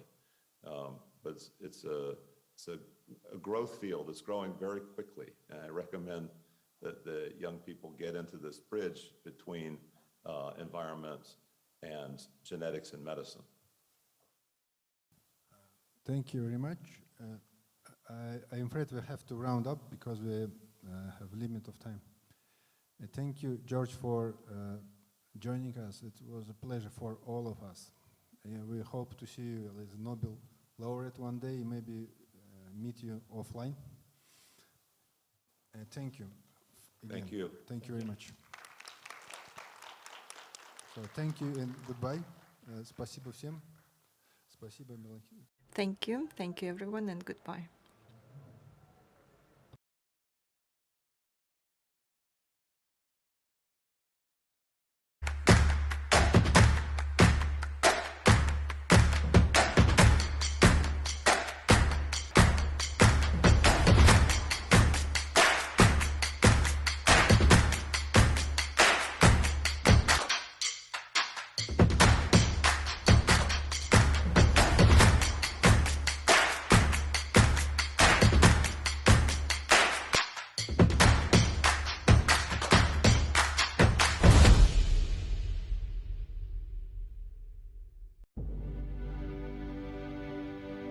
most advanced curriculum in the world, by far the best in the world. For anyone curious about how the world is changing and how they can make a difference in it.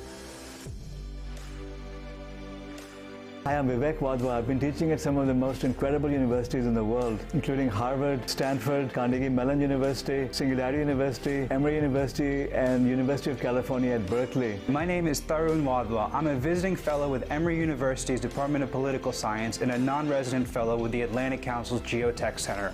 What is exponential innovation? Well, you have a whole range of technologies advancing exponentially, everything from artificial intelligence to computing to robots to sensors to quantum computing. Where we take the best lessons from science, technology, academia, and bring them together to show you how to use technology to change your world. The curriculum that Tarun and I have created is meant for young students doing a bachelor's degree as well as PhD researchers. We also teach this to business executives. We teach this to the CEOs of billion-dollar companies all across the world. What's the magic of Silicon Valley? What are the lessons that can be learned from here? And how can entrepreneurs everywhere learn these lessons? You will learn about the advances in technology, how they are overturning industry after industry, what entrepreneurs can do with these ideas, and how they are going to impact our society and government and policy systems. Don't miss this opportunity to learn about advancing technologies, new innovation methods, find ways to build billion-dollar businesses and trillion-dollar industries that can uplift humanity.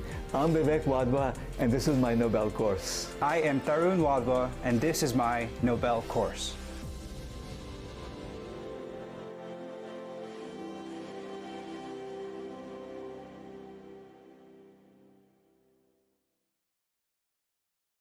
Құрметті 4-ші Нобель фестивалінің лекторлары, қатысушылары мен қонақтары.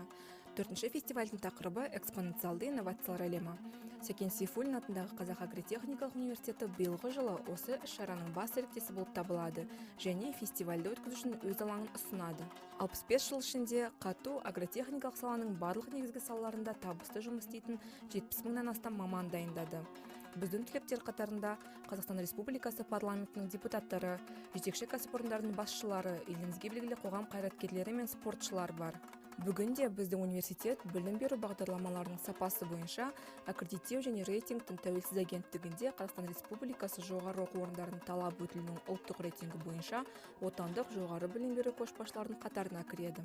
Сонымен қатар, қату Қазақстанның ауыл шаруашылығы өндірісін цифрландыру бойынша базалық университет болып табылады. Біздің серіктестеріміздің қатарында әлемге әйгілі 160-тан астам жетекші зерттеу университеттері мен ғылыми орталықтар бар.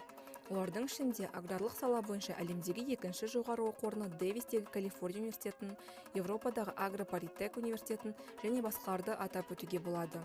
Бүгінде қату Италияның Милан университетімен бірлесіп 3 мамандық бойынша қос дипломды білім беруге көшті. Бұл біздің түлектерімізге екі елдің дипломдарын алуға мүмкіндік береді. Біздің университетте бакалавриат, магистратура және докторантура деңгейлерін меңгеру мүмкіндігі бар. Қазіргі уақытта білім алушылар саны 12 мың адамнан асты. Олардың 70% мемлекеттік гранттар бойынша оқиды. Әскери кафедрада оқудың толық мүмкіндігі қарастырылған. Сапалы мамандар болу үшін барлық қажетті жағдайлар жасалған. Университет кез келген білім беру форматында кедергісіз жұмыс істеуге бағытталған. Студенттер үшін электронды жүйемен жабдықталған баспахана мен кітапхана бар. Онда 1,5 миллионнан астам кітап қоры ұсынылған. Қазақстанның аграрлық саладағы жетекші университеті ретінде көктемгі фестивальдің сессиялары аясында қату атынан университетіміздің басқарма төрағасы, экономика ғылымдарының докторы Айтуғанов Қайрат Қапарұлы спикер ретінде сөз сөйлейді. Что такое зеофорум?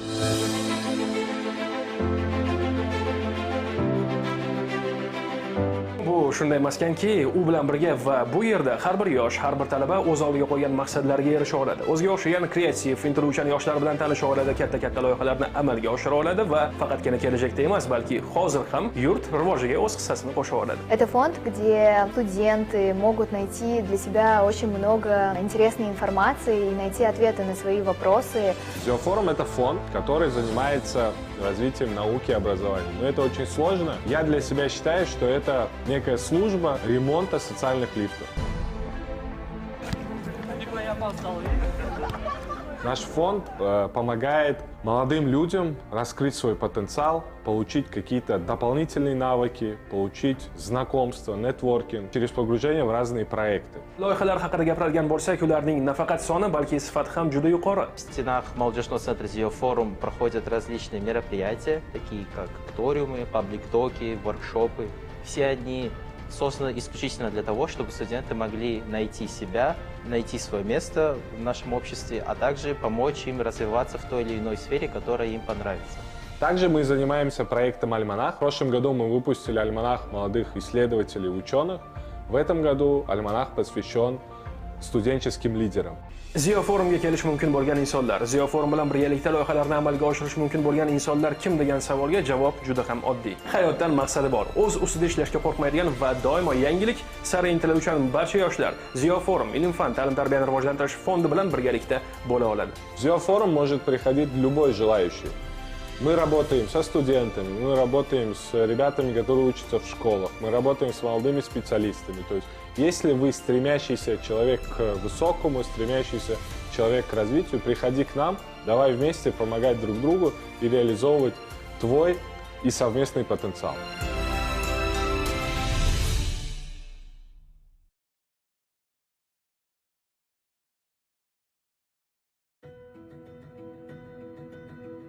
Kazakhstan is a country located in the heart of Eurasia, appeared on the geopolitical map only in 1991. It is bounded on the northwest and north by Russia, on the east by China, and on the south by Kyrgyzstan, Uzbekistan, the Aral Sea and Turkmenistan. The Caspian Sea bounds Kazakhstan to the southwest. Kazakhstan is the largest country in Central Asia and the 9th largest in the world. For centuries, the Great Kazakh Steppe accepted caravans of the Silk Road in oases of its cities and settlements.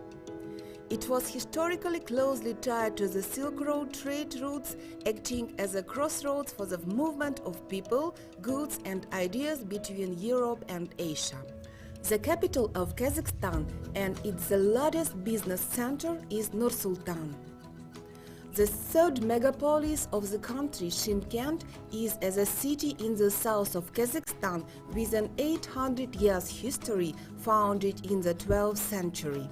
Nowadays, Shymkent is a city of national significance, one of the largest industrial, commercial and cultural centers of the country, the third largest by population of more than 1 million people. One of the large multidisciplinary education institutions of Kazakhstan with a deep history is located here. It is Awezov University.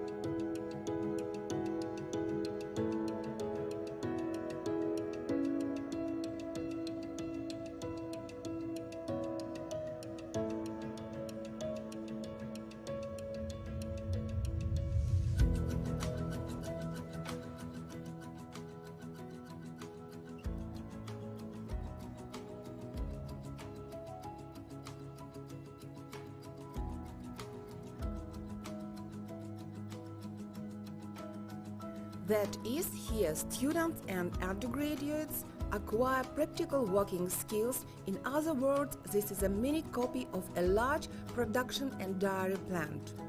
Within the framework of the program of scholarship, academic mobility and double degree education, the university cooperates with more than 170 foreign universities.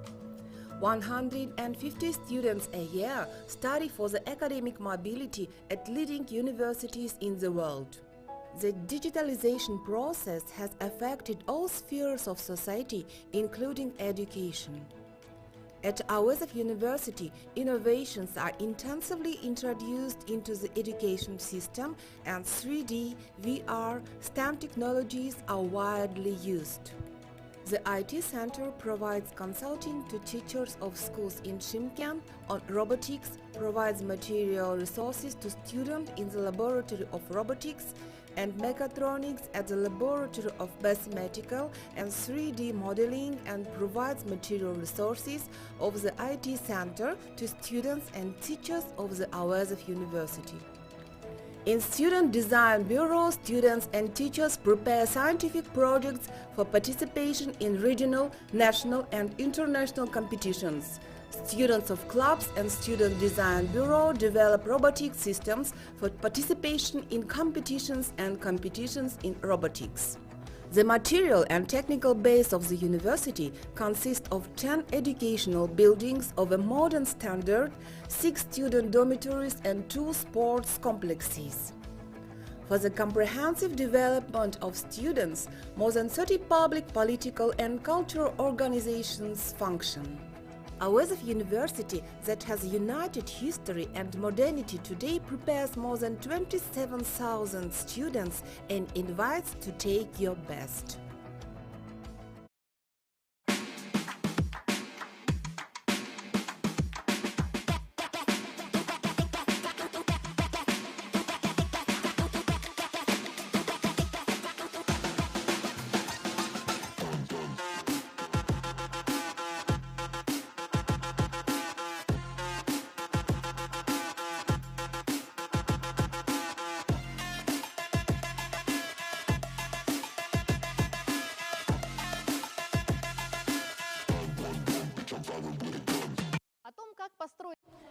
How to build a team of changers at university.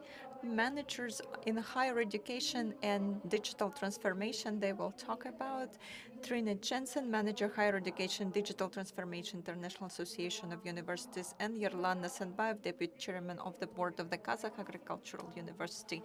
And Sayasat Nurbek will be the moderator, expert in the field of education, Deputy of Majlis. Trina, can you hear me?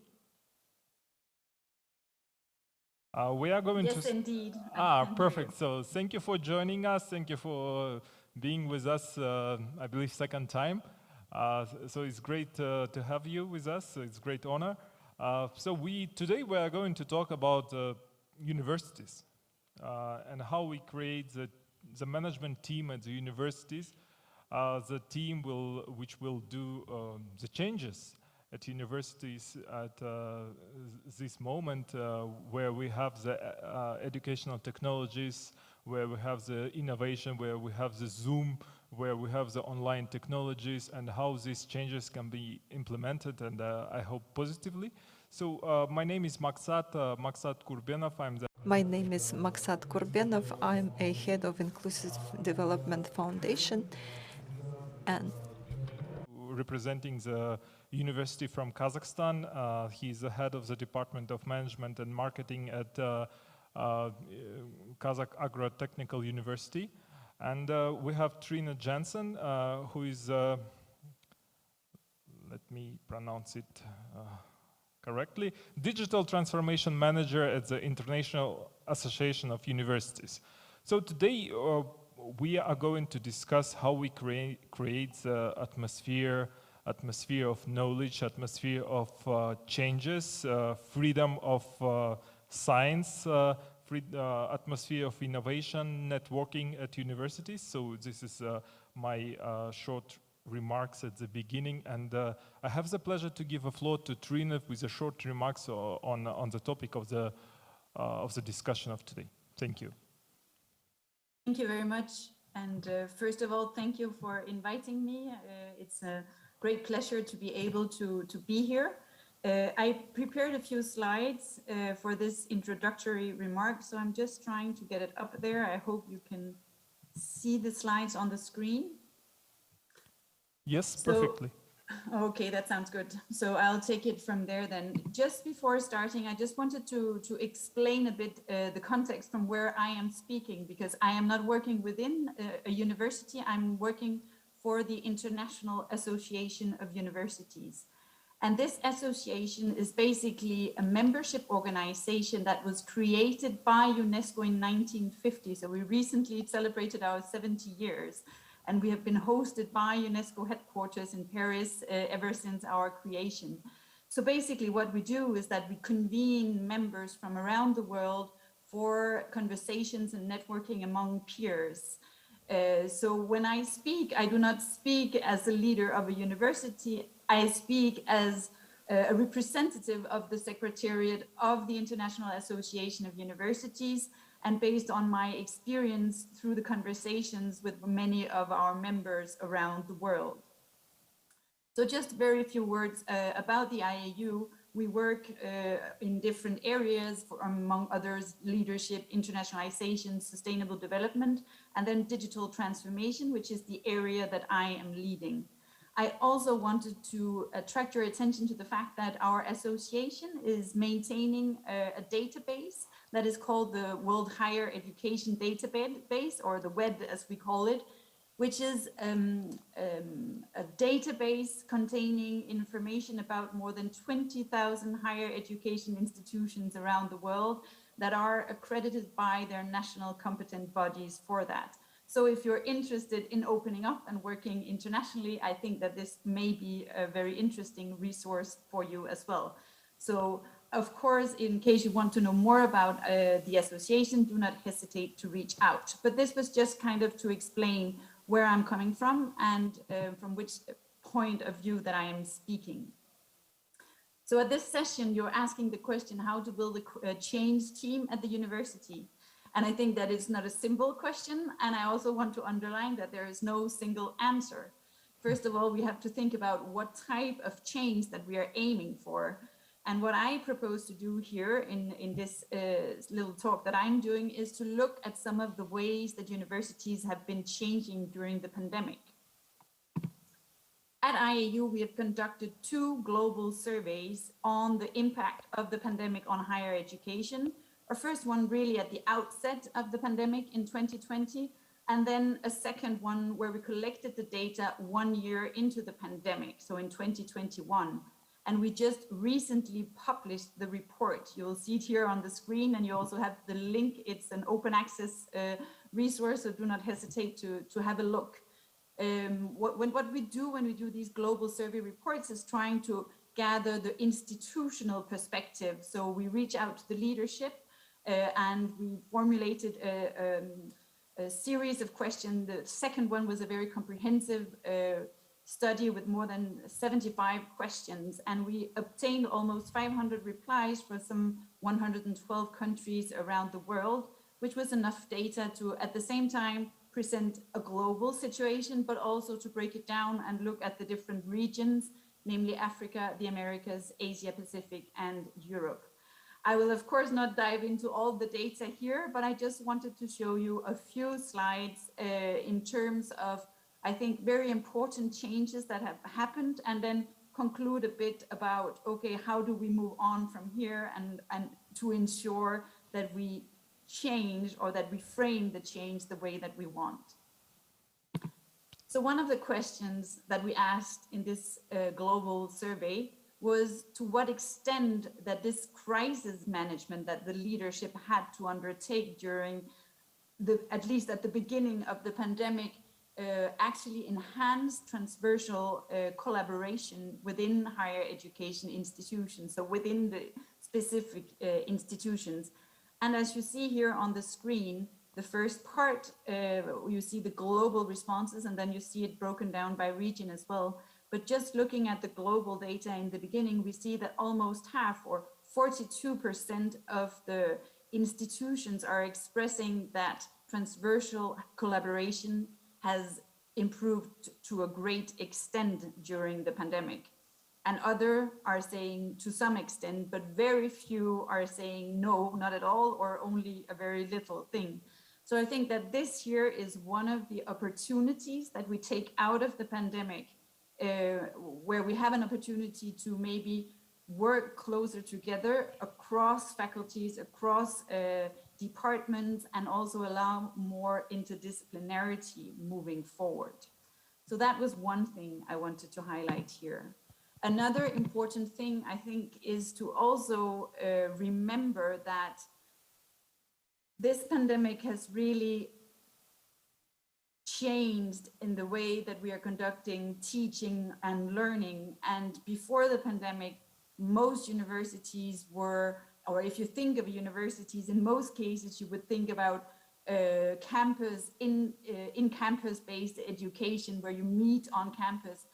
But 1 year into the pandemic, what we saw was that 89% of the institutions that responded to our survey proposed remote teaching and learning, of course, accelerated by the restrictions in place during the pandemic. But I think that this is a major change that occurred during the pandemic. It was not necessarily a very planned change. And I think that that was part of the difficulty of managing the situation. But it is still very important to now try to see what do we take out from this experience, what do we want to keep, what did not work, and how do we build the future. I will not dive into the numbers here in more detail. I just wanted to stress as well that one thing is to provide and offer remote teaching and learning. Another thing is to actually ensuring that students have access. And there we do see still very important inequalities across regions, within countries, and among institutions. And even within the institutions, some students have more access to digital devices, to data, to online connections. So we also have to be very conscious about this situation when we revert to reliance on more digital technologies. Another thing that I found interesting to share with you here today is that what we really see as well, and here I don't even break the data down by region because they are so very pronounced in terms of expressing an increase in the use of digital tools. Here you see the numbers for the different categories that were defined as part of the survey that we conducted, but almost all of the institutions have seen an increase in the use of online learning, use of digital infrastructure to communicate both with staff but also with students, making more use of virtual exchanges, collaborative online learning, using more learning management systems, OERs, and even learning analytics. So I think that what we see here is that during the pandemic, we have seen a reinforcement of the digital infrastructure of universities, of course, to respond to a very specific situation, but nevertheless, they have been reinforced, and we are now at a time where we have to decide, okay, maybe the use of online learning was artificially augmented due to the restrictions in place, and maybe we will go somewhat back as well. But now we are turning towards a world where hopefully we can rely on digital technologies by choice rather than by force. So this is where we are at. We have to kind of define what type of future of higher education do we wish to create. Thank now, you. I just have two slides left, and then I'm done. Absolutely. Is that okay? Yeah, absolutely.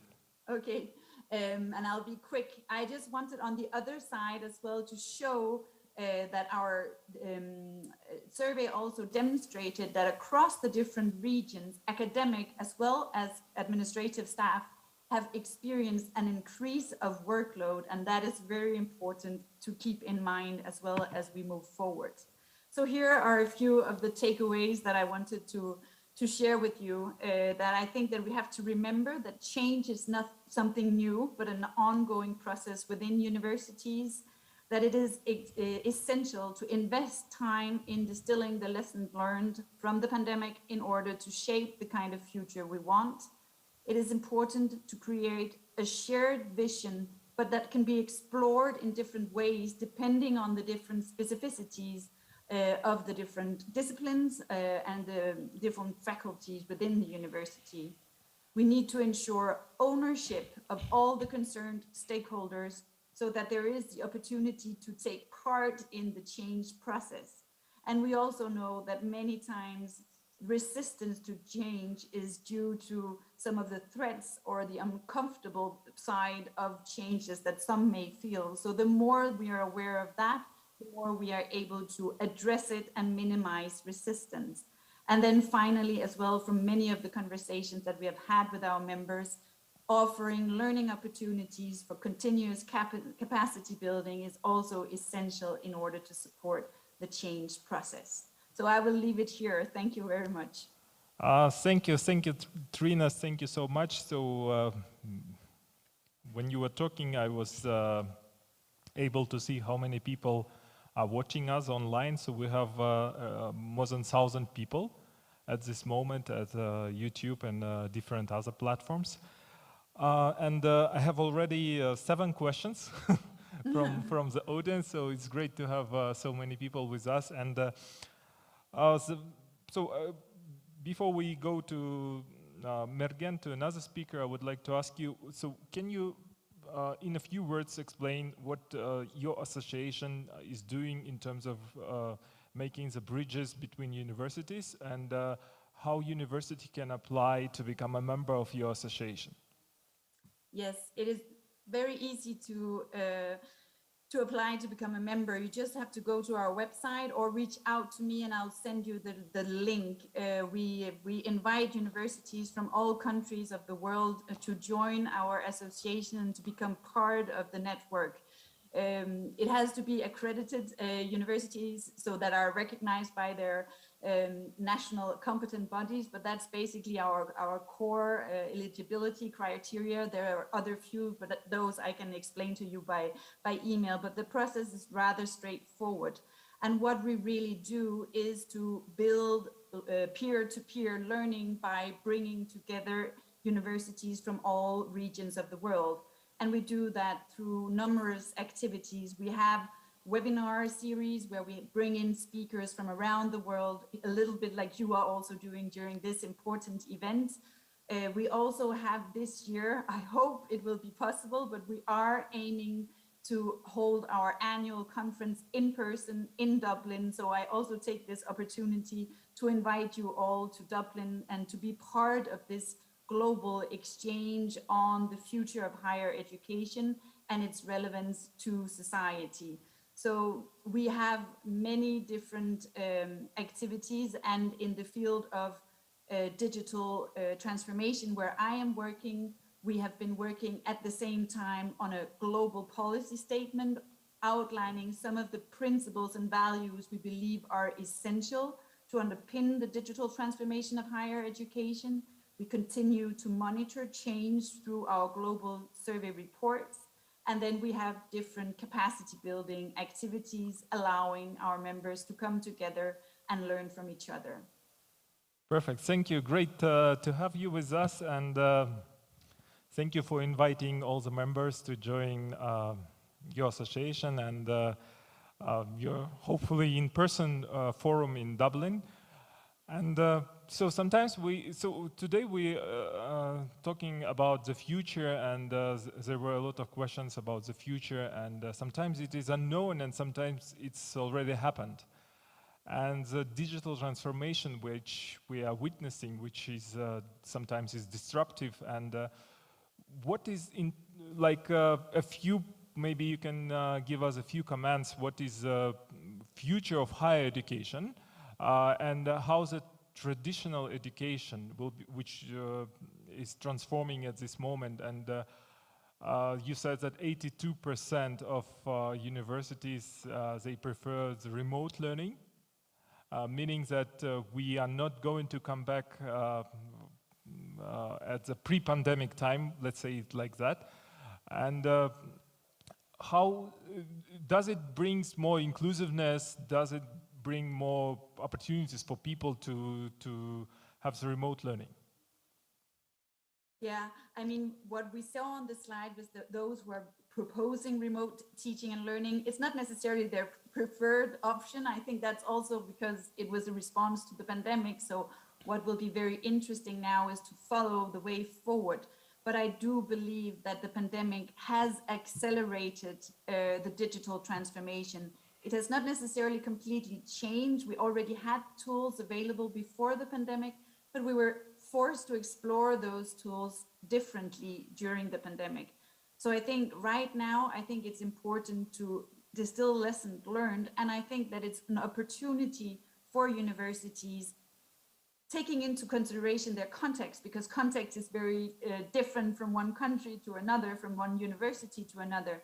But I think it is very essential to acknowledge, first of all, that universities are important social institutions in society. So while I am completely in favor of online education, quality online education, I also think that we need to preserve campuses where young people come together, where they meet and that they develop. And I think that as part of the teaching and learning, we have to think about how we use the time of our students when they are on campus, maybe to incite more interaction, discussion, change when we have the face-to-face teaching settings, and then maybe more the lecture part can be provided online, giving the students the opportunity maybe to listen to the lecture several times in order to better absorb the information that are conveyed. So I think it's really, it's not one or the other, but an opportunity to reflect on how we use the different tools depending on the strong sides of these different spaces that we have for teaching and learning. Thank you, Trina. So, we had Trina with us, and now we're going to switch to Mergen. Mergen, thank you for joining us.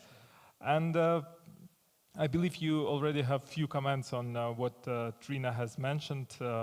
So how to create a changing system, changing atmosphere at the universities, and what is the role of the management team? Sure. Thank you for inviting me here today. So just a few words before I actually move to the main part of my kind of presentation today. I believe there have been like last minute changes in terms of the speakers today. So yeah, I represent the Kazakh Agro-Technical University. So just a few words before switching to my main presentation. I'm basically the newly selected head of the marketing and management department and the economic faculty of the university. So responding to your question, Maksar, it's certainly important to emphasize, the role of top management at university. Every university definitely relies on top managerial capacity and talent in order to drive change at university. And as our fellow speaker has just mentioned, much depends on how we actually define change. But I believe that at university, when we refer to change, we really tend to mean transformational change, right? Because we are not really talking about trivial changes or something like that. So we really focus on transformational change. So when we talk about it helps to create, rather a small team of highly qualified and highly motivated top managerial group of people. And it's highly important to emphasize this as we move on. It's normally, arguably, it's something between 5 to 10 people normally, top managers who should be united around the mission and development goals of the university. So they really have to understand the vision towards which the university should really move, both in mid-term and longer-term perspectives. So some of the required managerial skills that each university should possess include, first of all, communication skills. In a fast-changing global environment, top managers are expected to be able to come to common grounds with different groups of people. Now, imagine a university, for example, our university has something around roughly 1,000 employees, staff. It includes, both teaching, managerial, administrative, and support staff. So, and top managers really have to be able to communicate their ideas clearly with different groups of people. So number one is communication skills, but they also have to possess, the strategic abilities. They have to formulate strategic, strategic visions for the university. Apart from that, they also need to be able to understand data analysis. These days, scholars, increasingly talk about the importance of big data. And so in order to understand, you have to be able to explain, what that means. You have to interpret the data. You have to analyze it, and you have to communicate it. Last but not least is basically the importance for top managers to be able to inspire and lead, people around you. So these are basically, this is what relates to the top managers. However, when we talk about the university, as a whole kind of institution, it's also important to emphasize the role of ordinary, or let's say middle level, teaching staff and administrative personnel. And with this regards, the role of the human resource department is also important here. So, while, the top managers are normally attracted by using, headhunting approaches, like the middle level personnel and teaching staff is normally hunted by the human resources department. So it is also important to strengthen the capabilities of the HR department as well.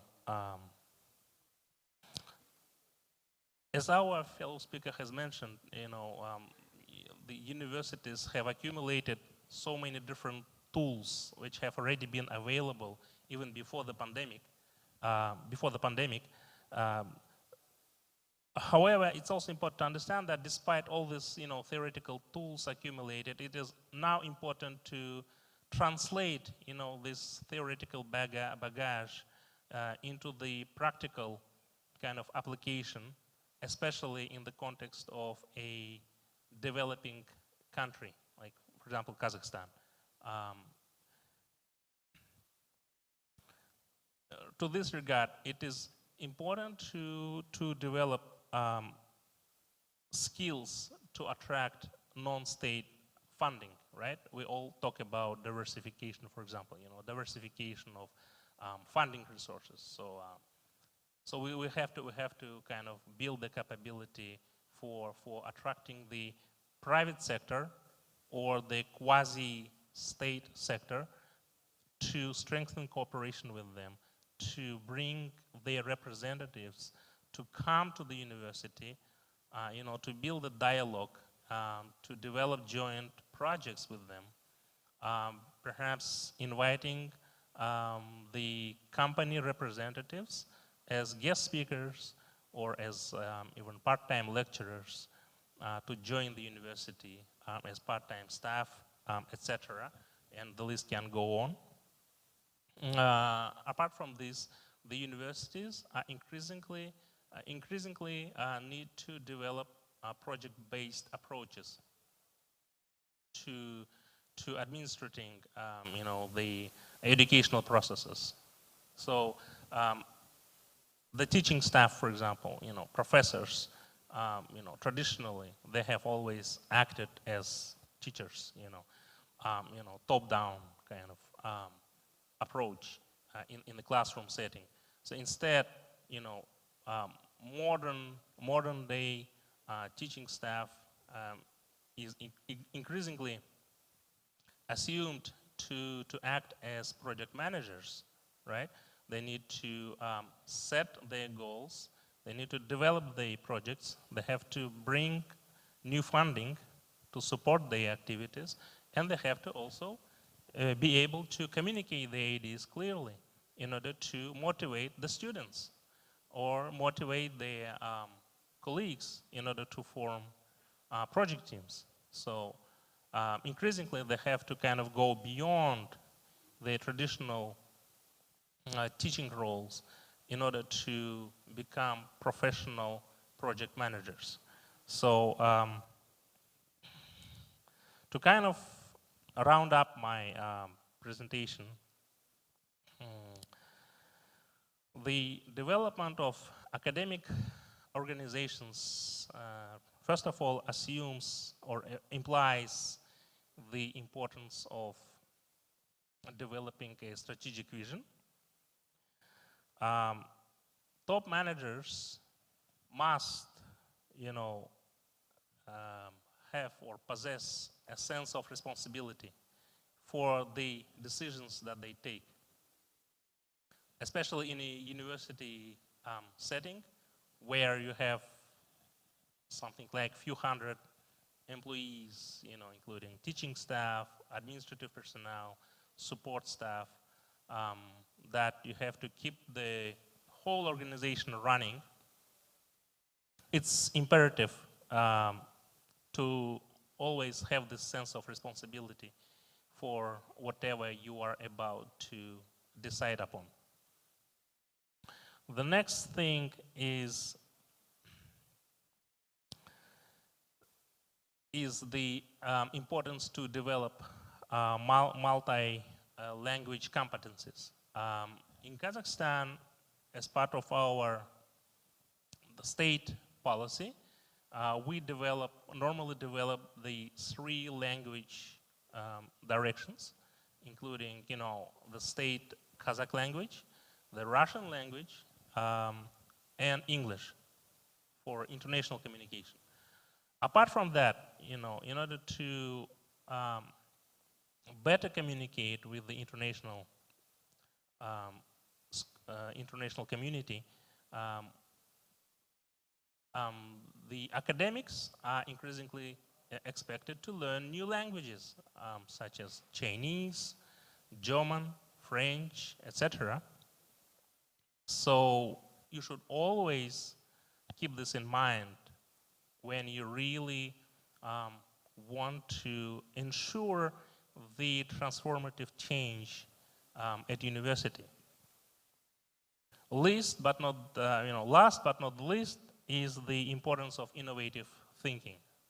In order to ensure the innovations taking place at university, you have to keep in mind the importance of lifelong learning, and you have to keep providing appropriate training, both for top for the top managers and administrative personnel alike.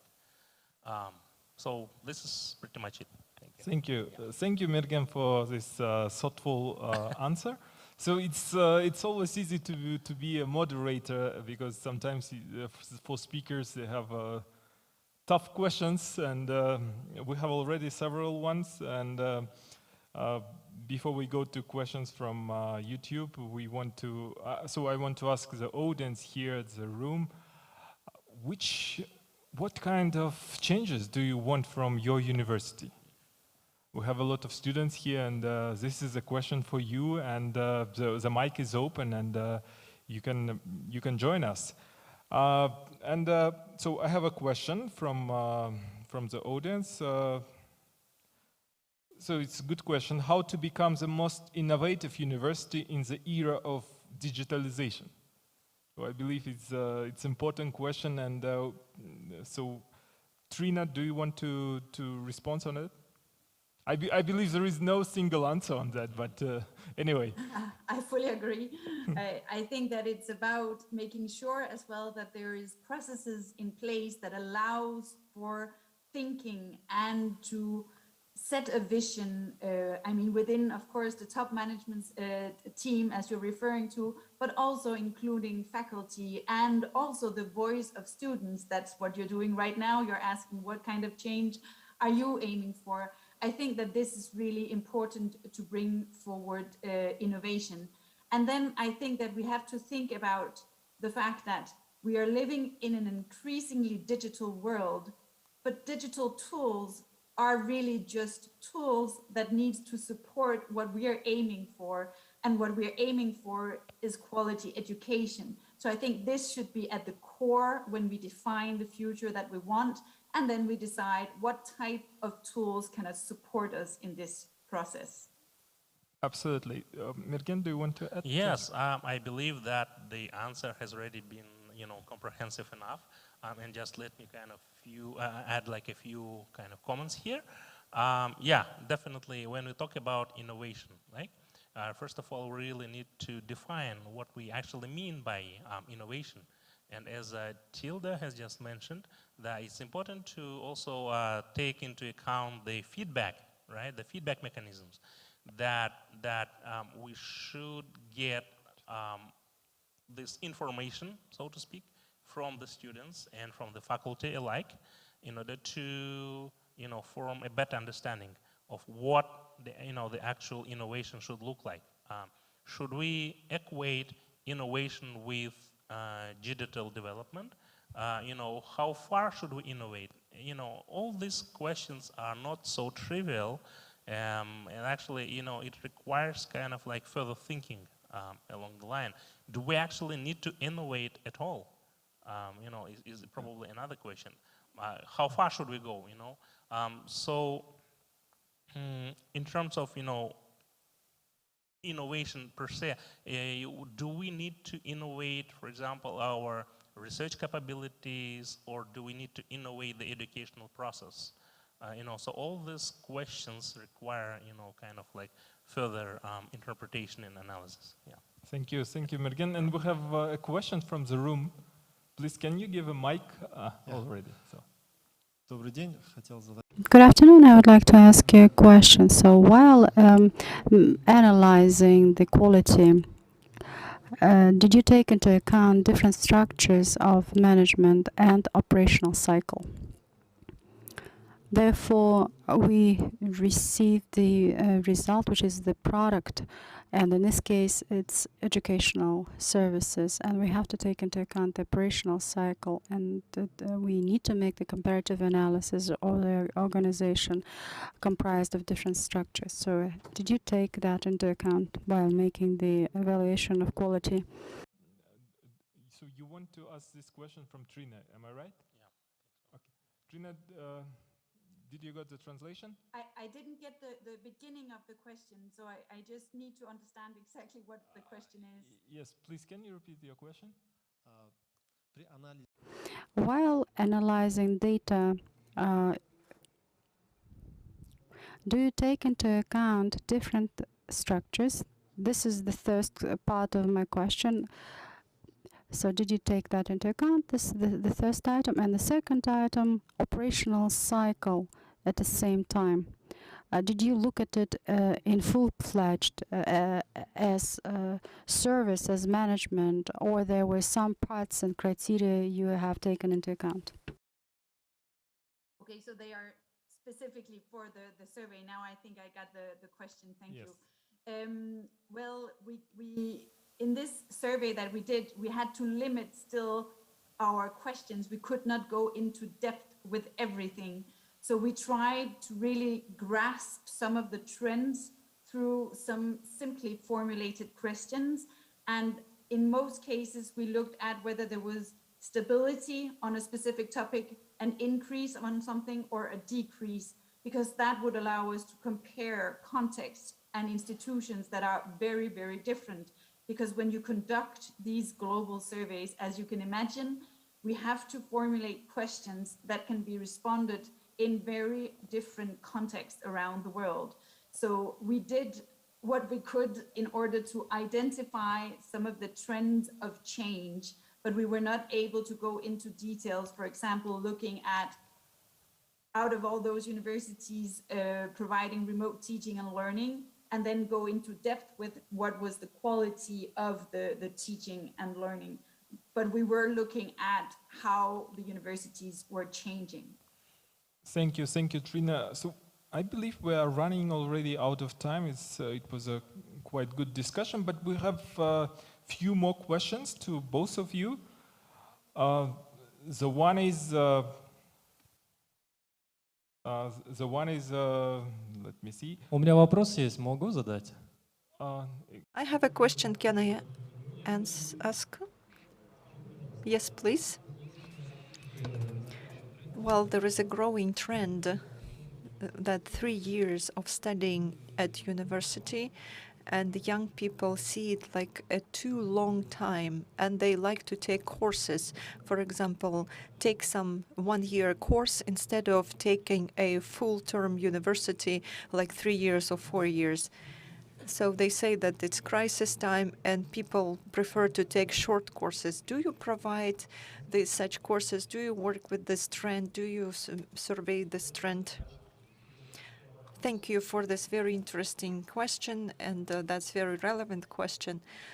Actually, I've just come to the Kazakh Agro-Technical University recently as a head of a chair of management and marketing. We are now merging 2 chairs. Well, actually, yes, this is a very relevant question. And as you know, just before some recent time, there was actually a 4-year program of studies.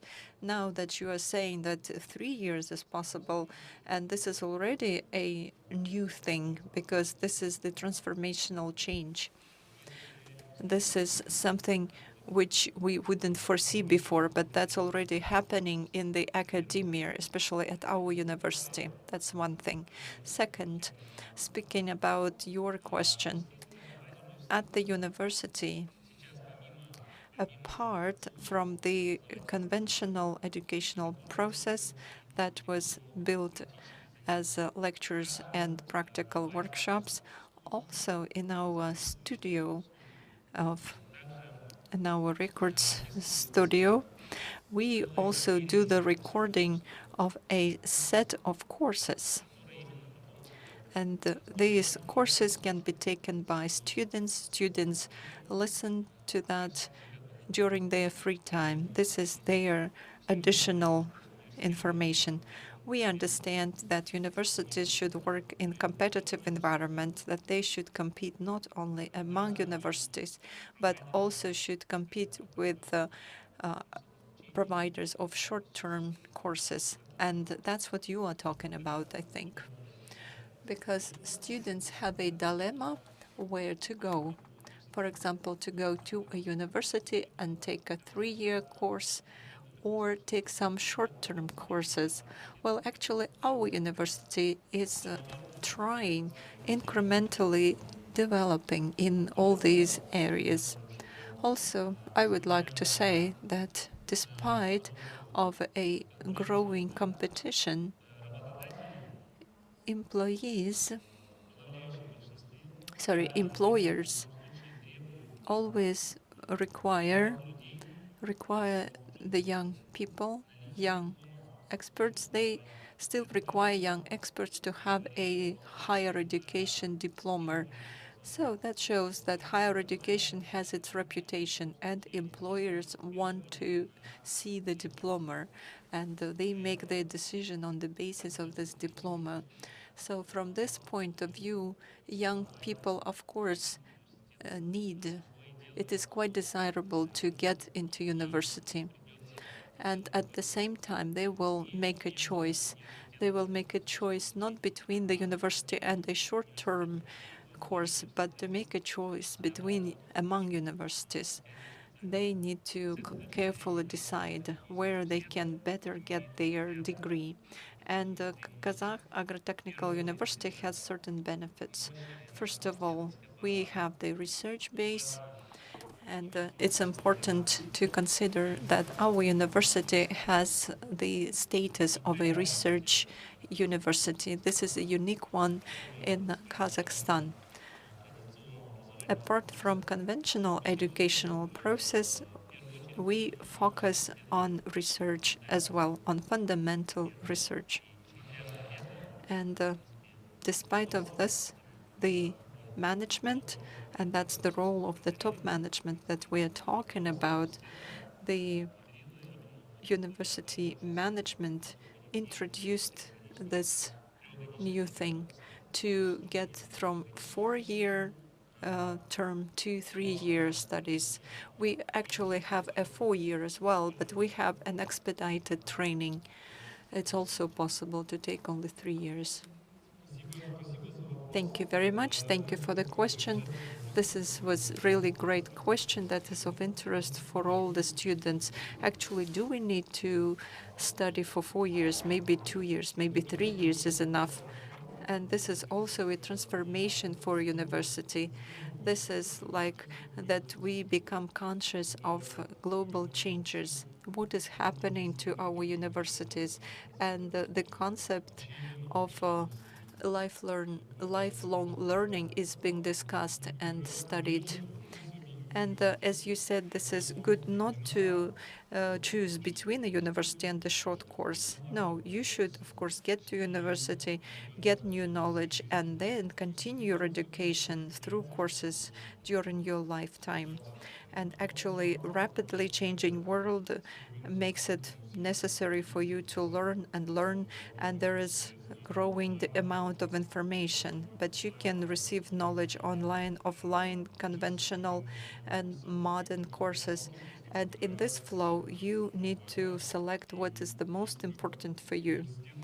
And universities should be able to adapt to this system, adapt to modern students' desires, and they should formulate the vision. Who is in the center? The student is in the center. What a student wants, what a student expects from the university. I am, as the organizer of this festival, we are focused on improving education in Kazakhstan. And also, we are holding the Nobel Fest, and we would like to bring the knowledge to Kazakhstan. And I would agree with Mergen, and Seyfulin University has one of the best teams, one of the best management teams, and one of the best understanding what students need in education. So this is my short comment. I'm sorry for speaking in Russian, but I hope you had a translation. So the last question we have is the success formula for universities. So the question from the audience is the success formula for university. I believe it's also have no single answer, and they ask, does it exist, or should each university build its own example of a success? So this is the last question to both of you, and if it can be short, so please.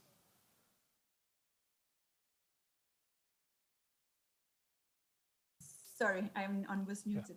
Yeah. Let me then start, and I'll be short. I think that what we will see as a reaction to the pandemic is actually a more diversified higher education landscape, with some institutions profiling themselves more on online, others on campus-based education, and some, of course, of a mixture of two. So I think what is really important is to have an open mindset, to have set a vision, and a vision that is shared within the institution that allows to innovate in the way that makes sense for the institution within the context, and of course, with students at the center. Thank you. Mergen? Yes. I would like to say that when we talk about success, the success formula, it is really kind of contextual, right? It's so specific that it can be replicated to a certain degree, but not universally, I believe. But it can be replicated. So you have to define, right, the specific unique environment of a given university. Some universities are better prepared for online teaching and learning because they might specialize in soft areas such as finance, financial management, for example, marketing, for example, etc. Other universities can be more technical in nature, specializing in technical engineering, electrical engineering, mechanical, etc. Kazakh Agro-Technical University, as its name suggests, is more about agriculture and agricultural research. With this in mind, how should we kind of transform, whether we should transform to online learning completely is a big question mark, right? For example, in order to carry out quality research, especially in agriculture, one is expected to actually, see the plants, for example. You have to be there to actually watch the processes, the research process, the academic process, the teacher-student interaction is paramount. You have to really understand the nuances. So I will probably leave it there. Thank you so much. Thank you so much, Trina. Thank you so much, Mergen. It was great to have you with us, and we're going to come back in several minutes for another session. Thank you. Thank you. Bye. Thank you very much. Bye. Thank you. Bye.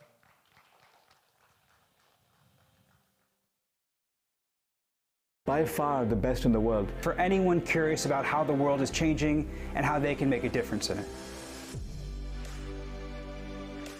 Hi, I'm Vivek Wadhwa. I've been teaching at some of the most incredible universities in the world, including Harvard, Stanford, Carnegie Mellon University, Singularity University, Emory University, and University of California at Berkeley. My name is Larion Liang. I'm a visiting fellow with Emory University's Department of Political Science and a non-resident fellow with the Atlantic Council's Geotech Center. What is exponential innovation? Well, you have a whole range of technologies advancing exponentially, everything from artificial intelligence to computing to robots to sensors to quantum computing. Where we take the best lessons from science, technology, academia, and bring them together to show you how to use technology to change your world. The curriculum that Tarun and I have created is meant for young students doing a bachelor's degree as well as PhD researchers. We also teach this to business executives. We teach this to the CEOs of billion-dollar companies all across the world. What's the magic of Silicon Valley? What are the lessons that can be learned from here? And how can entrepreneurs everywhere learn these lessons? You will learn about the advances in technology, how they are overturning industry after industry, what entrepreneurs can do with these ideas, and how they are going to impact our society and government and policy systems. Don't miss this opportunity to learn about advancing technologies, new innovation methods, find ways to build billion-dollar businesses and trillion-dollar industries that can uplift humanity. I'm Vivek Wadhwa, and this is my Nobel course. I am Tarun Wadhwa, and this is my Nobel course.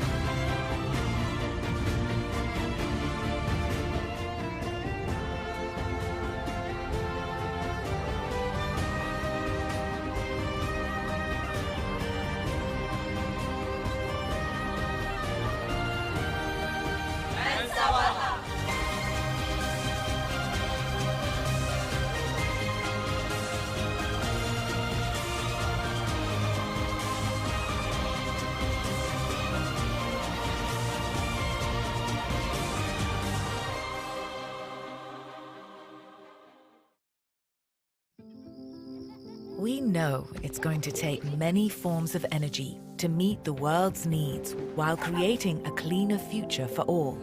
At Chevron, we're lowering the carbon emissions intensity of our operations, investing in lower carbon technologies, and exploring renewable fuels of the future. We work hard to care for the homes we love, but it's only human to protect the one we share.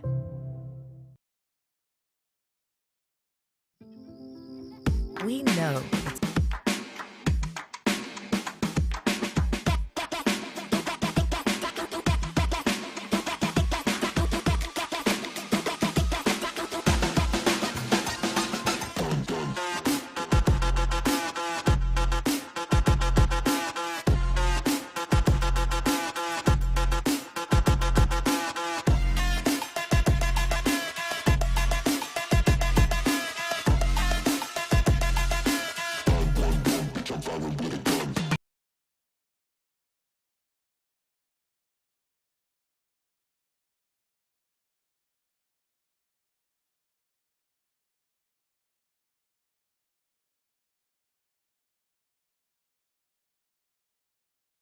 fast evolution, the exponential evolution, and the topic of our discussion will be on the future of medicine. What impact will AI and DNA sequencing have on humanity? Let me introduce to you our speakers. Our first speaker is from the Azerbaijan Baku State University, Günay Akbarova Bensui. She is the professor of the Sabah groups in the Baku.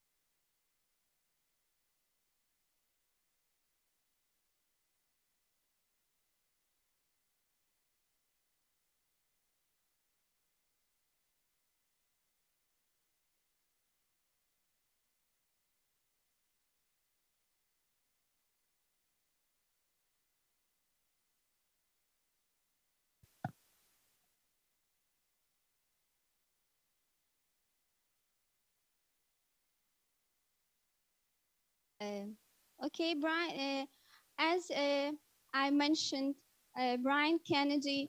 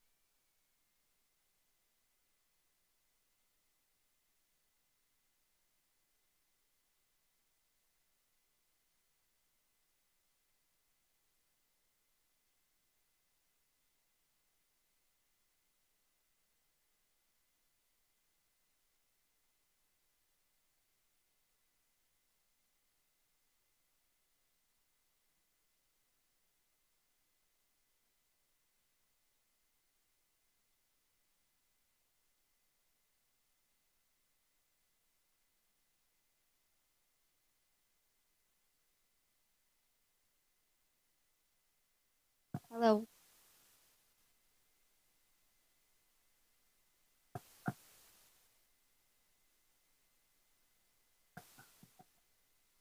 Hello.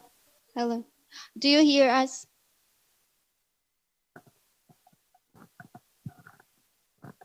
Ah, okay. Okay, our next speaker will be the Paul Ruth Wolp.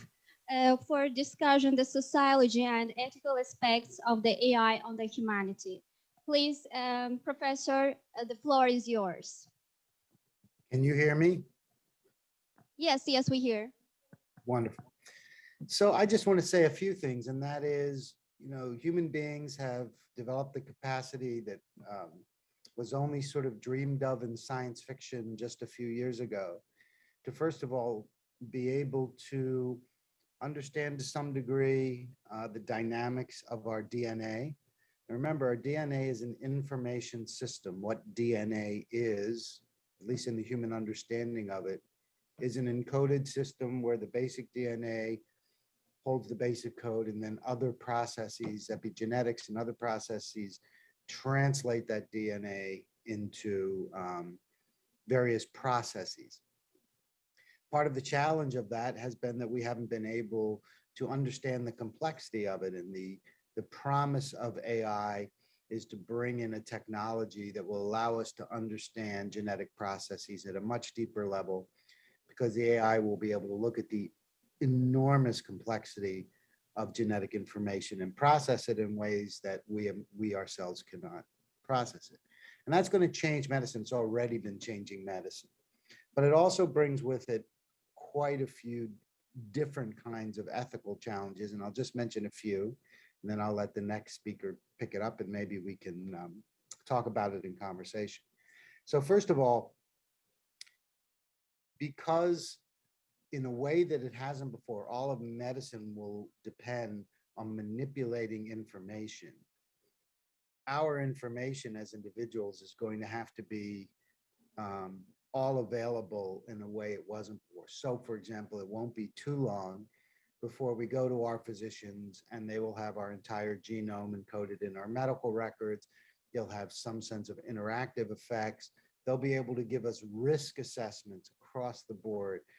So they'll be able to say something like, to me, Paul, you have such and such a risk of colon cancer, you have such and such a risk of developing diabetes, you have such and such a family risk of developing this or that other condition. And it'll turn patients into risk assessors. That is, we'll have a kind of information we didn't have before that we're just beginning to have now, where you know, you can now send your DNA away to a genetic service like 23andMe and others, and you get back all this health information. You're at greater risk of this disease, and you have this percentage risk of that disease. Part of the problem is we as human beings have absolutely no idea what to do with that information. We're very, very bad risk assessors. The human brain isn't made for risk assessment. Let me give you an example. Let's say I have 5 people in front of me, and I say, person A, you have a 10% higher risk of getting colon cancer. Person B, you have a 30% higher risk. Person C, you have a 50% higher risk. Person C, you have a 70% higher risk. Is there any meaningful difference to those people between having a 30% and a 50% risk? Can we translate that into any meaningful action? No, we can't. What we do as human beings is we turn everything into a binary system. We either say, I'm at greater risk, I'm at great risk, or I'm at not so great risk. That's all we can really understand. And these, the kind of information we're giving patients right now about risk is not helpful. So what we need to do is find a way to discuss, first of all, the kinds of risks we're soon going to be able to tell patients, we already can tell patients about, and try to somehow turn it into meaningful action, because the risk communication itself is not helpful. If I know that I'm at higher risk for colon cancer, since that's the condition I chose, it isn't meaningful to me whether I'm at 20, 30, or 50, or 60% higher risk. That has no differential meaning. I just need to know what actions a higher risk person versus a lesser risk person should take. So that's the first thing. The second issue, I think, around a lot of this is going to be around the fact that as I mentioned, like in 23andMe, this kind of information is going to be directly available to us, bypassing medical care. So you can now send your DNA away. You can get a lot of information about your health, not filtered through a genetic counselor or through a physician. And people often misunderstand that kind of information and engage in practices based on that information that are actually probably counterproductive or against their health. So we have to find a way, now that we've turned so much into consumer-based medicine, and our personal devices are going to have all kinds of medical information on them, and we're going to have apps that will help us translate raw personal information into medical risk information and medical action information. And we don't really have a good system to manage that. We're basically depending on the patient to do that themselves. And I think one of the things we're going to find as we move into the future are sort of health apps whose purpose it will be something more than what they do now, which is measure the hours you sleep and how many steps you took and all of those kinds of things. But will actually be much deeper medical apps that try to take this reams of medical information we're going to have about ourselves and manage it into reasonable actions. These kinds of issues, and by the way, and then in addition, there are all of these. One of the things I'm working on right now with our health system is it's going to change medicine itself as we move artificial intelligence into medical settings. It's going to begin to replace many of the kinds of activities that physicians themselves did for a very long time. And there's going to be disruption as we try to integrate these. There already is, as we try to integrate these new systems into our medical systems. They're going to change the way in which medicine is done. They're going to change the role of the physician. It's already happening very strongly in certain countries, in places like radiology, where AI programs can read scans as well as, and in some case better than, radiologists. So these are all the kinds of things I think that are going to disrupt medicine. It's going to change the relationship of physicians to patients. It's going to change the way in which we do medicine. And we really do not, and we're in that transition right now. So we really don't have a great sense of how we should manage that. So I'll leave it there, and perhaps in discussion, we can elaborate on some of those issues.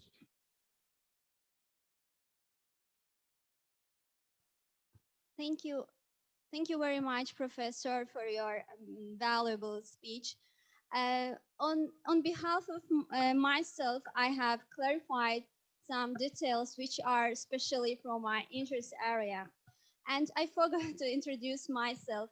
I'm Nigar Ismailova. I am the scientific coordinator of the HPC Center in Azerbaijan State Oil and Industry University.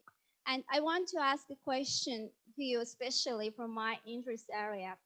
So I know that DNA sequencing is one of the most complicated problems which requires the high performance computing technology. So what is your opinion? Is there enough methodology in these areas? So do we have the enough hardware and software for solution of these problems? Well, you're asking me a question that really steps outside of my expertise area. I'm an ethicist and a sociologist. I'm not a computer programmer or a hardware specialist, but I will only say about that computing power is not our big problem right now. I mean, every day you read about greater and greater capacity and quantum computing, and so I don't think it's capacity that's our power. So our problem. So let me say something interesting about that. As you get more and more complex in the kind of data that you're looking at, and especially in the interactive effects of this massive data, it becomes harder to know what question to ask. So to me, the big issue is not going to be, do we have enough computing data? Because I think we will. I think we made enormous advances in that. It's how will we know how to take best advantage of the enormous computing power that we have to really be able to uncover the hidden information that's in all of that data, trillions of data points in some cases. And there, I think it's going to take some really creative and sophisticated AI design, because it's beyond the capacity of human beings. AI design to really get to those kinds of questions. Thank you very much. As it was not the question from your area, but thank you that you answered this question. Thank you for your contribution. And with your allowance, I want to move to our next speaker, Ms. Kunay Karva Bensui. Please, the floor is yours. Thank you. Приветствую всех. I would like to welcome all of you, dear participants of this Nobel Fest. And I would like to say that technology based on AI allow us to rapidly reveal very rare diseases and identify the core reason for the disease manifestation. And DNA sequencing allows us to find solutions in AI and with the help of the AI. And I'd like to say that there's a huge database and clinicians and scientists actually do have to rely upon the artificial intelligence because there's a huge mass of data. Plus, in addition, the existing technologies allow us to identify the mutations in DNA molecules of very small size. For instance, at the level of 1 nucleotide, and at the same time, currently the artificial intelligence allows us to actually identify large structural changes that form 20% of all genetic diseases. For instance, there are many algorithms that were actually established currently. GEM may find the structural options, and this is done effectively. And actually, it is less expensive compared to simple DNA sequencing. And we have identified up to 6 million different mutations. And at the same time, not all of the mutations may lead to a negative effect, but improper diagnosis may lead to the following, that either the patient is going to be treated from the mutation that isn't having any impact upon the functionality of the protein, or vice versa, there's a change, and then later on those changes may lead to the disruption in the protein functions. And then the physician, without knowing it, may prescribe the medications that may jeopardize the condition of the patient. Back in October of 2021, in the journal Nature, the article was published, and it said that the new method was created. The method sounded as EVA, and you may classify the genes of the human based on evolution data. This is the unsupervised machine learning algorithm, and this algorithm may actually get all of the data to include those species that have died already, not existent in a moment, to collect together, to analyze, and to provide the options regarding the progress of the mutation. So the way the mutation is going to be developing. So what is the benefit of the unsupervised machine learning? This machine learning compared to the supervised controlled machine learning may not study its within, right? So unsupervised machine learning, as I said before, have the chance to self-educate and find the ways out independently, and actually this provides lots of opportunities. And at the same time, this system may not exclude the researcher. The researcher receives different options, and the researcher is to pick the method necessary and to decide whether some options are to be included or not to be included as the final solution. However, there's some complexity. For instance, AI has a chance to move forward the creation of the artificial brain. So neocortex and hippocamp are being developed, so naturally it is going to be a human brain, but with larger capacity. Certainly we need to have a large amount of time, and it is not going to be done immediately. However, the artificial genome was already created, and back in 2010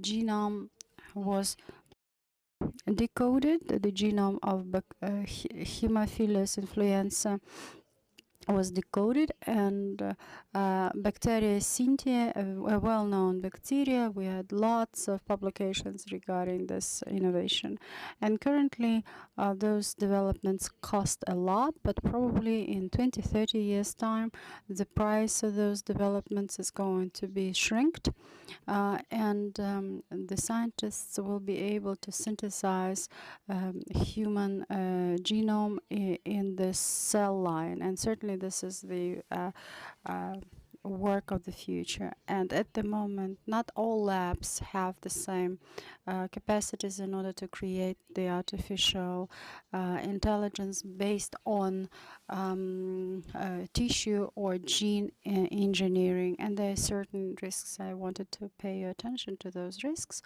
For instance, if the patient has been diagnosed based on data that were provided by the artificial intelligence, and if it is unsupervised machine learning, who is going to be bearing responsibility in case if the patient, for instance, dies, or if the diagnosis will be wrong and the treatment is going to be improper? Who is going to be responsible? If it is going to be the researcher, the creator of the algorithm, or the algorithm itself. So this needs to be clarified, so the legal issues, ethical issues raising from that standpoint. And the second, as it is well known, the entire genome is something that may be processed thanks to special services. You may decode your genome, so it is relatively cheap. You may find out what chances to have certain disease you have. So at the moment, this is something that is done voluntarily.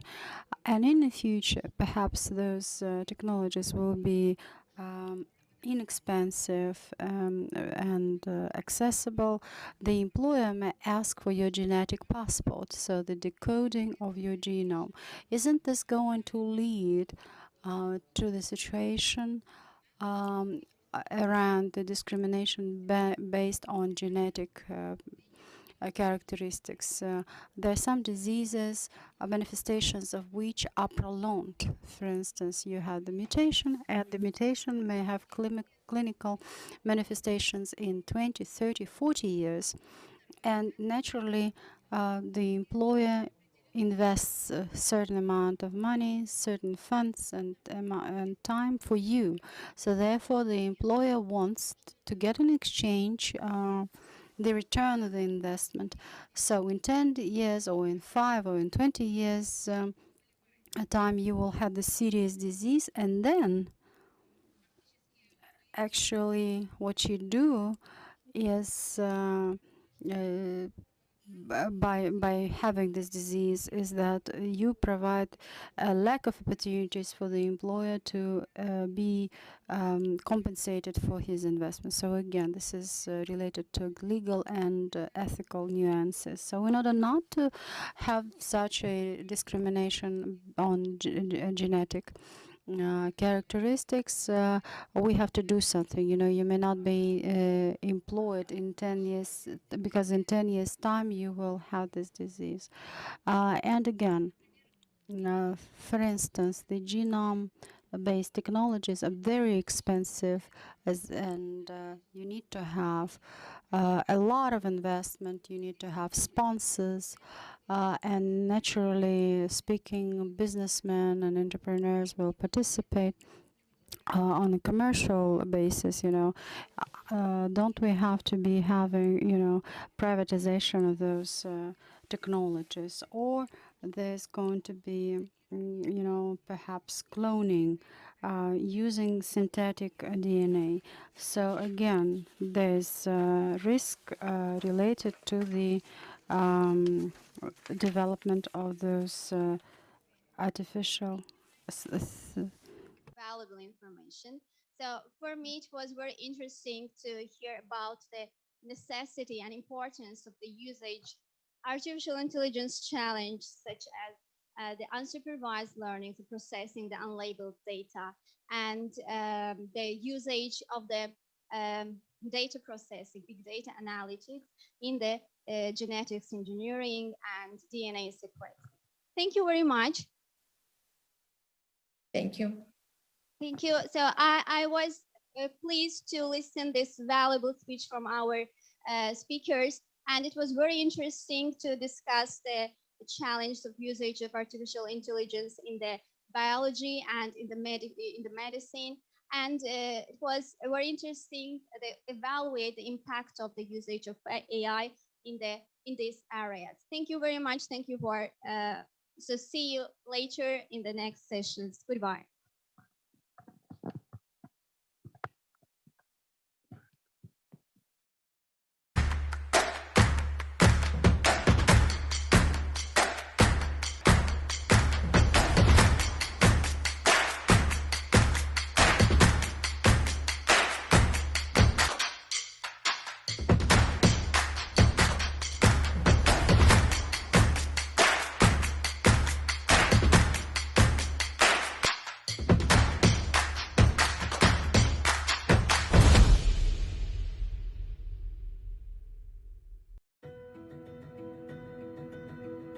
Kazakhstan is a country located in the heart of Eurasia, appeared on the geopolitical map only in 1991.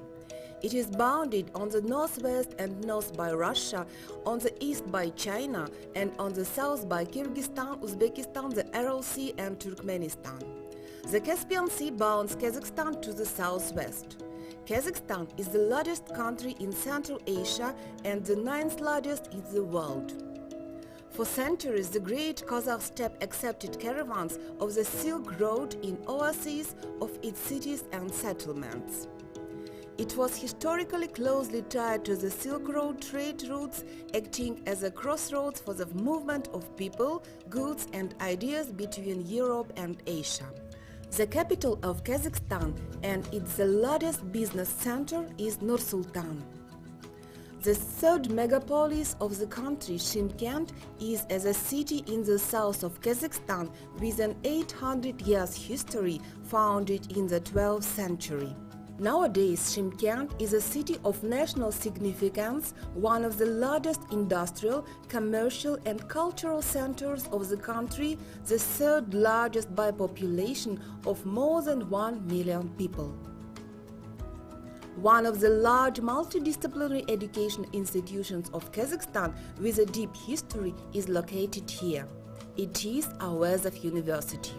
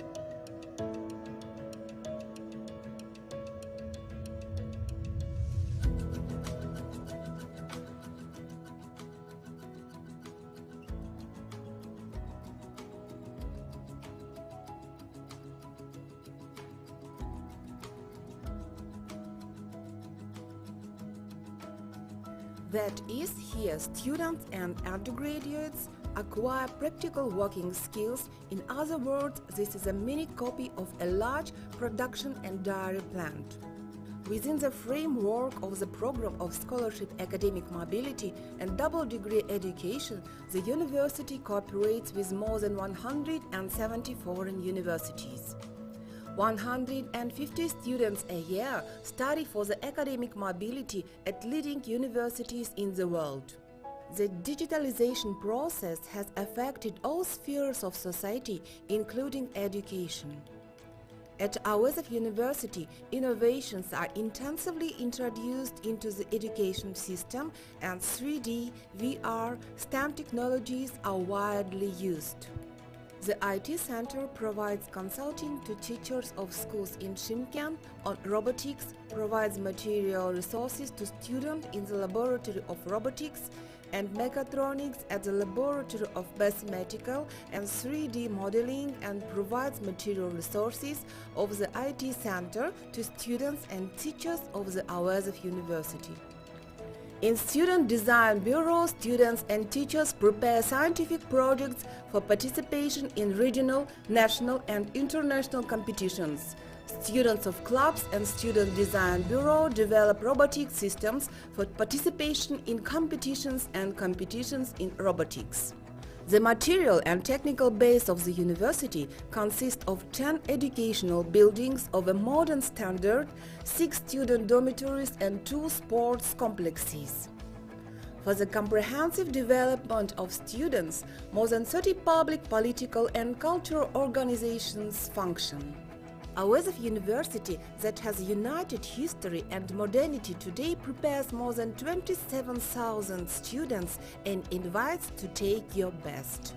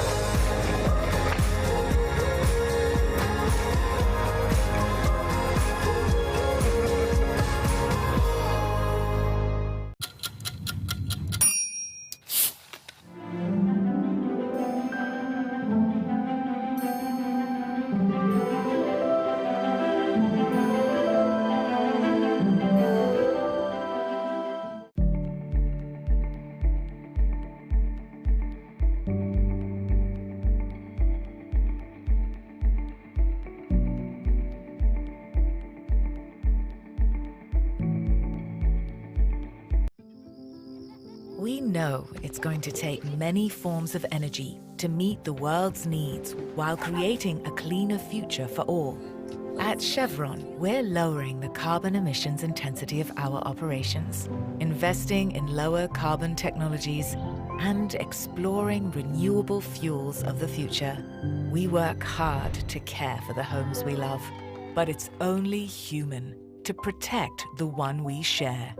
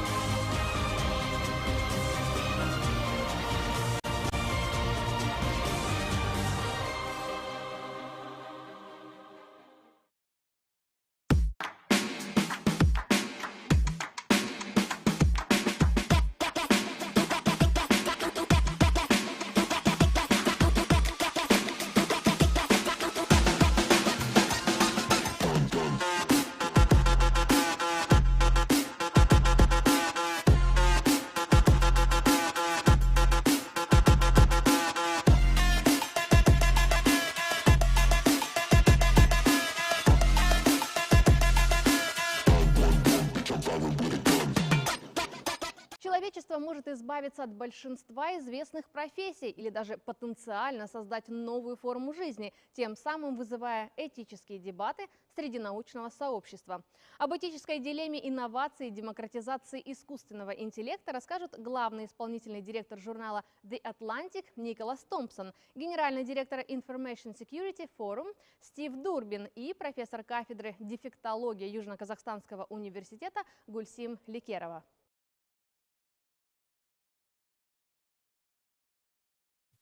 Good evening, everyone from Eastern countries, and I wish to have a good day to our Western countries friends, because it's almost 6 p.m. in Baku time, and we're about to start a very interesting discussion on the development of artificial intelligence technologies, its effects on democratization, and its future challenges. So let me introduce myself first. Yes, my name is Akbar Abbasov. I am the director of the Agrarian Innovation Center under the Minister of Agriculture. So we have very interesting panelists today, speakers. Let me introduce Nicholas Thompson. He's the CEO of Atlantic. Steve Durbin, Chief Executive of Information Security Forum, and Ms. Gulsum Lekarova, Doctor of Pediatric Sciences. So welcome you all. And with all my respect to all our speakers, I would like to give the digital floor firstly to, we'll start with Nicholas. Nicholas, we have very tiny information about your presentation. We have just seen the first slide, not others. And it seems to be very interesting because you have summarized 6 biggest and the most important questions about the future of artificial intelligence. So please start your presentation. The floor is yours. Wonderful. Thank you so much. It's a great pleasure to be here.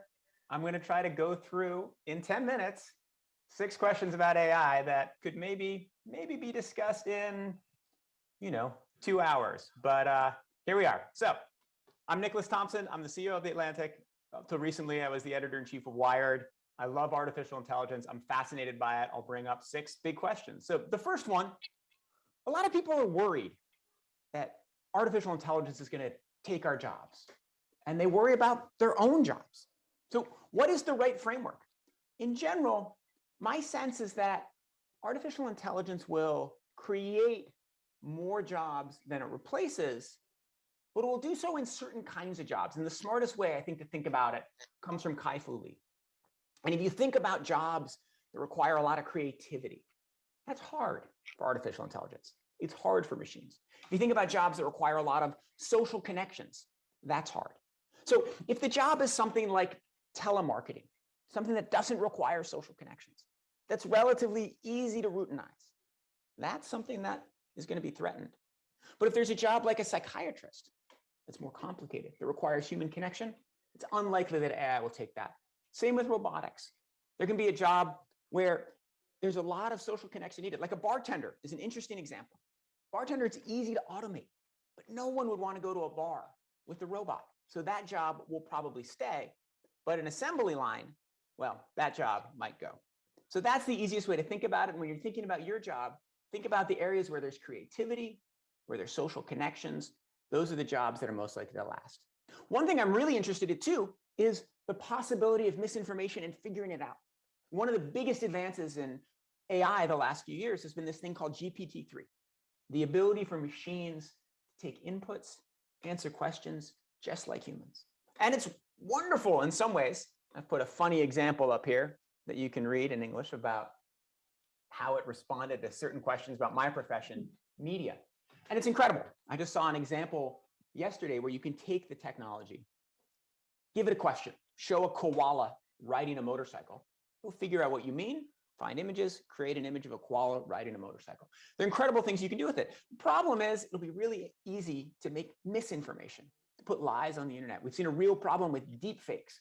We've seen a real problem with people putting false information on the internet. So the big question will be, is the capacity to create fake information going faster, or is the capacity to find fake information going faster?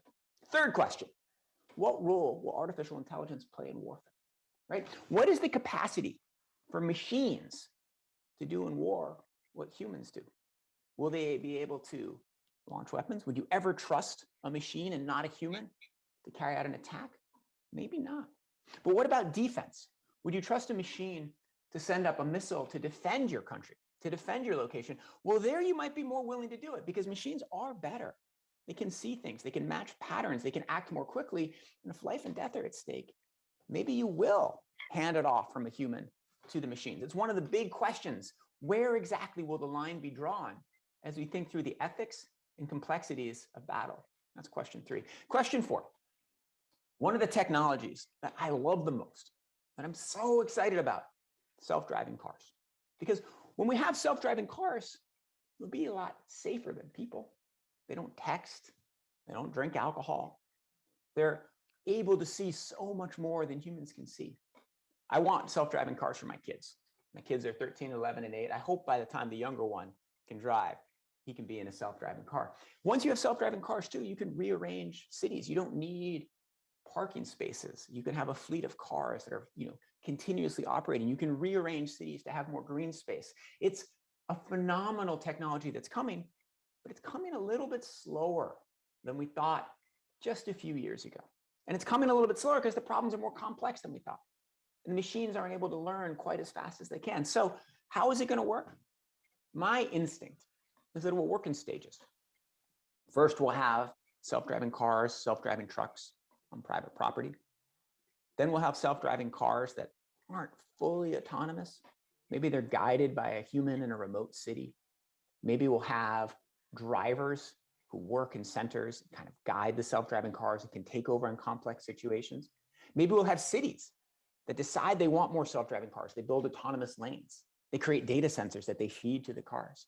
Gradually over time, as the cameras in the cars get better, as their ability to understand data improves, as they're able to share information, and as society gets more used to it, I think this revolution is going to come. And I'm really excited for this revolution to come. It's one of the things I'm most excited for in artificial intelligence and the future. I love self-driving cars. We're a few years away, but I think when we get there, one of the most interesting questions in the field. So that's question 4. Question 5. I'm going to get 6 questions, 10 minutes about the most interesting questions in AI. Biased data. There's been all this debate the last couple of years. Artificial intelligence works on data. You give a bunch of labeled data, right? This is a human, this is a dog. You train the machine, you can eventually recognize all humans and all dogs. This is a good post, this is a bad post. It can recognize all good posts, it can recognize all bad posts. But if you give the computer biased data, it will learn in a biased way. In America, we learn this. We train computers based on historical data to choose outcomes for criminals in sentences. But because the original data had racial bias, the computers were racially biased. So one of the big questions for everybody working in AI is to figure out what data sets are biased, what data sets are fine. But then there's a second really interesting question, which is how do you actually define bias? You don't want a machine that has racially biased sentencing outcomes. But what if you're doing, I don't know, car insurance? And you look at historical data and you see that men get in more accidents than women. And so the machine studies the data and determines that women should have lower rates. Is that an acceptable bias? Is that an unacceptable bias? It's a bias by gender, but it's a bias in favor of women. It makes the road safer. So there are all these incredibly interesting questions. And what it means is that as we build the future of AI, and as we think through how we incorporate it, we have to decide how we include ethicists, how we weigh certain societal problems against each other. There are all of these fascinating trade-offs. It's not just a question of science, it's a question of values. And so for people studying AI, we don't just have to study how the data works, how to label the data sets, how to build the best machines. You have to think about the inputs and the outputs and all the trade-offs in between. Last question, one of the ones that interests me the most. Will we eventually want to give rights to robots? So what artificial intelligence does is it makes machines more like us. They can have emotions, they can have feelings. How will we then think about them? A lot of older people are going to end up emotionally attached. A lot of young people and a lot of old people will have animals, devices, things that are based on artificial intelligence, things that can actually communicate communicate like humans. They won't be humans, but they'll be like humans. And we'll develop real attachments to them. And I get more upset if my children, for example, were to kick the robot vacuum cleaner than if they were to drop the broom. There's something a little bit lifelike. And as machines become more lifelike, as they become more like us, first as they become more like animals, and then as they become like more sophisticated animals, and then as they become more like people, will we ultimately want to give them rights? Will we say that you can't mistreat a robot the way we say you can't mistreat a dog? It's a question for ethicists. It's a question for lawyers. It's one of 6 big questions about the future of AI. So thank you very much. 10 minutes, 6 big questions. Thank you so much for inviting me here. I love getting to talk to you. These are wonderful things to think about, great things that we're going to be working on, big things we're going to have to figure out in the future. Thank you so much for letting me share the stage.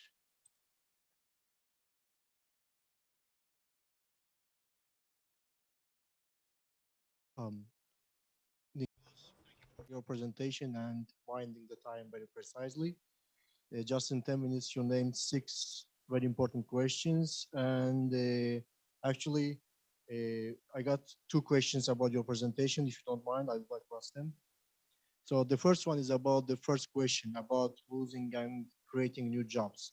So some part of the people will still be affected. So what do you advise? Should they go through some upskilling or some special training? So what kind of new jobs will be creating for these affected people? Yeah, it's a great question. There are a lot of industries that are going to change, and a lot of people are going to have their careers disrupted. I think for individuals, we should all be thinking about how could my job be disrupted and how can I prevent it? How can I move to a job that is less likely to be disrupted? For companies, we should be thinking about what are the jobs we're going to have more of in the future? What are the jobs we're going to have less of? Okay, let's take the people who are in that second category and let's train them so their work can be in the first category. Let's put them into positions which we're going to be hiring more of in the future. Let's move them from positions that are going to be less of. Now, for third category, for somebody who loses a job, yeah, I think that one of the things to do will be to train, to study, to think, and to move somewhere else. And I think the important thing to remember here, traditionally, throughout all of human history, machines have come and we've been worried about them, right? We've been worried that they're going to overall take jobs. But what they ultimately do is they create more work and they create more interesting work. That's the trend. That's what's happened for the last 100 years, right? And so if your job is disrupted, if you end up being displaced by a machine, there will be something else created. So maintaining a sense of optimism, a willingness to learn, a willingness to evolve. And then if you work at a company, trying to think through what is coming in the future, those are the essential things to have. So there will be some disruption, there will be some churn, there will be problems. Overall, I remain hopeful that it will end up being positive for humanity. Yeah, thank you for your answer. And the next question is, maybe it will sound very primitive, but still, this is the concern for the most part of the world. And the question is that, will the robots eventually take control of the world? What about the chances? I think the odds are pretty slim. I think that the way robots will evolve is they won't end up, certainly in our lifetime, they won't end up with human-like intelligence, which is so varied and so complex, and we can do so many things. Robot intelligence, artificial intelligence, tends to be good at one specific task at a time, right? You can build a machine that is good at picking grapes. You can build a machine that is good at driving. You can build a machine that is good at playing chess. It's pretty hard to have a machine that does those different things. And humans can do so many things. So I think that what will end up happening is that robots will be more like animals, right? We have animals that do different things for us, right? We have oxen to help us plow the fields, right? We have dogs who protect our homes and give us comfort. Robots will be more like that. They will be like incredibly powerful animals who will end up assisting humans, who are better at some things, but not everything. Dogs. I have a dog. It can smell much better than I can. It can actually sense intruders better than I can, but it can't give a presentation on AI. He's not ready for that. So I think we'll have super powerful computers that can do narrow things, but not broad things, and they won't take over. Oh, thank you. Me also, I'm not that pessimistic about this issue. Thank you. Thank you for your presentation and speech. So I think it's time to switch to our next speaker. Steve, are you with us? Yes, I am. Can you hear me? Yeah, just passing you the floor. And we all know that the development of artificial intelligence creates more and more challenges day by day. And it's also related with some issues in cybersecurity. I know that you have great expertise in both artificial intelligence and cybersecurity issues. So for now, you are the right man to talk about both topics. So the floor is yours. Please go on. Thank you. Thank you very much indeed. And as Nicholas said, it's always a pleasure to participate in these kinds of events. So thank you for inviting me. You rightly point out that the areas I tend to focus in are cybersecurity and indeed artificial intelligence. And I think that there are a couple of interesting things that I wanted to say around both of those areas, but I also wanted to build on some of the things that Nicholas was saying too. If we look at the security market at the moment, cybersecurity is really at a fairly critical inflection point. We're seeing everything going digital. We're seeing organizations morphing into ecosystems in the way that they have to work and operate. Certainly things like the pandemic has driven that.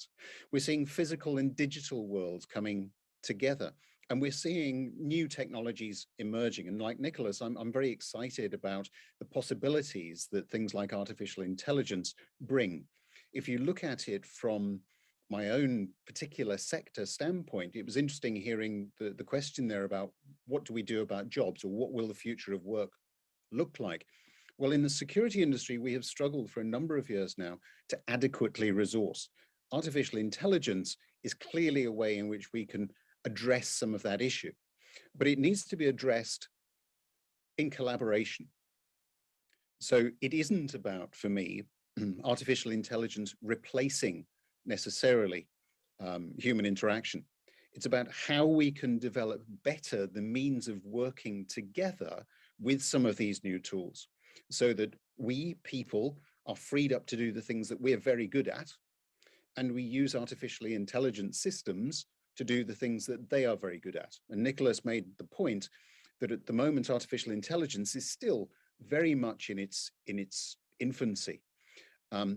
We at the ISF define artificial intelligence systems as those that are able to learn, to reason, to act independently of a human programmer.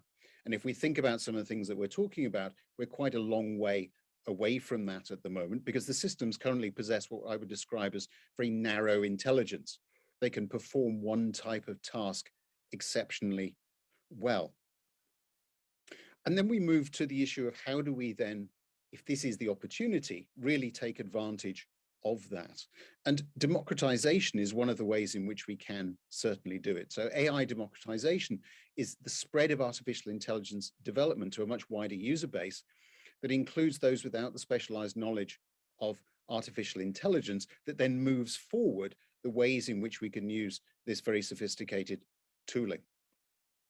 More innovations are likely to emerge by going down that kind of road, resulting in, I would say, greater efficiencies and greater level of engagement. And the advantages certainly are greater collaboration, a wider variety of data sets that might be used if we are able to democratize it. But there are disadvantages associated with it too. We're talking about very sophisticated systems. We're talking inherently about algorithms. We're talking about algorithms that are set up to actually use data that is provided to them, that then the machine behaves in a certain way because it has processed that data. The bottom line is that the more data you can give machine learning or artificial intelligence, the better it becomes because it learns from it. But we come down then to the integrity of data sets. And this is really one of the key challenges I think that we do face. There is a huge amount of data that flows all around the world. We continue to increase the amount of data that we use. We continue to increase the speed at which we share it and the way in which we share it. And therein lies part of the problem, because if we are feeding our artificially intelligent systems with all of this data, we run the risk unless we can safeguard it, of data poisoning. What do I mean by data poisoning? Well, this is where data is deliberately, or in some cases, inadvertently polluted. The machine won't necessarily, artificial intelligence systems won't necessarily know that that's been the case. It takes data. It doesn't have intelligence as we do. And so the challenge going forward is, how do we as people learn to work better with artificial intelligence so that we can make sure that some of the elements of the data that we are feeding it, and therefore the outputs that it is giving us, really do support the cause that we are on the journey towards. Nicholas again mentioned things like smart cities. We've talked about automated vehicles. That is all dependent upon the integrity of data. And so from a security standpoint, that's one of the things that worries me most about the growth of artificial systems, artificial intelligence systems. Because the reality is that today we do not, I believe, have the appropriate standards and regulations in place to safeguard that. And I'm not for one moment suggesting that we don't use artificial intelligence. As I said earlier, it's one of the easiest ways of solving some of the resource shortfalls that we have, certainly in my industry. But I am increasingly concerned at our ability, and at the ability of governments and regulators, to actually put in place the right guidelines, the right standards, and to be able to enforce those in a way that ensures that artificial intelligence is a cause for good, as opposed to being manipulated in some way, shape, or form. And artificial intelligence as a weapon is certainly something that we need to be aware of. I always say that all of the technology that we have available to us on the good guy side of the house is also available on the bad guy side of the house. Malicious actors are already using AI-based tools to aid cyber attacks, to help with things like vulnerability identification. And while true AI-powered malware may not yet exist, it's not far-fetched to see it becoming prevalent. The implications of that, of course, is that we have to learn how to harness the power of AI to fight AI. So again, if we look at it from the security standpoint, knowing how our malicious actors might adapt the technologies that are available helps us to put in place the right level of defense against those attacks. And one of the key things that we do worry about here at the ISF is what we term the industrialization of high-impact attacks by artificial intelligence. So this widespread adoption of automation and the malicious use of AI leading to effectively industrialization of tailored high-volume, high-impact cyber attacks, leaving organizations, or indeed in some instances nation states perhaps, overwhelmed and unable to operate effectively. But what is the answer?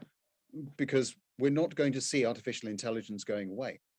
I don't think anybody would advocate not using it. It's certainly the future, as Nicholas has so clearly pointed out. But we do have to make sure, I think, that we're able to confidently assure ourselves of two things. That the regulatory environment is such that our regulators, our governments, are able to put in place the guidelines that we would expect so that artificial intelligence has a degree of trustworthiness, if I could put it that way, about it.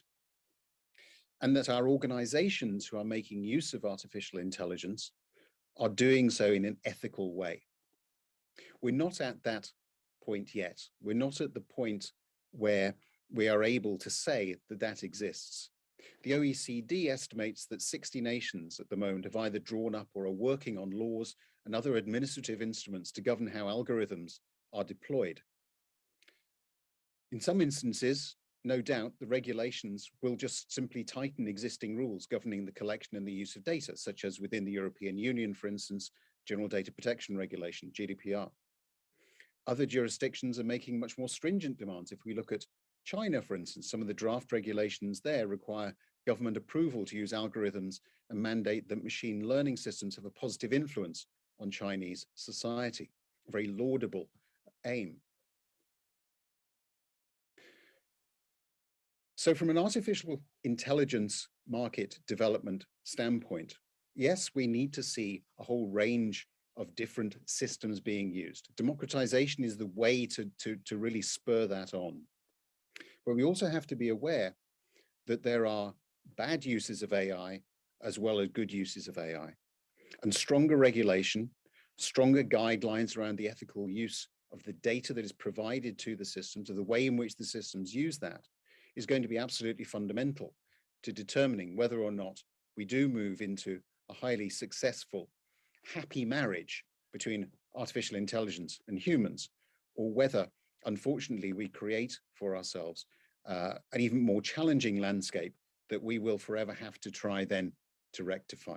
My own preference, my own hope, is that we are able to build in some of these safeguards from the outset so that we have privacy, security, and a regulatory environment built in by design to some of our artificial intelligence going forward, rather than having to retrofit it at a later date. So artificial intelligence, clearly the future, but we are still in the infancy in terms of the way in which that space is maturing. And there is a lot of work for us to do to make sure that the future is as rosy as I think it can possibly be. So thank you very much for that. I hope that that provided some interesting other different perspectives, as I say, building a little bit on what Nicholas was talking about there. So Steve, thank you for the valuable information shared. Actually, I would like to make one-to-one discussion with you on this topic. Very, very interesting points. I just took some key points from your speech, but maybe I will rephrase some parts and say that don't you think that it's better to make artificial intelligence-based technologies to work together with people instead of making technologies to substitute human power? Do you think so? I do. I think that it's about collaboration. It's about AI and humans working collaboratively together. I'm just not sure that we actually know how to do that yet. And I think that that's my point about us being at a very immature stage of it. Most AI that we talk about is actually machine learning. So we haven't got to that true point of artificial intelligence yet. We will do. And my hope is that we have learned how to work better together than perhaps we do at the moment, where we do view it, as you point out, as being perhaps a tool to be used rather than something that we can collaborate with actively. So thank you. But the next question, again by me, will be, you have just mentioned that it's always concerned that bad guys will get some nice technology. But do you think that in all times, good guys are boosted by the bad guys who own good technology? So they will boost good guys to create better technology. Do you think so? It's interesting that you talk about that sort of symbiotic relationship between the good guys and the bad guys. I mean, undoubtedly, this is an area where we have to reach a point of being able to accept that however much we do on the good side, we're never going to be quite good enough.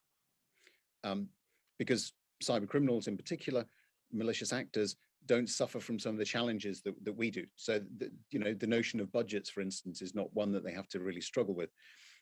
They are exceptionally well organized. So yes, I do think that we'll continue to see the use of a whole range of different tools, AI being one of them, by malicious actors.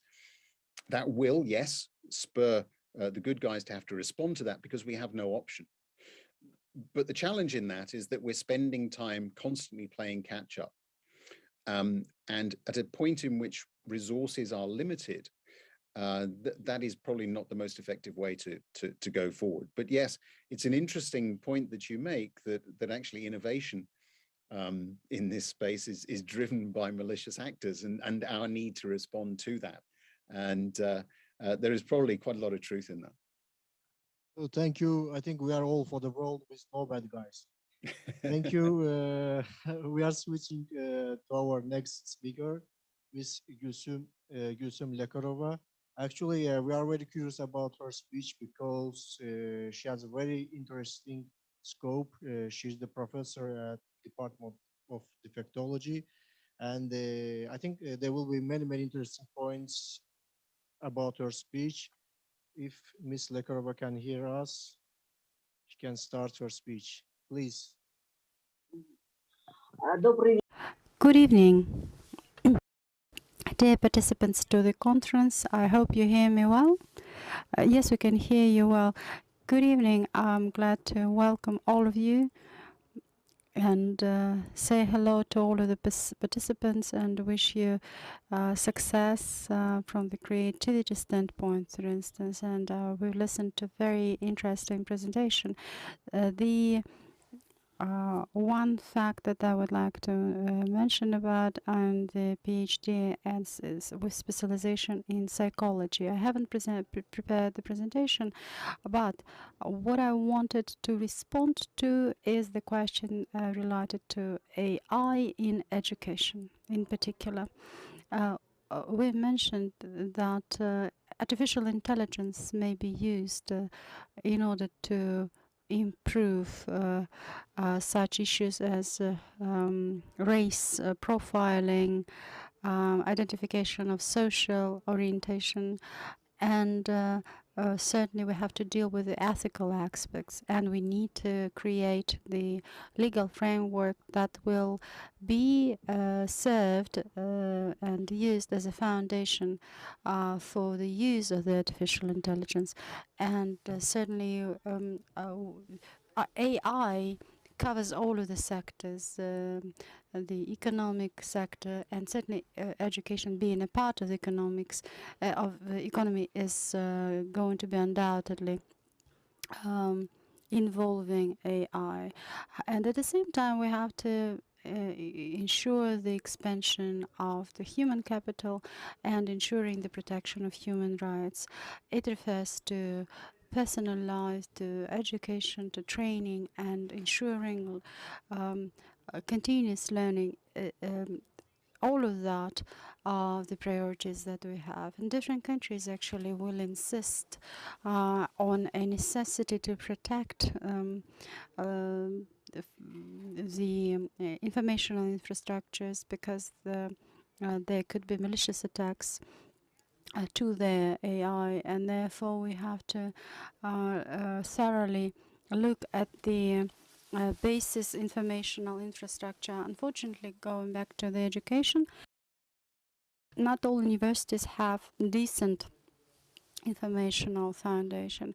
We also need to pay our utmost attention to training for faculty members based on AI. They need to have digital skills for pedagogical objectives, and the developers of AI need to explain to the faculty members how those teachers could provide solutions. The pandemic actually has demonstrated the special importance and significance that we have to pay to the psychological aspect of adaptation and responding to challenges. Why? Because being a psychologist, I was heavily involved in providing consultations to the medical personnel, and we provided the psychological support, and we relied on digital technologies. We provide consultations online, for instance, in the remote mode, and definitely we had to deal with some psychological issues ourselves. And when the perspective of using artificial intelligence are those covering adaptive learning, I think that this is the most promising opportunity of how we could actually use AI in education. It will help us keep a track of the individual progress of each and every student, and digital technologies that we have at the South Kazakhstan University named after Wezov are available, so we apply AI in digital technologies in documentation, and we have experienced the transformation process, and we are now shifting over to the new digital platform, and the system allows us actually to process the documents, and at the same time AI could be largely used for education. And the second direction that I would like to mention about is personalized education. It is a wide range of educational programs to include different methodologies, taking into account the individual preferences and capabilities of the student. And AI actually provides opportunities to individualize the education and the way it is arranged. So each and every individual student will have individual assignments, again, taking into account the priorities. So the next direction is the automated assessment.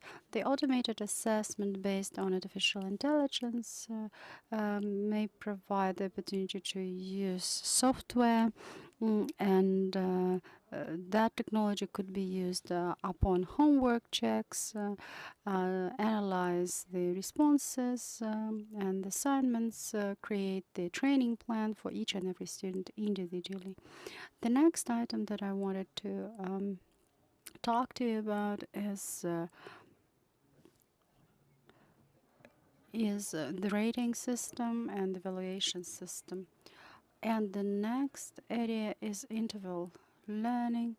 This is the educational methodology that allows us to actually ensure the absorption of materials.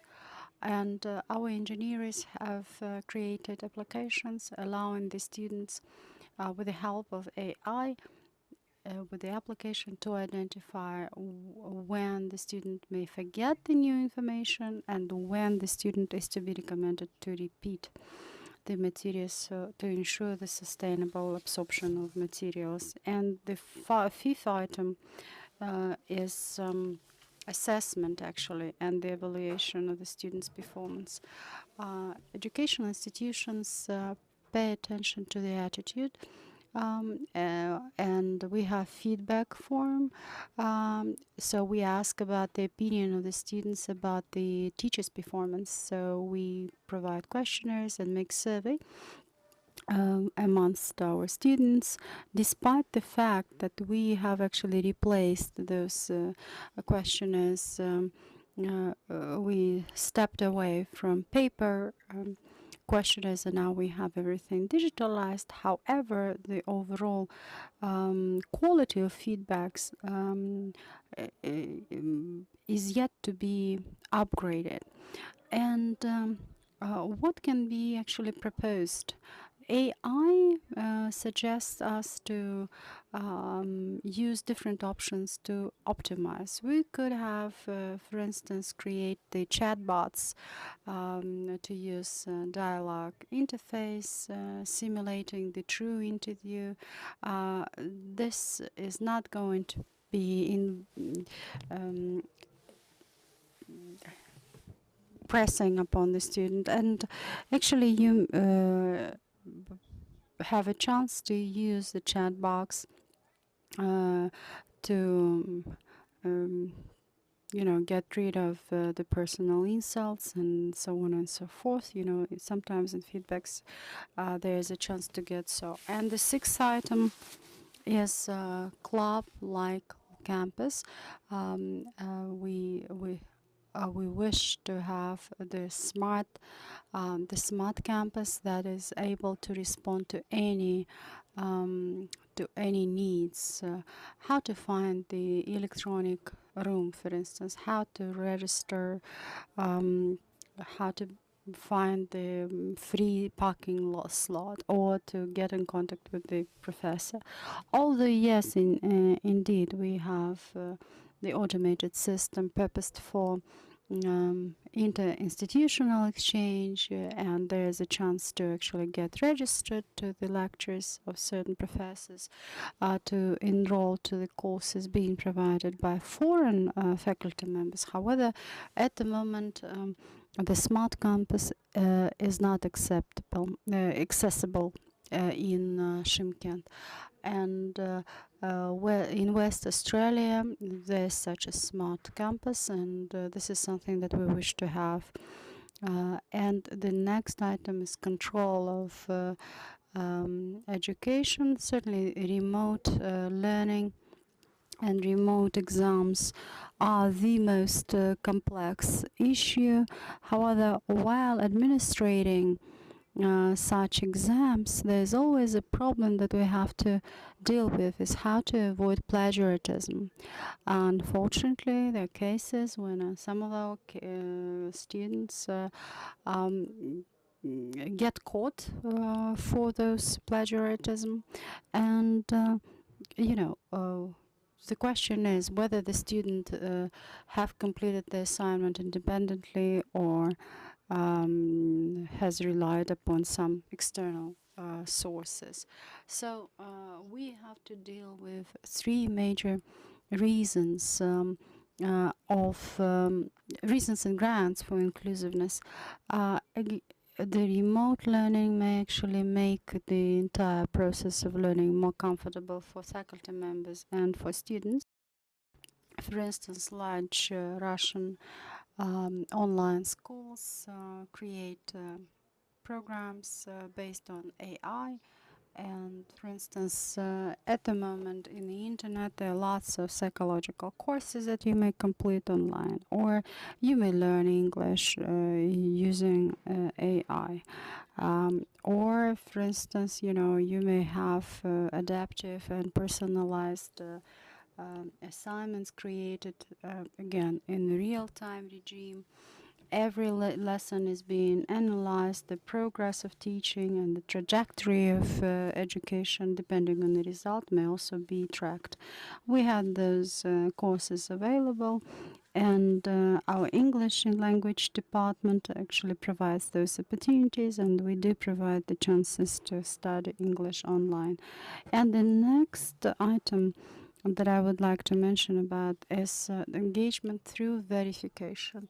The majority of online games and simulators are based on AI, and services for foreign languages is arranged in a way so that the complete educational progress is built in the form of the journey, right? AI allows you to automate the education, and business and some educational processes, help you out